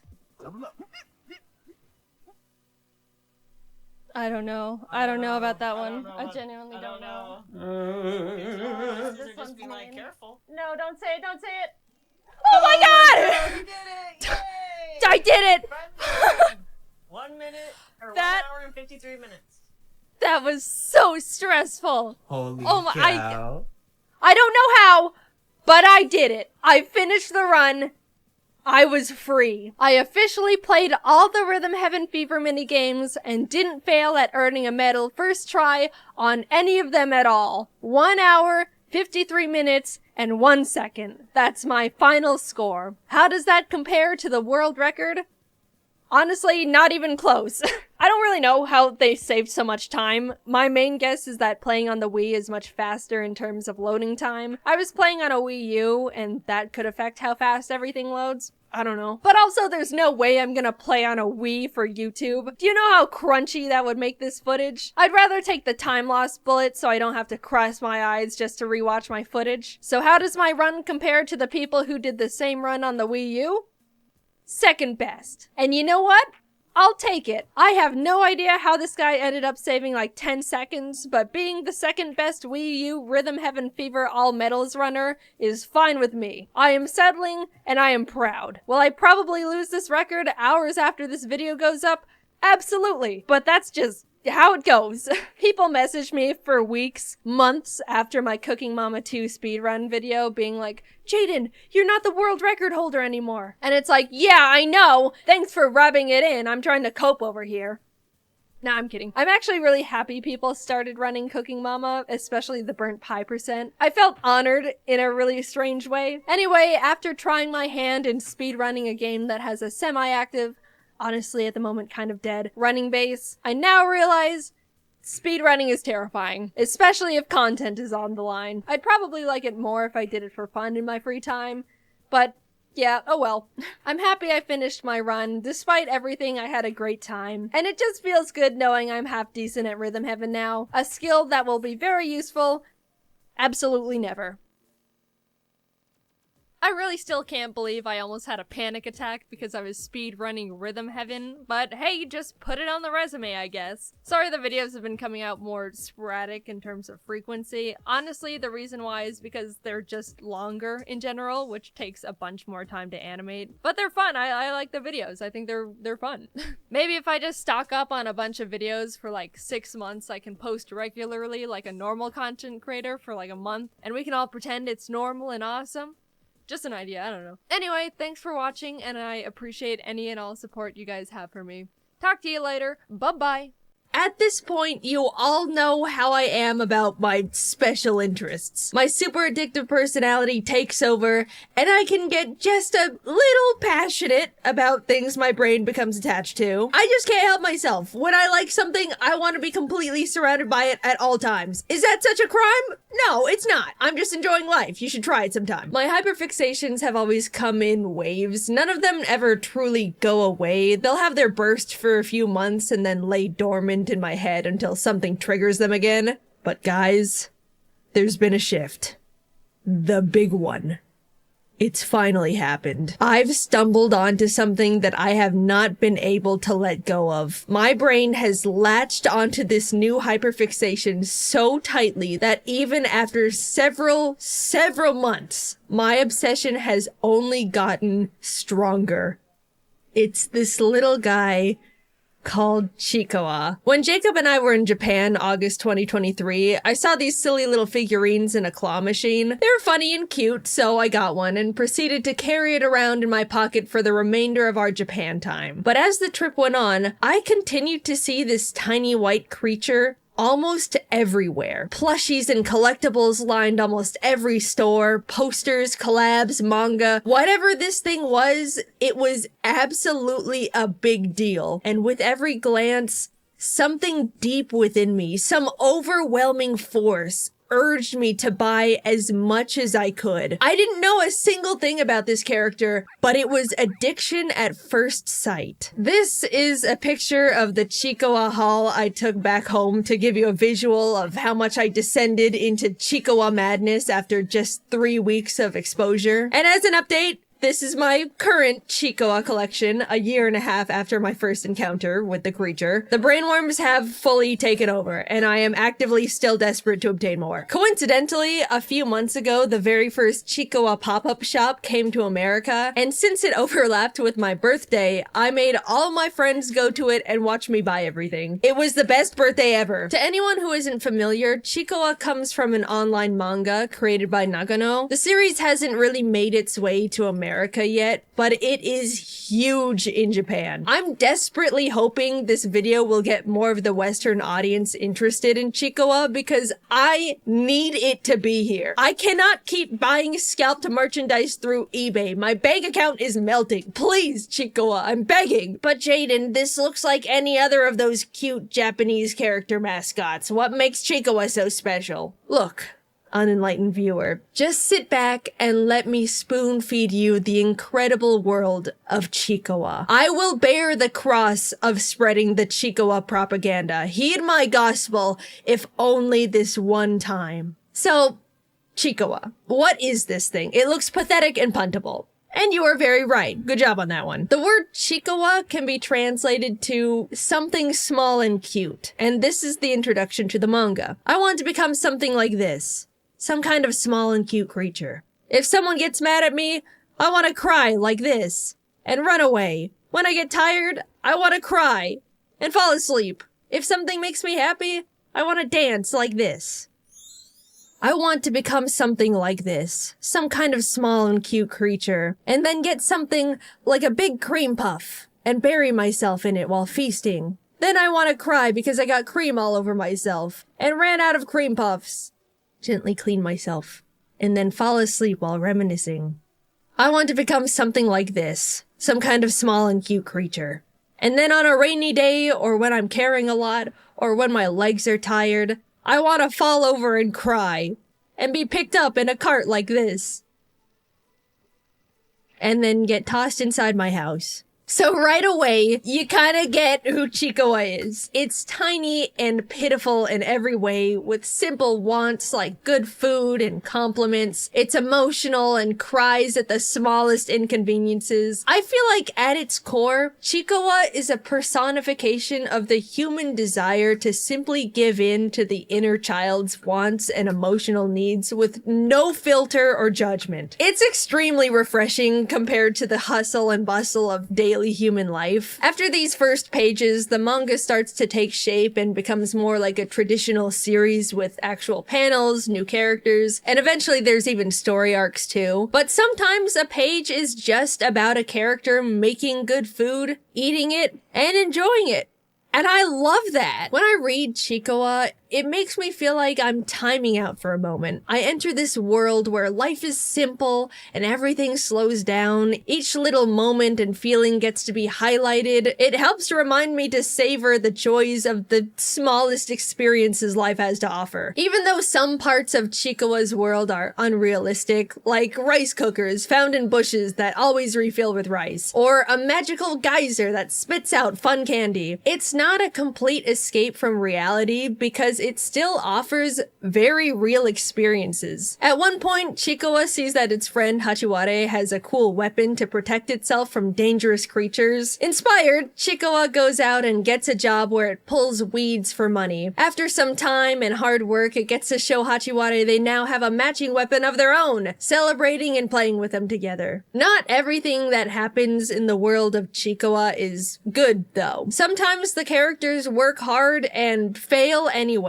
Watching their tiny minds struggle to deal with defeat is such a whiplash because you definitely expect nothing bad to ever happen to them. I have to admit, the manga has made me cry on multiple occasions. No judging unless you've read it too. But when they do succeed, you really get to slow down and appreciate their effort to achieve things. It's so rewarding to watch them come out on top. You get to celebrate the characters' little achievements with them. I don't remember the last time I felt this happy even achieving something for myself. And here I am getting the warm fuzzies over a creature eating ramen with its best friend. I don't mean to make it seem deeper than it is, but Chikawa really makes me feel like I need to slow down and let myself feel more fulfilled by the smaller wins life has to offer. This manga is just so charming. Something about how Nagano draws these things makes me both extremely happy and also laugh really hard. This is one of my favorite pages in all of Chikawa.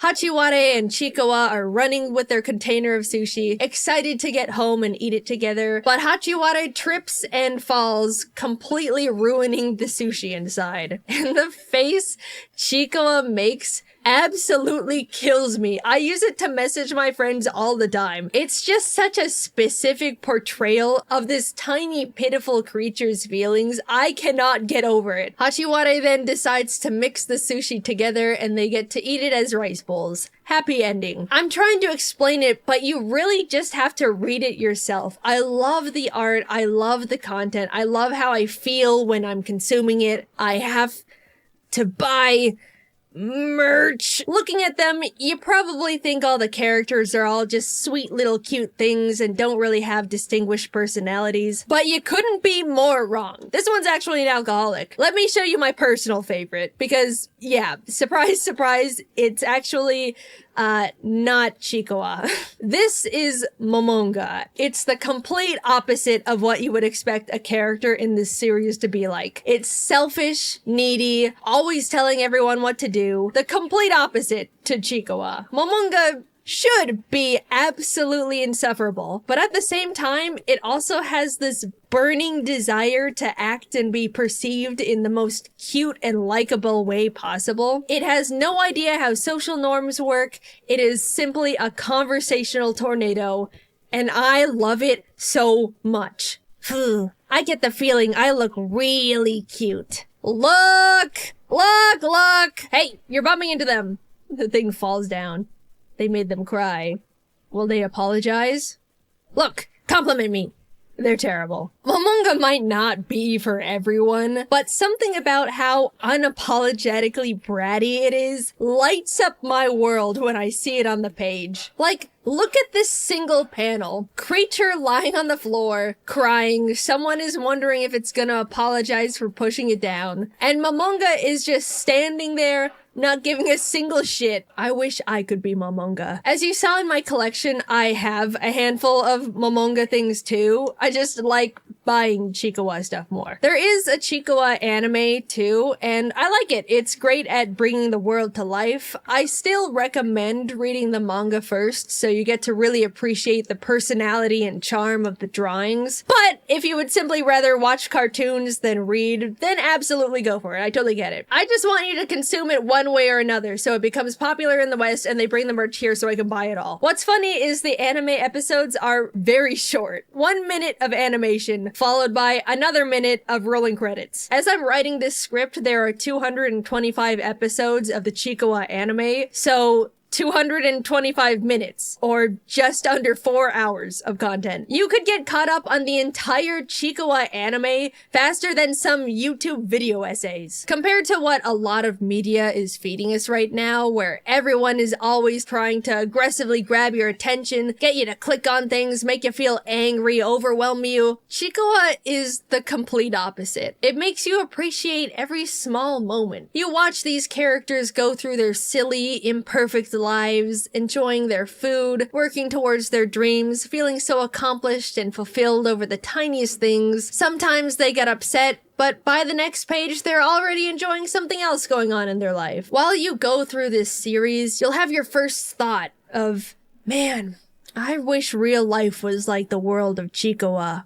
But then you kinda realize it just can be. You can take a moment to enjoy your food like they do. You can celebrate a milestone and feel just as rewarded as they do. They live in the moment, not stressing over what comes next or how they're gonna top it. And you can too! It makes emotions feel real and valuable again to me. All through these simple little puntable characters. Chikawa isn't gonna resonate with everyone like it has with me, and that's completely fine, even though they're wrong. But I do hope that I've convinced at least some of you to give it a try. You can watch the anime on High Dive with subtitles, but unfortunately, there's currently no official English translations of the manga. You have to get a bit crafty to read it at the moment. Until we get official translations, there is a fan-made guide to Chikawa resources in the description with fan-made translations. But be respectful and normal, please. To be honest, I'm a little scared of all the attention I'm putting on this community all at once, but please just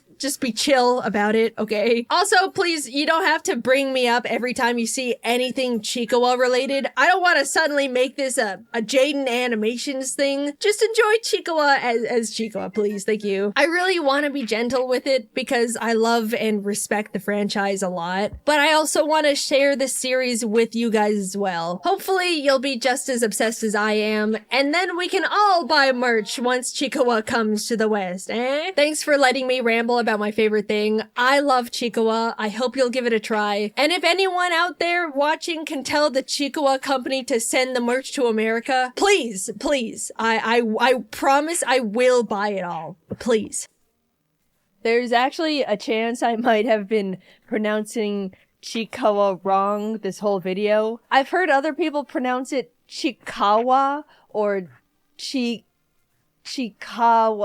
I really am not sure, so this is pretty embarrassing. Also, while prepping for this video, I sat on call with practically everyone on my team, and we all watched the whole Chikawa anime series together for research purposes, and then they all made Chikasonas. I cannot believe this is my job.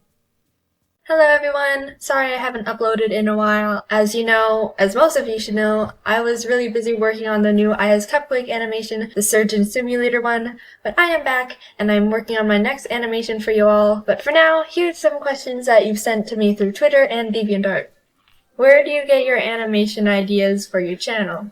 I've just gotten all my ideas from society and the world around us, whether it be from noticing things, just walking around, embarrassing real-life experiences. So basically, all the stories that I'm animating for you all are just from the juices of life. Do you have any animation tips or tricks? When I was just starting, like I said in my last Q&A, my first animation experience was a huge project, and at the time I had no idea how to actually animate or do anything, and it was scary, it was intimidating, so I would say don't start off with a huge idea or skit because chances are it'll get overwhelming, it'll get confusing, you don't know what the heck in the world is going on, so start off with the basics. I don't know, like a bouncing ball or a walking guide, just to get an understanding of the animation process, and then you can go from there.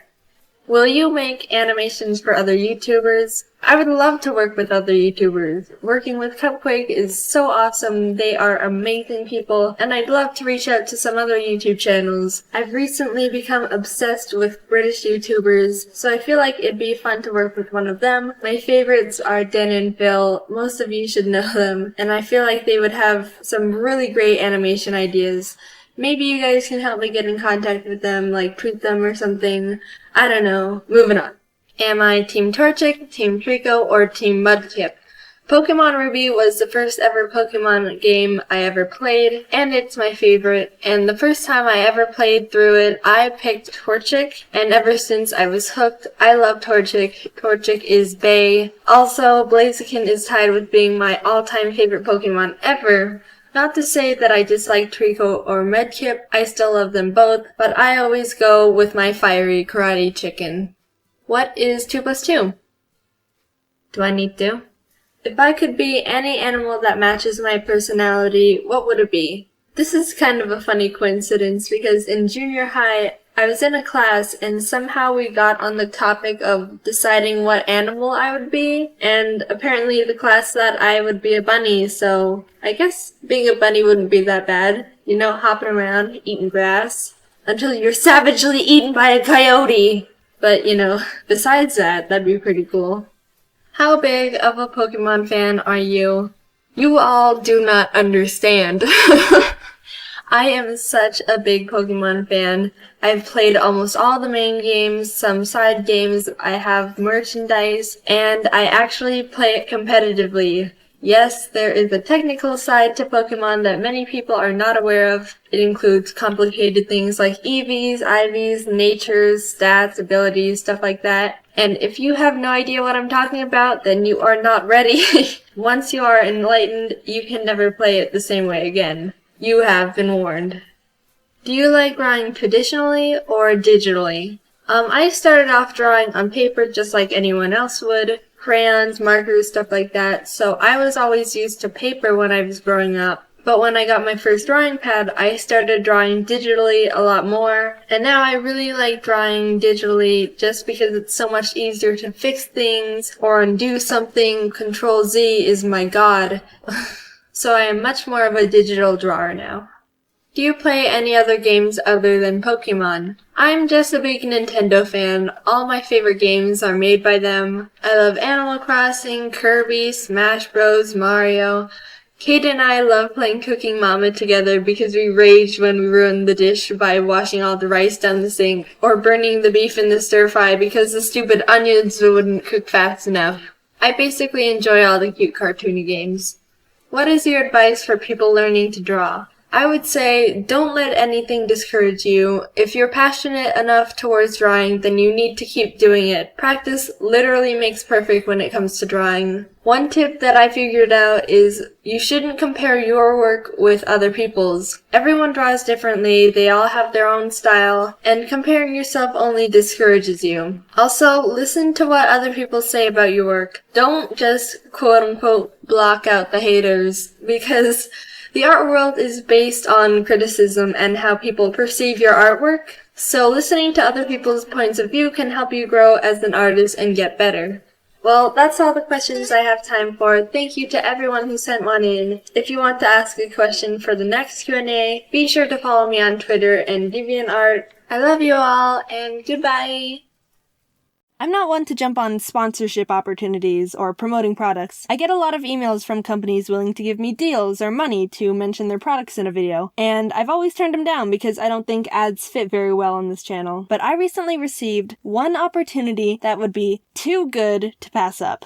Samurai Buyer. The reason why this email caught my attention is because I saw the YouTuber I Hate Everything get the same opportunity a while back. He made a really funny video about this and ended up having some fun with Misaki, who's the owner of Samurai Buyer. I suggest you go watch his video, it's extremely entertaining. If you stop by, tell him I say hi. So since Alex had so much fun with Misaki, I thought, you know what? Why not? I want to see what I can do too. And after sending a few emails and talking to Misaki for a while, I can conclude that I love this man. He's the most innocent cinnamon roll of a Japanese man who just doesn't know English very well, and I can't express how much he has won my heart. Misaki's gonna be watching this video because we're best friends, so hey Misaki, how's it going? I'm just gonna show everyone our emails and conversations, and I'll get right into the items you sent me. Thanks, dude. Love ya. Alright, so it all started when I got the first email here. My name is Misaki from Japan. We are currently looking for YouTube partners to work with us and promote Samurai Buyer. And he basically says he'll send me free items as long as I make a video about it. And I was like, alright, I understand that this man doesn't know English very well. Am I doing this?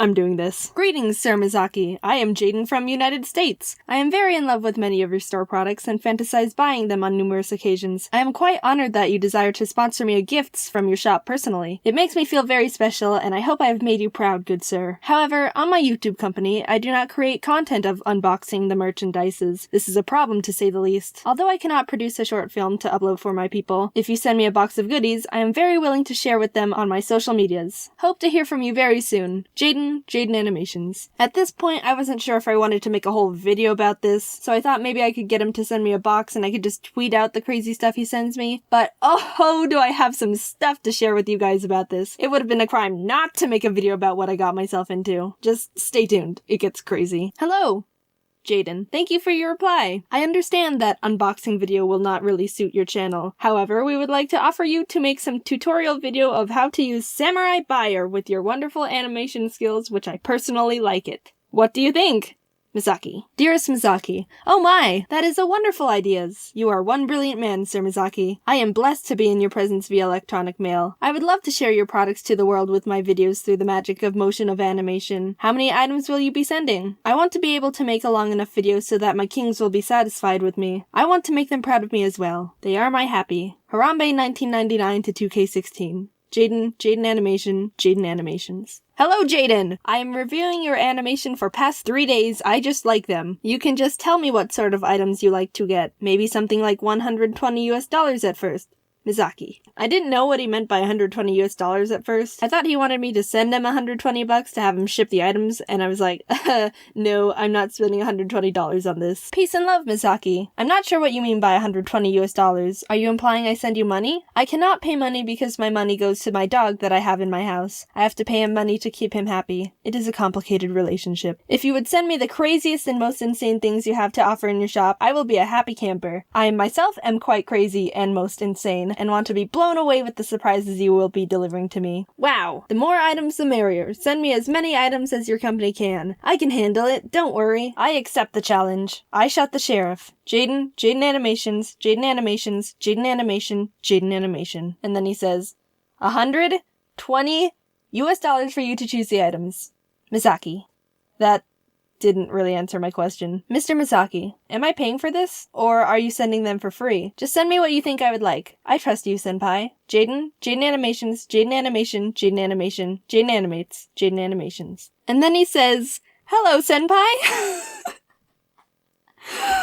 Senpai? Okay, I pick up the best items for you. Misaki. Thank you very, very much, sir, Mr. Misaki. I will make a good video with them. I won't let you down. Before I send you my shipping information, I have one question you must answer. How are you doing today? I am curious because you are a hard-working man and I hope you are doing well. I await patiently for your reply. Jaiden Animation, Jaiden Animations, Maiden Animations, Jaiden Animation, Jaiden Animates, Jaiden Draws. Hello, Jaiden senpai. I am great, thank you. Anyway, you have Skype? Notice me, Misaki. So, I'm guessing that since he's always talking to a bunch of other YouTube people who are also aware that he doesn't know English very well, they're saying things to him like, notice me, senpai, and he's picking it up and saying it too. Anyway, so I add him back on Skype, and he says, hi, senpai. Oh, he makes me so happy. Then we chatted a bit, and he asked if I could hop into a call. Now, I don't like calls. They give me anxiety. But I was like, you know what? I'll do it. I'll do it for Misaki. So we had a nice conversation for like 10 minutes. I got to tell him I'm half Japanese, my mom's Asian, and my dad's white. And he's like, oh, we're similar. And then he started joking about rice fields? Is that racist? I don't know if that's racist or not. So now he's talking about rice fields and goes on to say, oh, you need to visit sometime and see. I mean, all jokes aside, Misaki, if you want to fly me over to Japan, I am so down to come visit you since we're best friends now. We'll frolic in those rice fields, just hit me up. And in the call, he also mentions iDubbbz. iDubbbz is a YouTuber who's also done a video about Misaki and Samurai Buyer. His video is more PG-13, so if you're not into that stuff, you probably shouldn't watch it. Otherwise, he has a pretty entertaining video too. So Misaki says, "Oh, do you know iDubbbz? You're both in the United States." I do not know iDubbbz, but come on, man, we're both in the United States. Why haven't we met yet? So that was the gist of the call, and he said he'd mail the items as soon as possible. So now I'm hyped. I'm excited to make this video. There's so much funny stuff I wanted to share with you guys. But wait, there's even more. He messages me again a few days later saying, "Are you there?" And I was like, "Senpai! Hey there. Oh, okay. I had some English question. Alright, we will be making banner on the top page of Samurai Buyer, like Pokemon, Dragon Ball, snacks, and Japan exclusive items. I am looking for the catchy phrase for each banner. Do you have any idea? Example Pokemon banner. Let's catch all Pokemon! Like a slogan for the entire website? And he goes, nope, on each contents. Banner. Ah! And then he says the categories again. So something I suggest can literally be on the official Samurai Buyer website, and I am freaking out. This just keeps getting better and better. I know what I need to do. Yes! What if for the Dragon Ball one you wrote, Dragon Ball, over 9,000? Over 9,000? Oh, power! Yeah, because in the show they say that. I am still open for everything. We do not have American staffs here, but we are selling items for American. Lol. I'll help you out, buddy. I love slogans. Thank you. Pokemon must go! I swear to God. I'm just sitting here watching this whole thing unfold perfectly right in front of me. How did I get here? What about for the Japanese exclusives? For all your weeaboo needs. Ha ha ha ha. Is it okay to use weeaboo?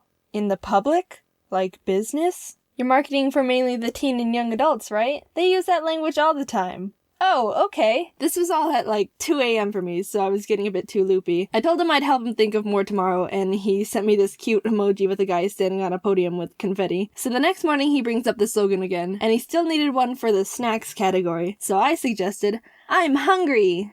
Because when you want to eat snacks, you're most likely hungry. He seemed to like that one, and that was that for a bit. I didn't really give it another thought until I decided to randomly look at their website, which I actually hadn't done up to that point yet. And look what I find! He actually used my slogan for his banner! Legit, it's on his website. You can go see for yourself. That's mine! Oh my god. I got so many of those happy, excited tingles. You don't even know. He also used his Pokemon one too. Pokemon must go!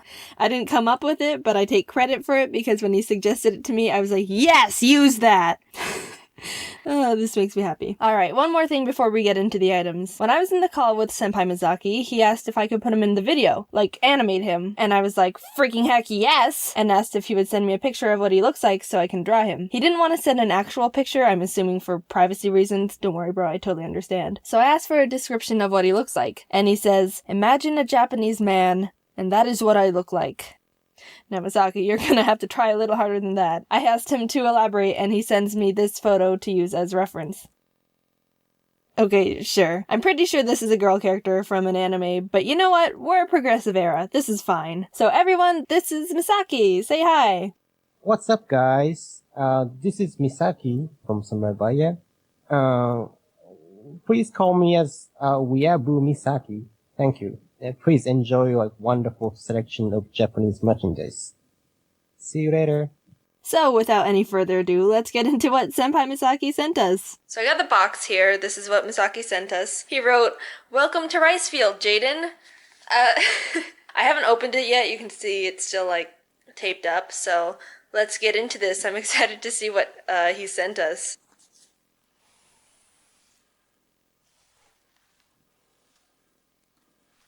Alright, so the first thing I see in this box is a Full Metal Alchemist figurine. I haven't seen the anime, but I know that's a spicy anime right now. Aww! Look, he sent little Japanese Pikachus! Oh, how precious. Misaki. Oh, look, they can go with my Dragonite. Oh, that's adorable. Alright, let's see what else is in here. Uh-oh, we got ducks. What do you think, dude? Ari likes the ducks. It's strange that they were just like on the bottom. They don't have any packaging. But, okay. And we got a little Cyndaquil. Aw. He knows that I like Pokemon, so he probably sent me a lot of Pokemon stuff. Oh my! Oh, this is, oh, Misaki! Look at this! This is adorable. I've never had so many Pikachus. And then, alright, there's more ducks. There you go. And we got a little fan. Open it up. This is hard to do with one hand. Ooh, look how pretty! Ari, you need some fan? I think I know why he sent me so much Pokemon things. When he was talking to me, he was like, oh, do you like anything specific? And I was like, no, you can just send me whatever you think I'd like. And then he's like, oh, you like Pokemon, right? And I was like, yeah, I like Pokemon. And he's like, do you like plush? And I was like, yeah, I like plush. And then he sent all the Pokemon and all the plush. Misaki, you're so awesome. It's like a big ol' happy family. There's the mom and the dad, and Ari's taking a child. Ari, no! No!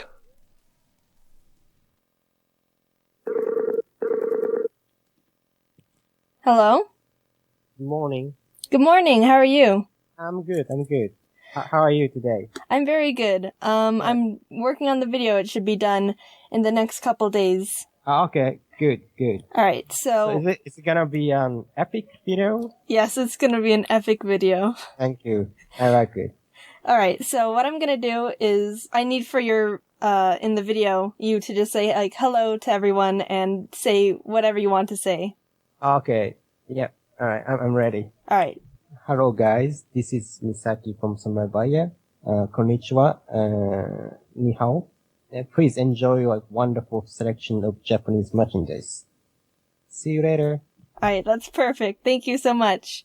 Should I be like funnier or?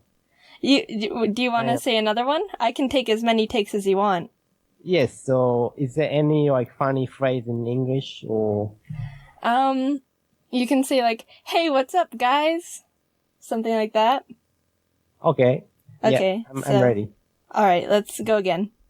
What's up, guys? This is Misaki. Please call me as Weeaboo Misaki. Thank you. I love that one. Thank you. No problem. Okay, Jaiden, talk to you later. Bye. Thank you. Bye-bye. I know absolutely nothing about Digimon. Pokemon is my entire life, so why would I need to branch out? Well, I happen to be a very open-minded person, and the only way to prove that is to play a Digimon game for the first time. I wanted to see if, putting all my bias aside, I could bridge the gap between the two, and they could live together in harmony in my tiny little brain hobby drawer. So thus began my journey on finding the perfect Digimon game to start out with. At first, I didn't think that would be a difficult feat. Every community kinda has the general agreed consensus on what media is best to consume as a newcomer, right? All it takes is a quick Google search, I play with the internet, people tell me, and now I'm a Digimoner. Well, apparently not here. I've come to realize that it's a bit complicated for them. Everywhere I looked, there were threads upon threads of people trying to agree on what Digimon game is even good in the first place. Pretty much every comment I read said something along the lines of, this game is pretty good, except for these things, or this game is great, if you can look past these extremely annoying mechanics. Every time I thought I had a lead on a game, I would look further into it and realize a lot of people actually had a lot of complaining to do. And it wasn't even angry complaining, it seemed like I've walked in on a fandom that has just been hurt over and over, and they're really trying to hang on to something and believe in the good of the franchise, but they've just been put through a lot. You know, kind of like the Sonic fandom. I've never had to do so much research just to find a single game in a franchise that people can just all agree is good. People were talking about how they like Digimon World, but apparently it's like a tedious and frustrating Tamagotchi game where you just start over if they die. Digimon World 2 is apparently a dungeon crawler, but extremely grindy and complicated, and I read a lot of people complaining about it just being bland. People said Digimon World 3 is a typical RPG, but the battles get tiring and annoying, lots of backtracking and never feeling like you get anywhere. Digimon World 4, Digimon World Championship, the list goes on and on. Con after con. I spent multiple research sessions searching, even opted for a last-ditch effort by asking, Twitter. Everyone was saying different things. No one seemed to be able to agree that there was just one game that was overall good and easy to start with. And Digimon fandom, if there truly is a good game out there, you guys need to start pitching the franchise better. You made this difficult. I will say it seemed like the majority of people enjoyed Digimon Cyber Sleuth, but the thing is, that's not really the type of game I wanted to play for the channel. It looks like it's got more of a Persona 5 vibe that focuses more on the story and characters and stuff. That's just what I've read, I don't know. Either way, it wasn't the fit for what I'm looking for. I'm sure I would love it as a casual playthrough, but it just didn't hit my content checklist. All this research led me to a game I decided to settle on. Digimon World Dawn. It didn't seem perfect. I saw complaints with it, but I thought, you know, it seemed like the same amount of complaints other Digimon games were getting, and there were enough people talking positively about it. I figured I could look past the criticisms, maybe even if I was aware of them beforehand, they wouldn't bother me too much. And plus, I thought it looked nice. I like the pixel art, and I'm a sucker for good pixel art. So after all that, all the research, knowing the flaws beforehand, having a positive mental attitude, I settled on a good enough Digimon game, right? Something at least playable, right? As much as I want to say yes, this was one of, if not the most miserable video game experiences I've ever forced myself to go through. And that isn't even as a biased Pokemon player, that's as an enjoyer of fun. I was aware of Digimon World Dawn's criticisms, I knew what I was getting myself into, yet despite all the warnings, all the positive outlooks, all of the manifesting to be able to frolic hand in hand with both the Digimon and Pokemon franchises together in a beautiful field of 1,000 sunflowers, it was just awful. It started out lighthearted. I tried to put my name in and realized they only allow 5 characters for the main character's name. So I'm Jaiden. Before any gameplay, I'm given 4 different packs of 3 Digimon. The Balance Pack, Attack Pack, Speed Pack, and the Japanese Pack. And honestly, I was shocked to see how huge and powerful they all looked. Look at these big men! Pokemon starters don't look like this. This is awesome! I chose the Attack Pack because the big worm guy was my favorite, and then the game forces me to nickname all my Digimon. It's not an option, and if I try to name them their original Digimon names, I can't, because they don't give me enough characters. Again, out of everything I read about this game, this is hilariously not mentioned in anyone's criticism list. I don't know if it's a Digimon thing, or I don't know. So here I, Jaiden, am with my Charmon, Tony Tiger, and Big Worm. I'm not even given a chance to breathe before I'm thrown into this Digimon gang tournament, having to fight for my Digimon and friends' lives and glory, in an environment I'm not even sure how to comprehend. Like, first of all, where are we? This sure doesn't look like the States. Or Japan, I think. Also, what is a Digimon? I win by figuring it out, kind of, not really. Still don't know what's going on. And then win a few more times before the tournament is over, and our team or gang or something, Light Fang, is the winner. Yay, Jaiden! You won the tournament for us!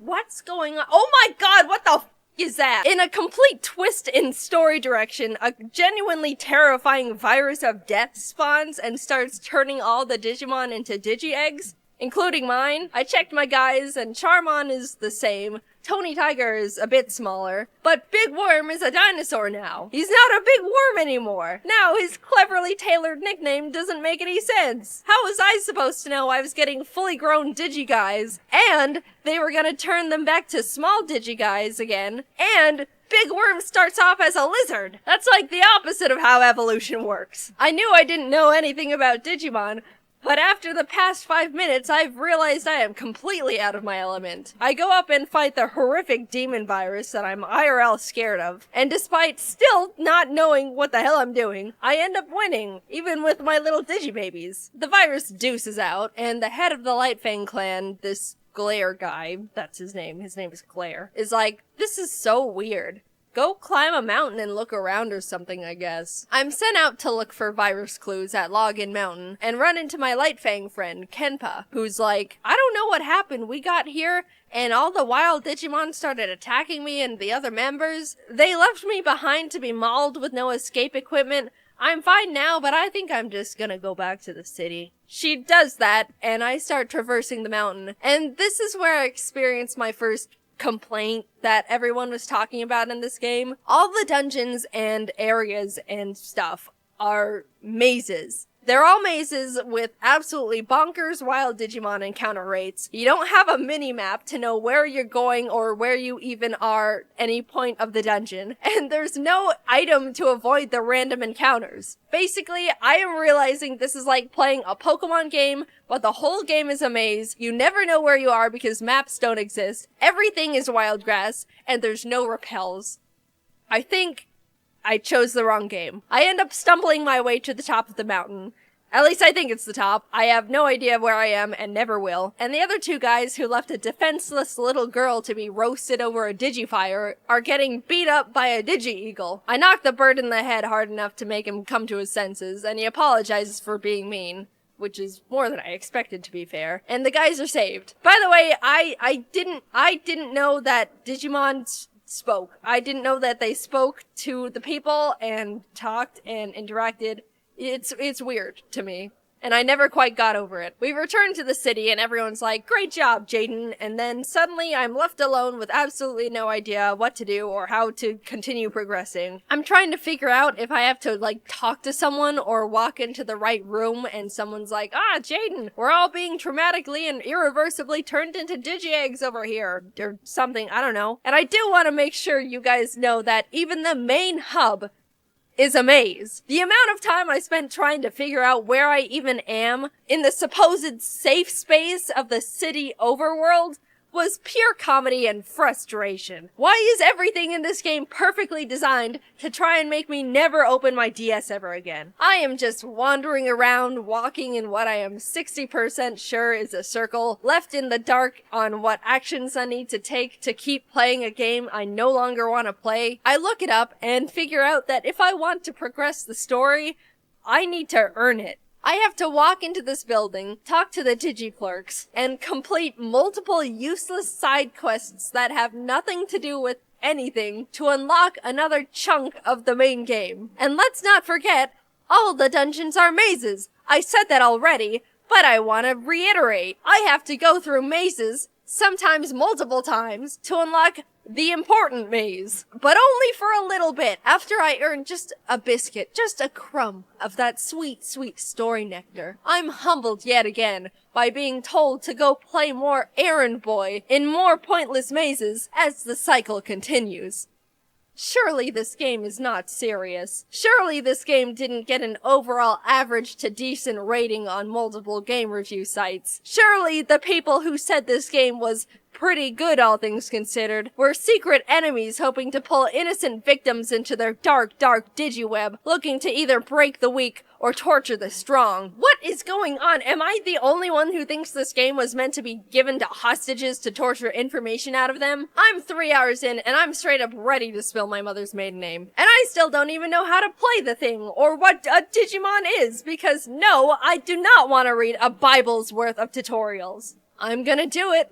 I'm gonna be the first person to use a Nintendo DS to kill a man. Let me cut this whole show short and just tell you the entire non-fluff plot of the game. Evil Fountain of Youth of Death virus turns all the Digimon into digi-eggs. Lightfang clan thinks Nightcrow clan is behind it because their chief is acting strange. Nightcrow clan thinks Lightfang clan is behind it because their chief is acting strange. The two realize neither of them are behind it because they've been mind-controlled to act strange. They find out there's an evil Digimon virus thing behind it all. Jaiden beats it up.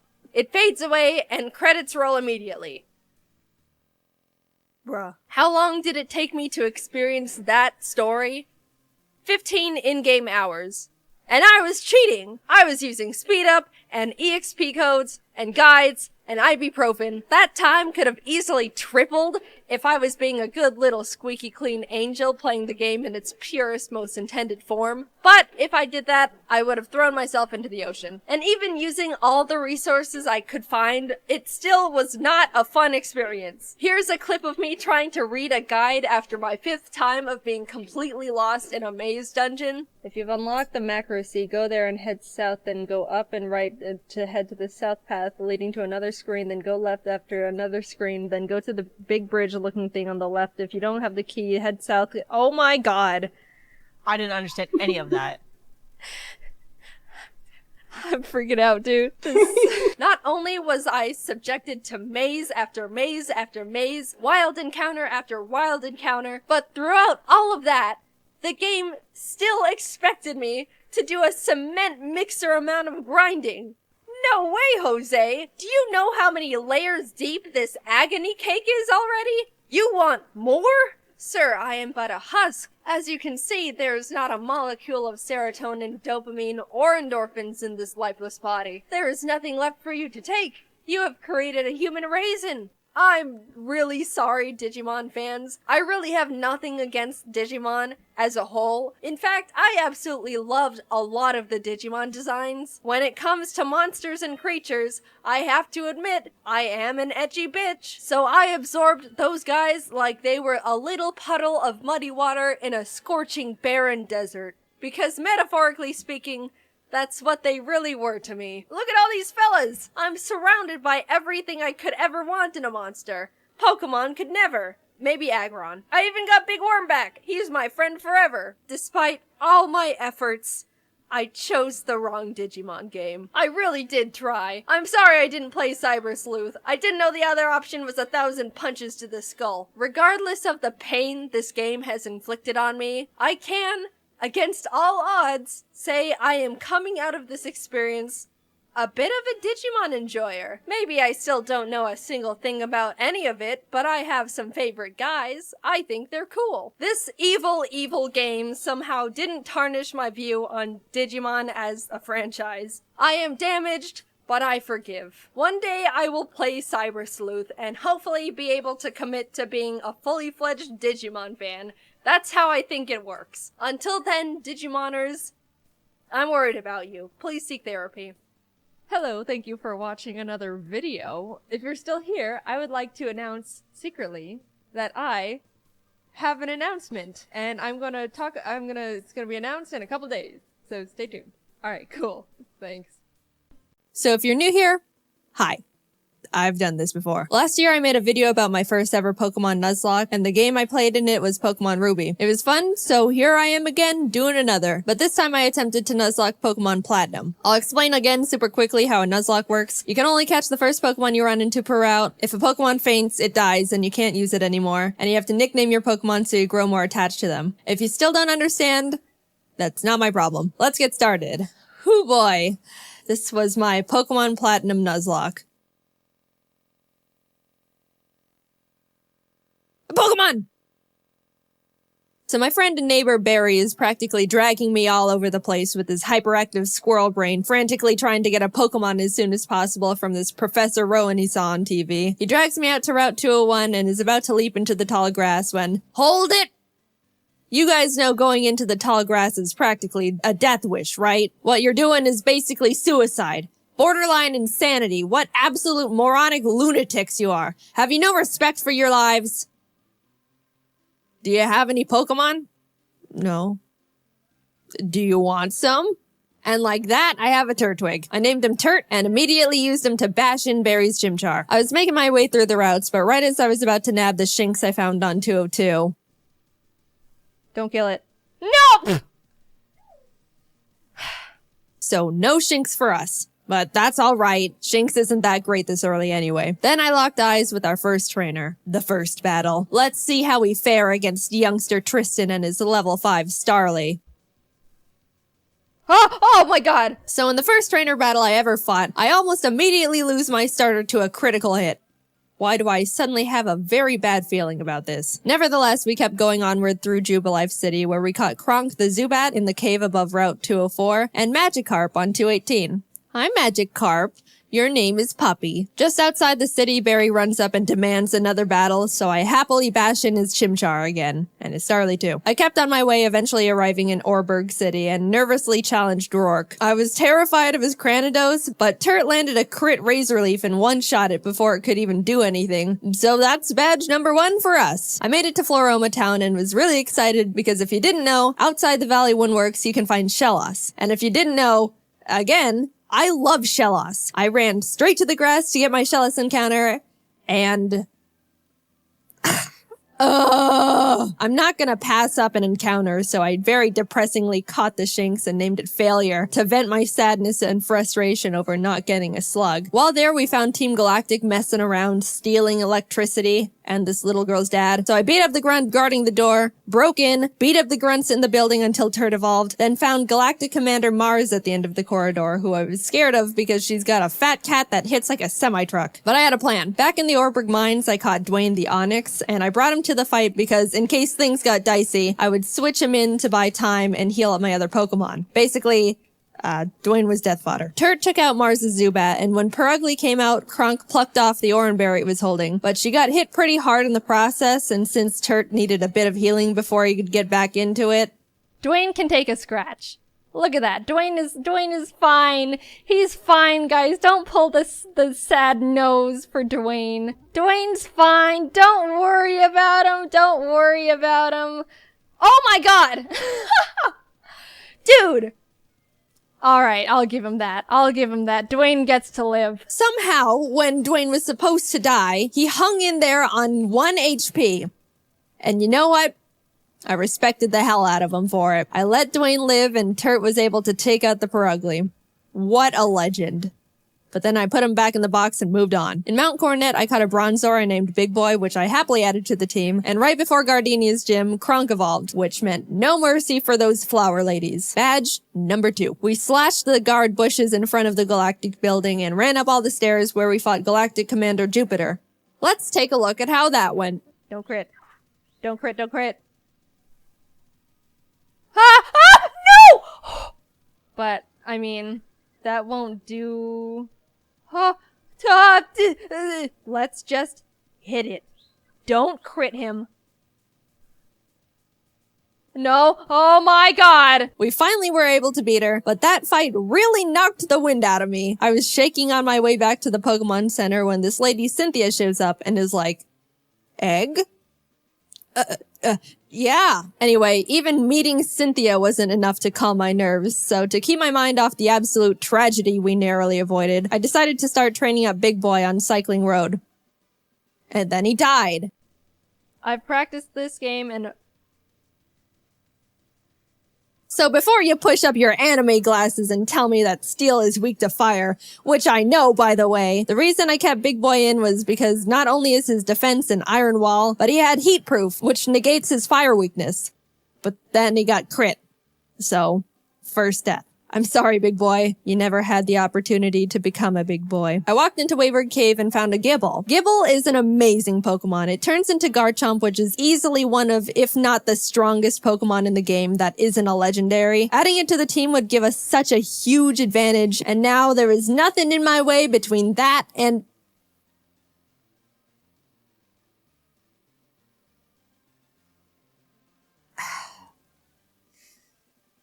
And we're moving on. We arrived in Hearthome City where I caught DeVito the Ralts, Kronk and Puppy evolved, we had a clean win against Fantina, and some lady gave us an Eevee I named Milk. Things were starting to look better now. I was leveling up DeVito against trainers, and when fighting this lovey-dovey couple... let's go into Puppy. Get rid of the Weasel. Oh no! You're kidding. You're kidding. And that's why I hate love.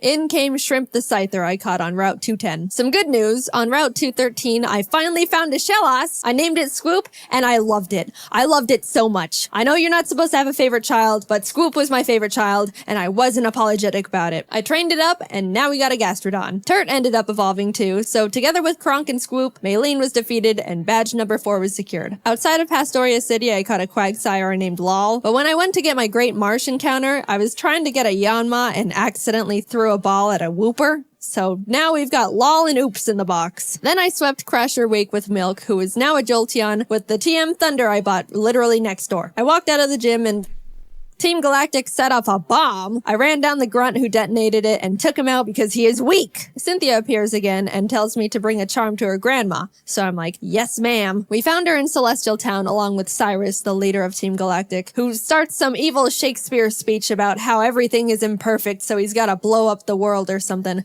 I don't know, I wasn't really paying attention. And then he wanted to fight. Puppy took out his Sneasel and I sent out Milk to take care of his Golbat, but Milk decided he wanted to be lazy and not only miss all his thunders, but also punch himself in the face. Milk!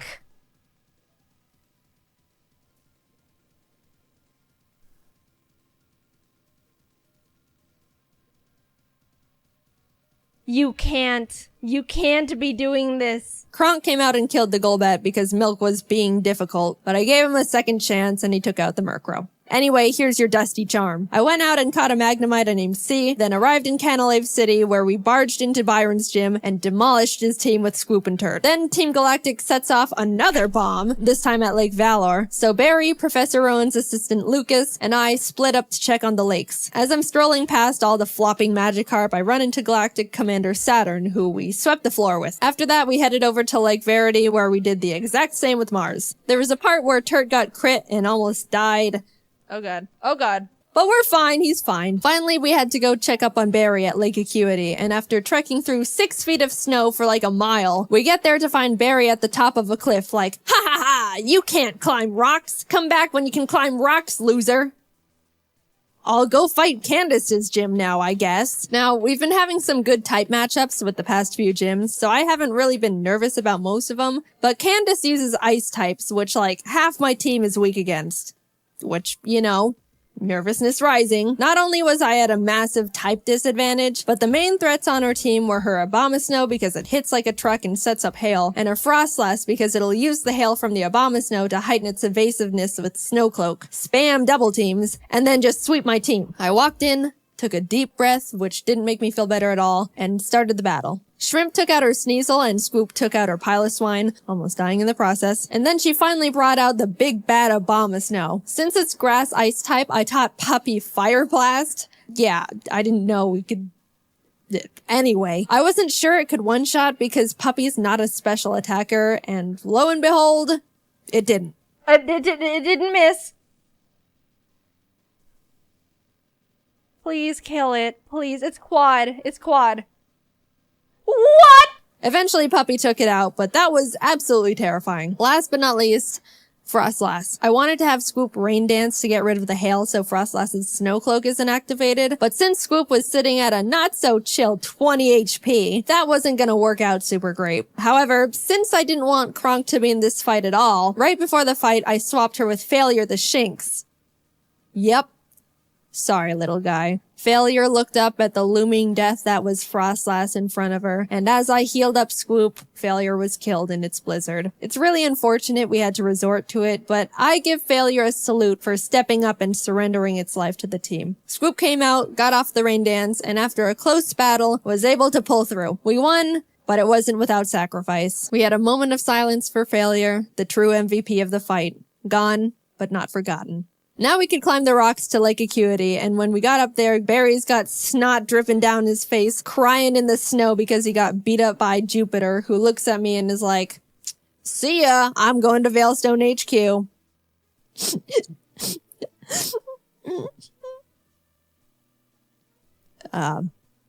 I'm gonna go to Veilstone. We start running through the base trying to find Cyrus, but when fighting this scientist...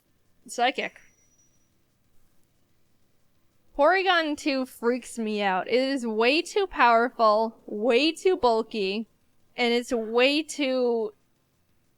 weird. I do like Porygon too, though. I would like a plush of Porygon too. Very cute. What? What? What? What?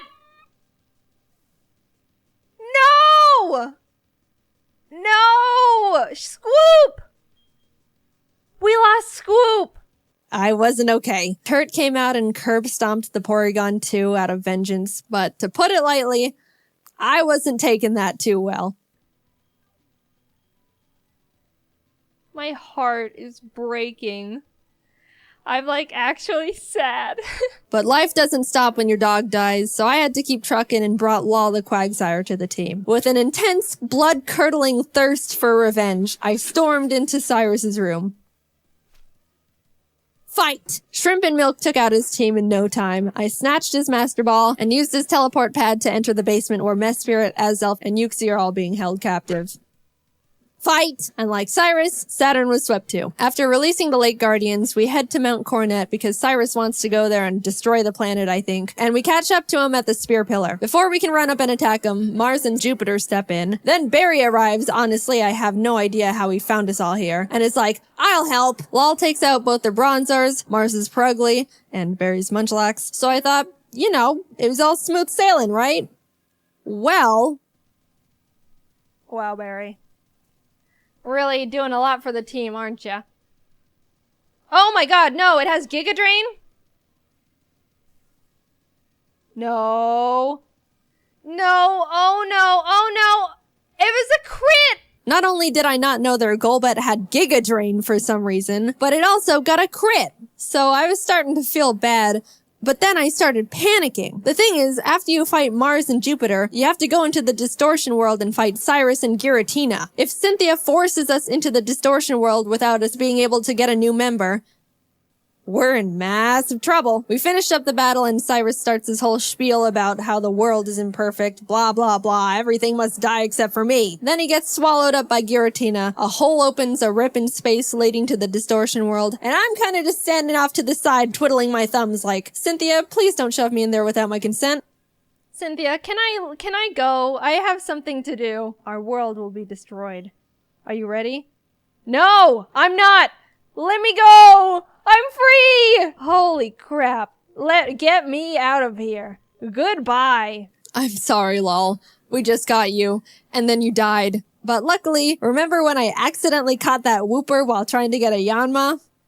It's time, Oops. You are no accident. You're our lucky star who will carry us to victory. We got Oops leveled up, came back to the Spear Pillar where Cynthia was just sitting there waiting for us, and hopped in. Everything is topsy-turvy and the Lake Guardians are telling me to push boulders into holes. And suddenly I'm on a floating crust of land with Cynthia, who's basically like, Cyrus, get lost and never come back. And Cyrus didn't like that. So he came at me. Oops took out his Houndoom and his Gyarados came out, so I switched to Milk. But I was very terrified because Cyrus's Gyarados has Earthquake. So if Milk misses his Thunder here, he dies. And Milk is notorious for missing his Thunders. But it hit. Milk lives another day. He also took out Cyrus's Crobat and Honchkrow, and Shrimp finished up his Weavile. Cyrus steps aside, and suddenly, it's just me and the Angel of Darkness itself, Giratina.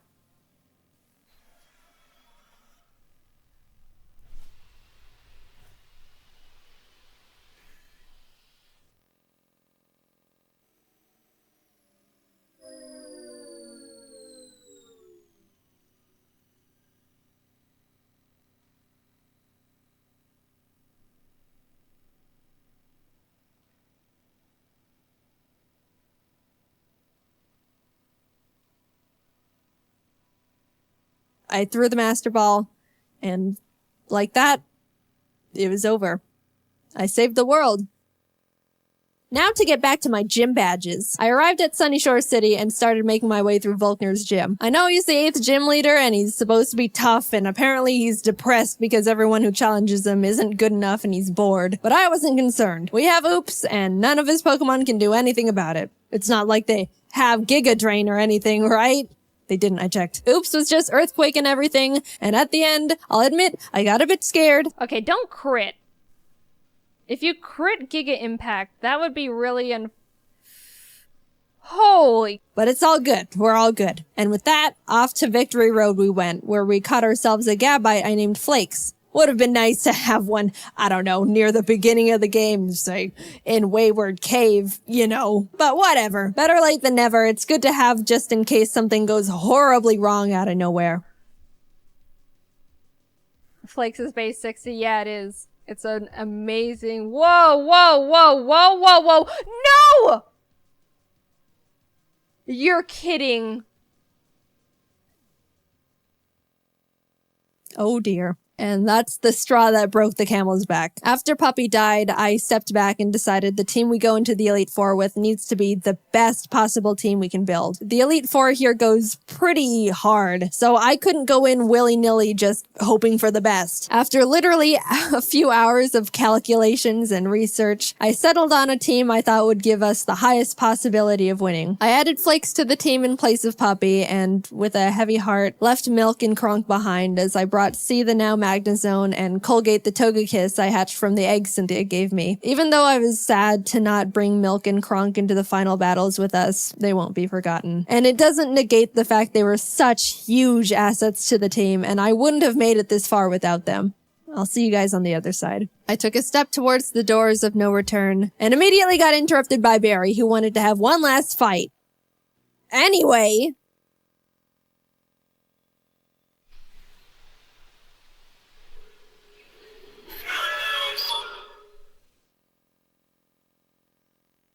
Welcome.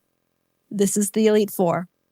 The battle starts and C takes out Aaron Zeon, Mega, and Vespiquen. Oops takes out his Rapion, and Colgate takes out his Scissor and Heracross. Next up is Bertha. Bertha loves ground types, but Turt and Oops had a smooth time smashing through her team. I felt a horrible shiver when her Rhyperior came out, but things went well. On to Flint.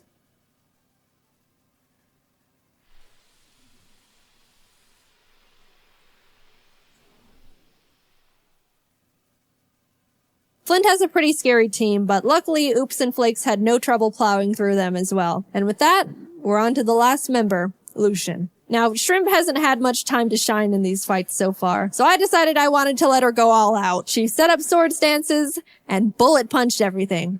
Proud of you, Shrimp. And suddenly, I'm at the entrance to the champion. The trainer who's been known to crush dreams in a single battle, and many still fear to this day. I took a deep breath. Things are going surprisingly well, and I don't know how to feel about it. But I looked up, and there she was. At this moment, I have only one last objective. Defeat Cynthia. She leads with Spiritomb, which has no weaknesses, so I sent out Turt to hit it as hard as possible. Flakes takes out her Togekiss, and then her Garchomp comes out. This is known to be one of the toughest boss Pokemon in the entire franchise. And rightfully so. That thing was made by Satan himself, and I'm sure even he fears what he has created. I immediately switched to Oops, who's the only Pokemon that can lead us to victory here. I planned to put it to sleep with Yawn, and then Ice Beam it until it died. That was our only hope. But then, Oops was crit.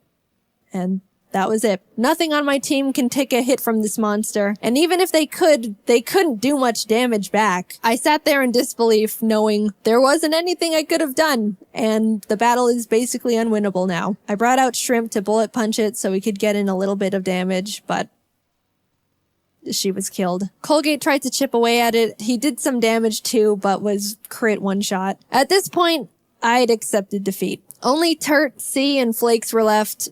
It's hopeless at this point. Flakes came out, and against all odds, Flakes outsped Cynthia's Garchomp and killed it. I didn't think he could do it. He was 2 levels weaker, and I don't know. I just didn't think he could outspeed it. Suddenly, there was a chance. We could win this after all. Cynthia brings out her Milotic, which C took out with a few Thunderbolts. Flakes took out the Lucario with Dig. Look, my Earthquake TM is on Scoop, and we all know what happened there. Finally, her last Pokemon comes out. Roserade. Flakes went in for the Dragon Claw, and the battle was over. We won. As Cynthia's congratulating me, a sudden feeling of overwhelming guilt washes over my entire body, so intense it almost knocks me down. I don't think I deserve this. Something here isn't right. This wasn't meant for me. Back in the distortion world when Giratina split me in two, how do I know I'm me? What happened in the other timeline where I saw glimpses of what happened parallel to this world, that was me too.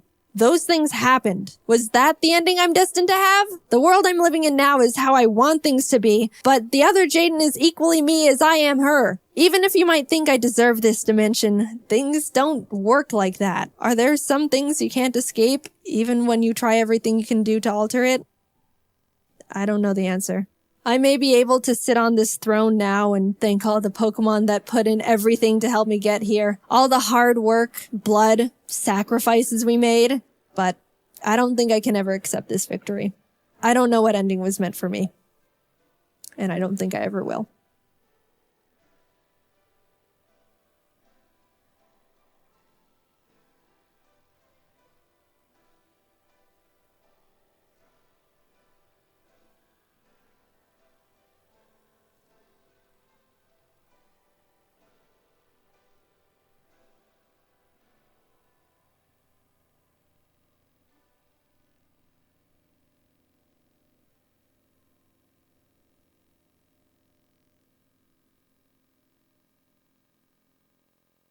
Everyone, I have exciting news. We're having a baby!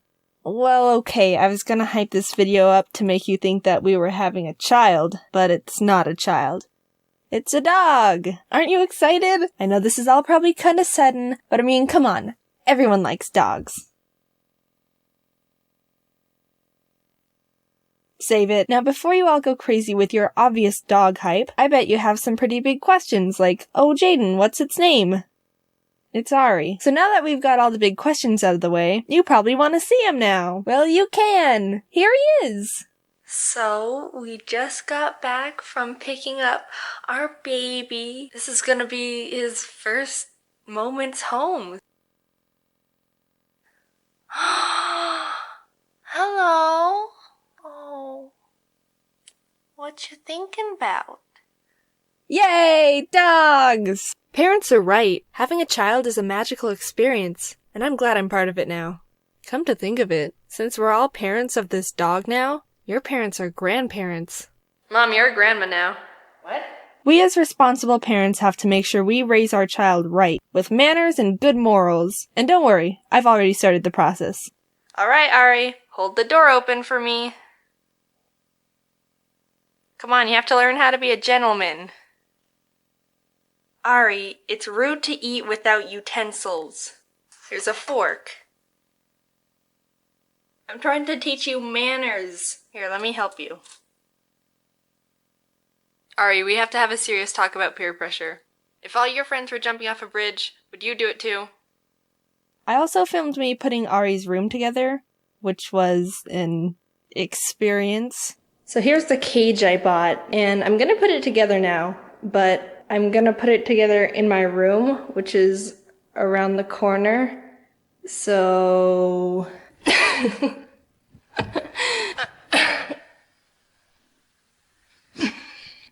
Huh. So I got a screwdriver, and we're gonna put this together. I don't know how it's gonna turn out because I'm not a handy tool guy, but I'll do my best. All right, where's the cut part? I'm gonna try and like open the box now. Oh, here it is. Okay, hold on.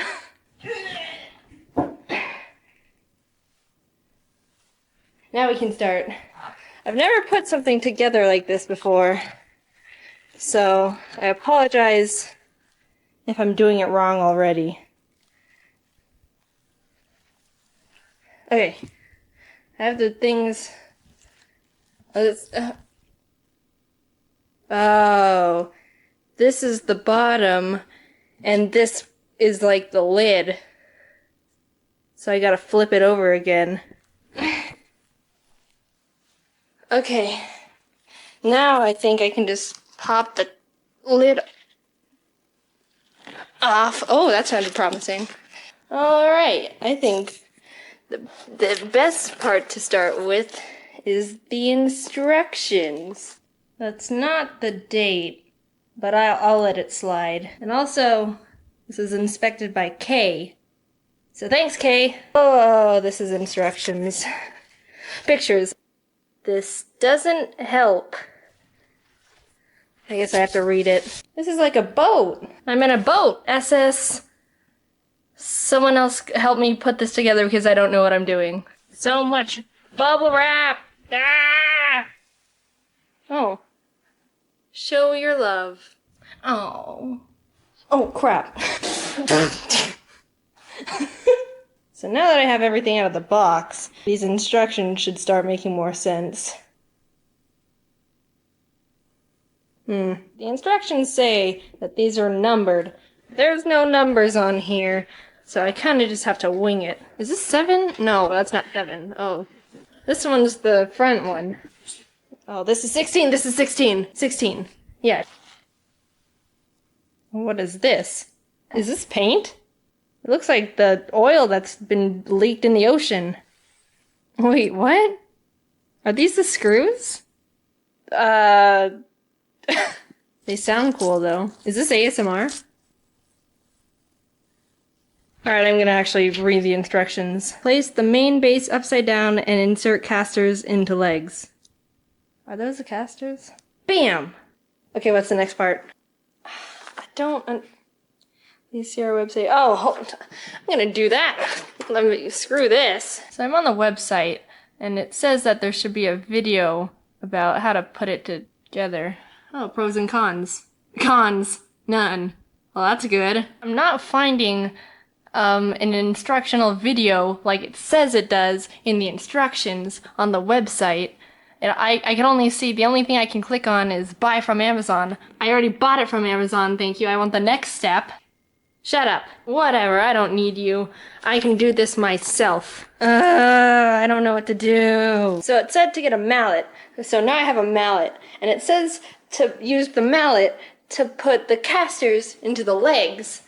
But I was like, what's a caster? I don't know what the caster is. So I thought these were the casters. But no, I think these wheels are the casters. Why are you calling them casters? Just call it wheels. What the heck? This goes here. And then it says to use the mallet to... Oh. Did that do it? I guess so. Alright. This looks promising. So the next step is to put the front panel in, which is the door. Alright. Ah! Oh my god. Okay, step 3. Alright, slide the side panels over the metal sleeve at the bottom of the front and back will... Wait, metal sleeve? Is this the metal sleeve or is this the metal sleeve? I don't know what the metal sleeve is. The only sleeve I know is the sleeve on your shirt. Okay, I figured it out. So, it slid over the metal sleeve that was there because there's holes under the bottom and then you slide it in. Oh, yeah, that looks a lot better. If desired, slide the bottom grate into the track just below the front door. Well, I do desire. Ooh. Nice. Oh my god, I did it! Yay! Here's the carnage. There's only one thing left to do, and it's to snip this part off. So this is gonna be the official... like, what is it when people, like, cut the ribbon in front of something and then it's like, oh, it's open! That's this. This is that. Ready? Yay! It's beautiful. Ari's the best dog I could have ever asked for. Who's a good boy? So yeah, we have a dog now. Hey guys, do you remember Kate from Embarrassing Moments #1? She was with me when I was making a fool of myself. Hello. Well, she works at a popular frozen yogurt place and has some pretty crazy customers with some pretty funny stories. And I wanted to share one of her stories with you all. Everyone say hi to Kate. Hi, Kate. Okay, so it started when an old man and his elderly family and friends walked into the store. Now, a little background on yogurt handling. Every night at 8:15, one of the employees has to clean and drain one machine that holds a yogurt flavor. This means that customers can't order that flavor for the rest of the night. My coworker, we'll call him Kevin, was over draining the salted caramel flavor, which just so happens to be the most popular yogurt flavor. Since Kevin was over handling the machine, I was the one who had to take the customer's orders. Hello, what can I get you? Give me some of those salted caramels. Oh, I'm sorry, sir, but we're draining that machine tonight. Is there another flavor you'd like instead? What? You had to go and drain my flavor first, huh? Oh, no, sir, that's the only machine we're draining tonight. But yeah, you took away my flavor first. I looked over at Kevin, who was overhearing the old man's nonsense. We made eye contact, like, what the heck? And he walked over to the old man and started explaining why he had to drain the machine, emphasizing the fact that we only have to clean out one machine a night. But you had to go and drain my flavor first. By this time, we figured that the old man was just crazy, and there wasn't any way we could reason with him, so we stopped trying to explain, and Kevin started suggesting other flavors he might enjoy other than salted caramel. Is the vanilla any good? I want that. Okay. Then after the old man's group finished their order, they all grabbed the yogurt and walked outside. Did you ring anyone up? They all left pretty quickly. No. Did you? No.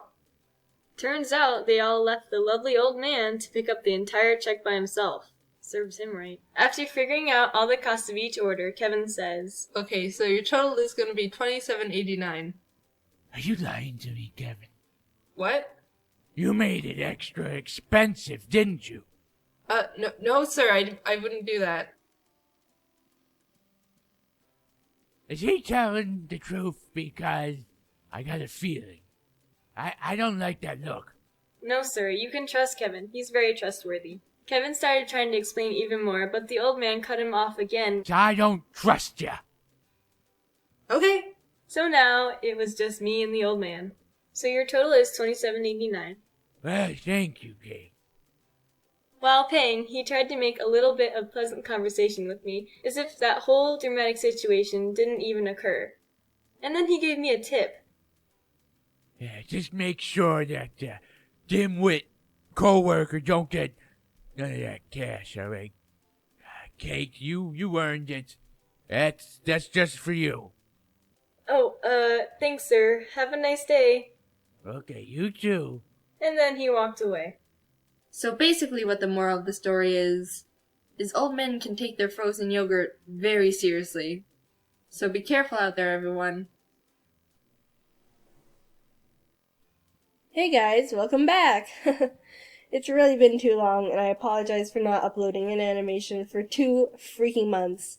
But I hope you guys can forgive me, and I will try to upload more during the summer. Anyway, I have a few important things to say. 1, do you notice this beautiful fan art that I put in the end card? I decided that I want to include your talent, so if you want your fan art featured at the end of an animation, I have a link for that in the description. Also, if you haven't seen my FNAF 3 animation for Cupquake, you can find that in the other animations I've made playlist on my channel. Basically, if you haven't seen me upload something in a really long time, you should check that playlist just in case I made an animation for someone else and it's on their channel. One more thing. I opened up an ask.fm, which is like a little place that you can ask me silly questions. I've only announced this through Twitter so far, and I've already answered so many questions, and it's so much fun. Anyway, thank you guys for watching. Don't forget to follow me on Twitter for little updates and silly things I might say at JaidenAnimation, because I can't fit the freaking S of Jaiden Animations in the Twitter tag, which really bothers me, but whatever. Also, if you're into artsy stuff, you can check out my DeviantArt, where I can fit the S, so that one is Jaiden Animations. Anyway, I'll see you guys later. Goodbye!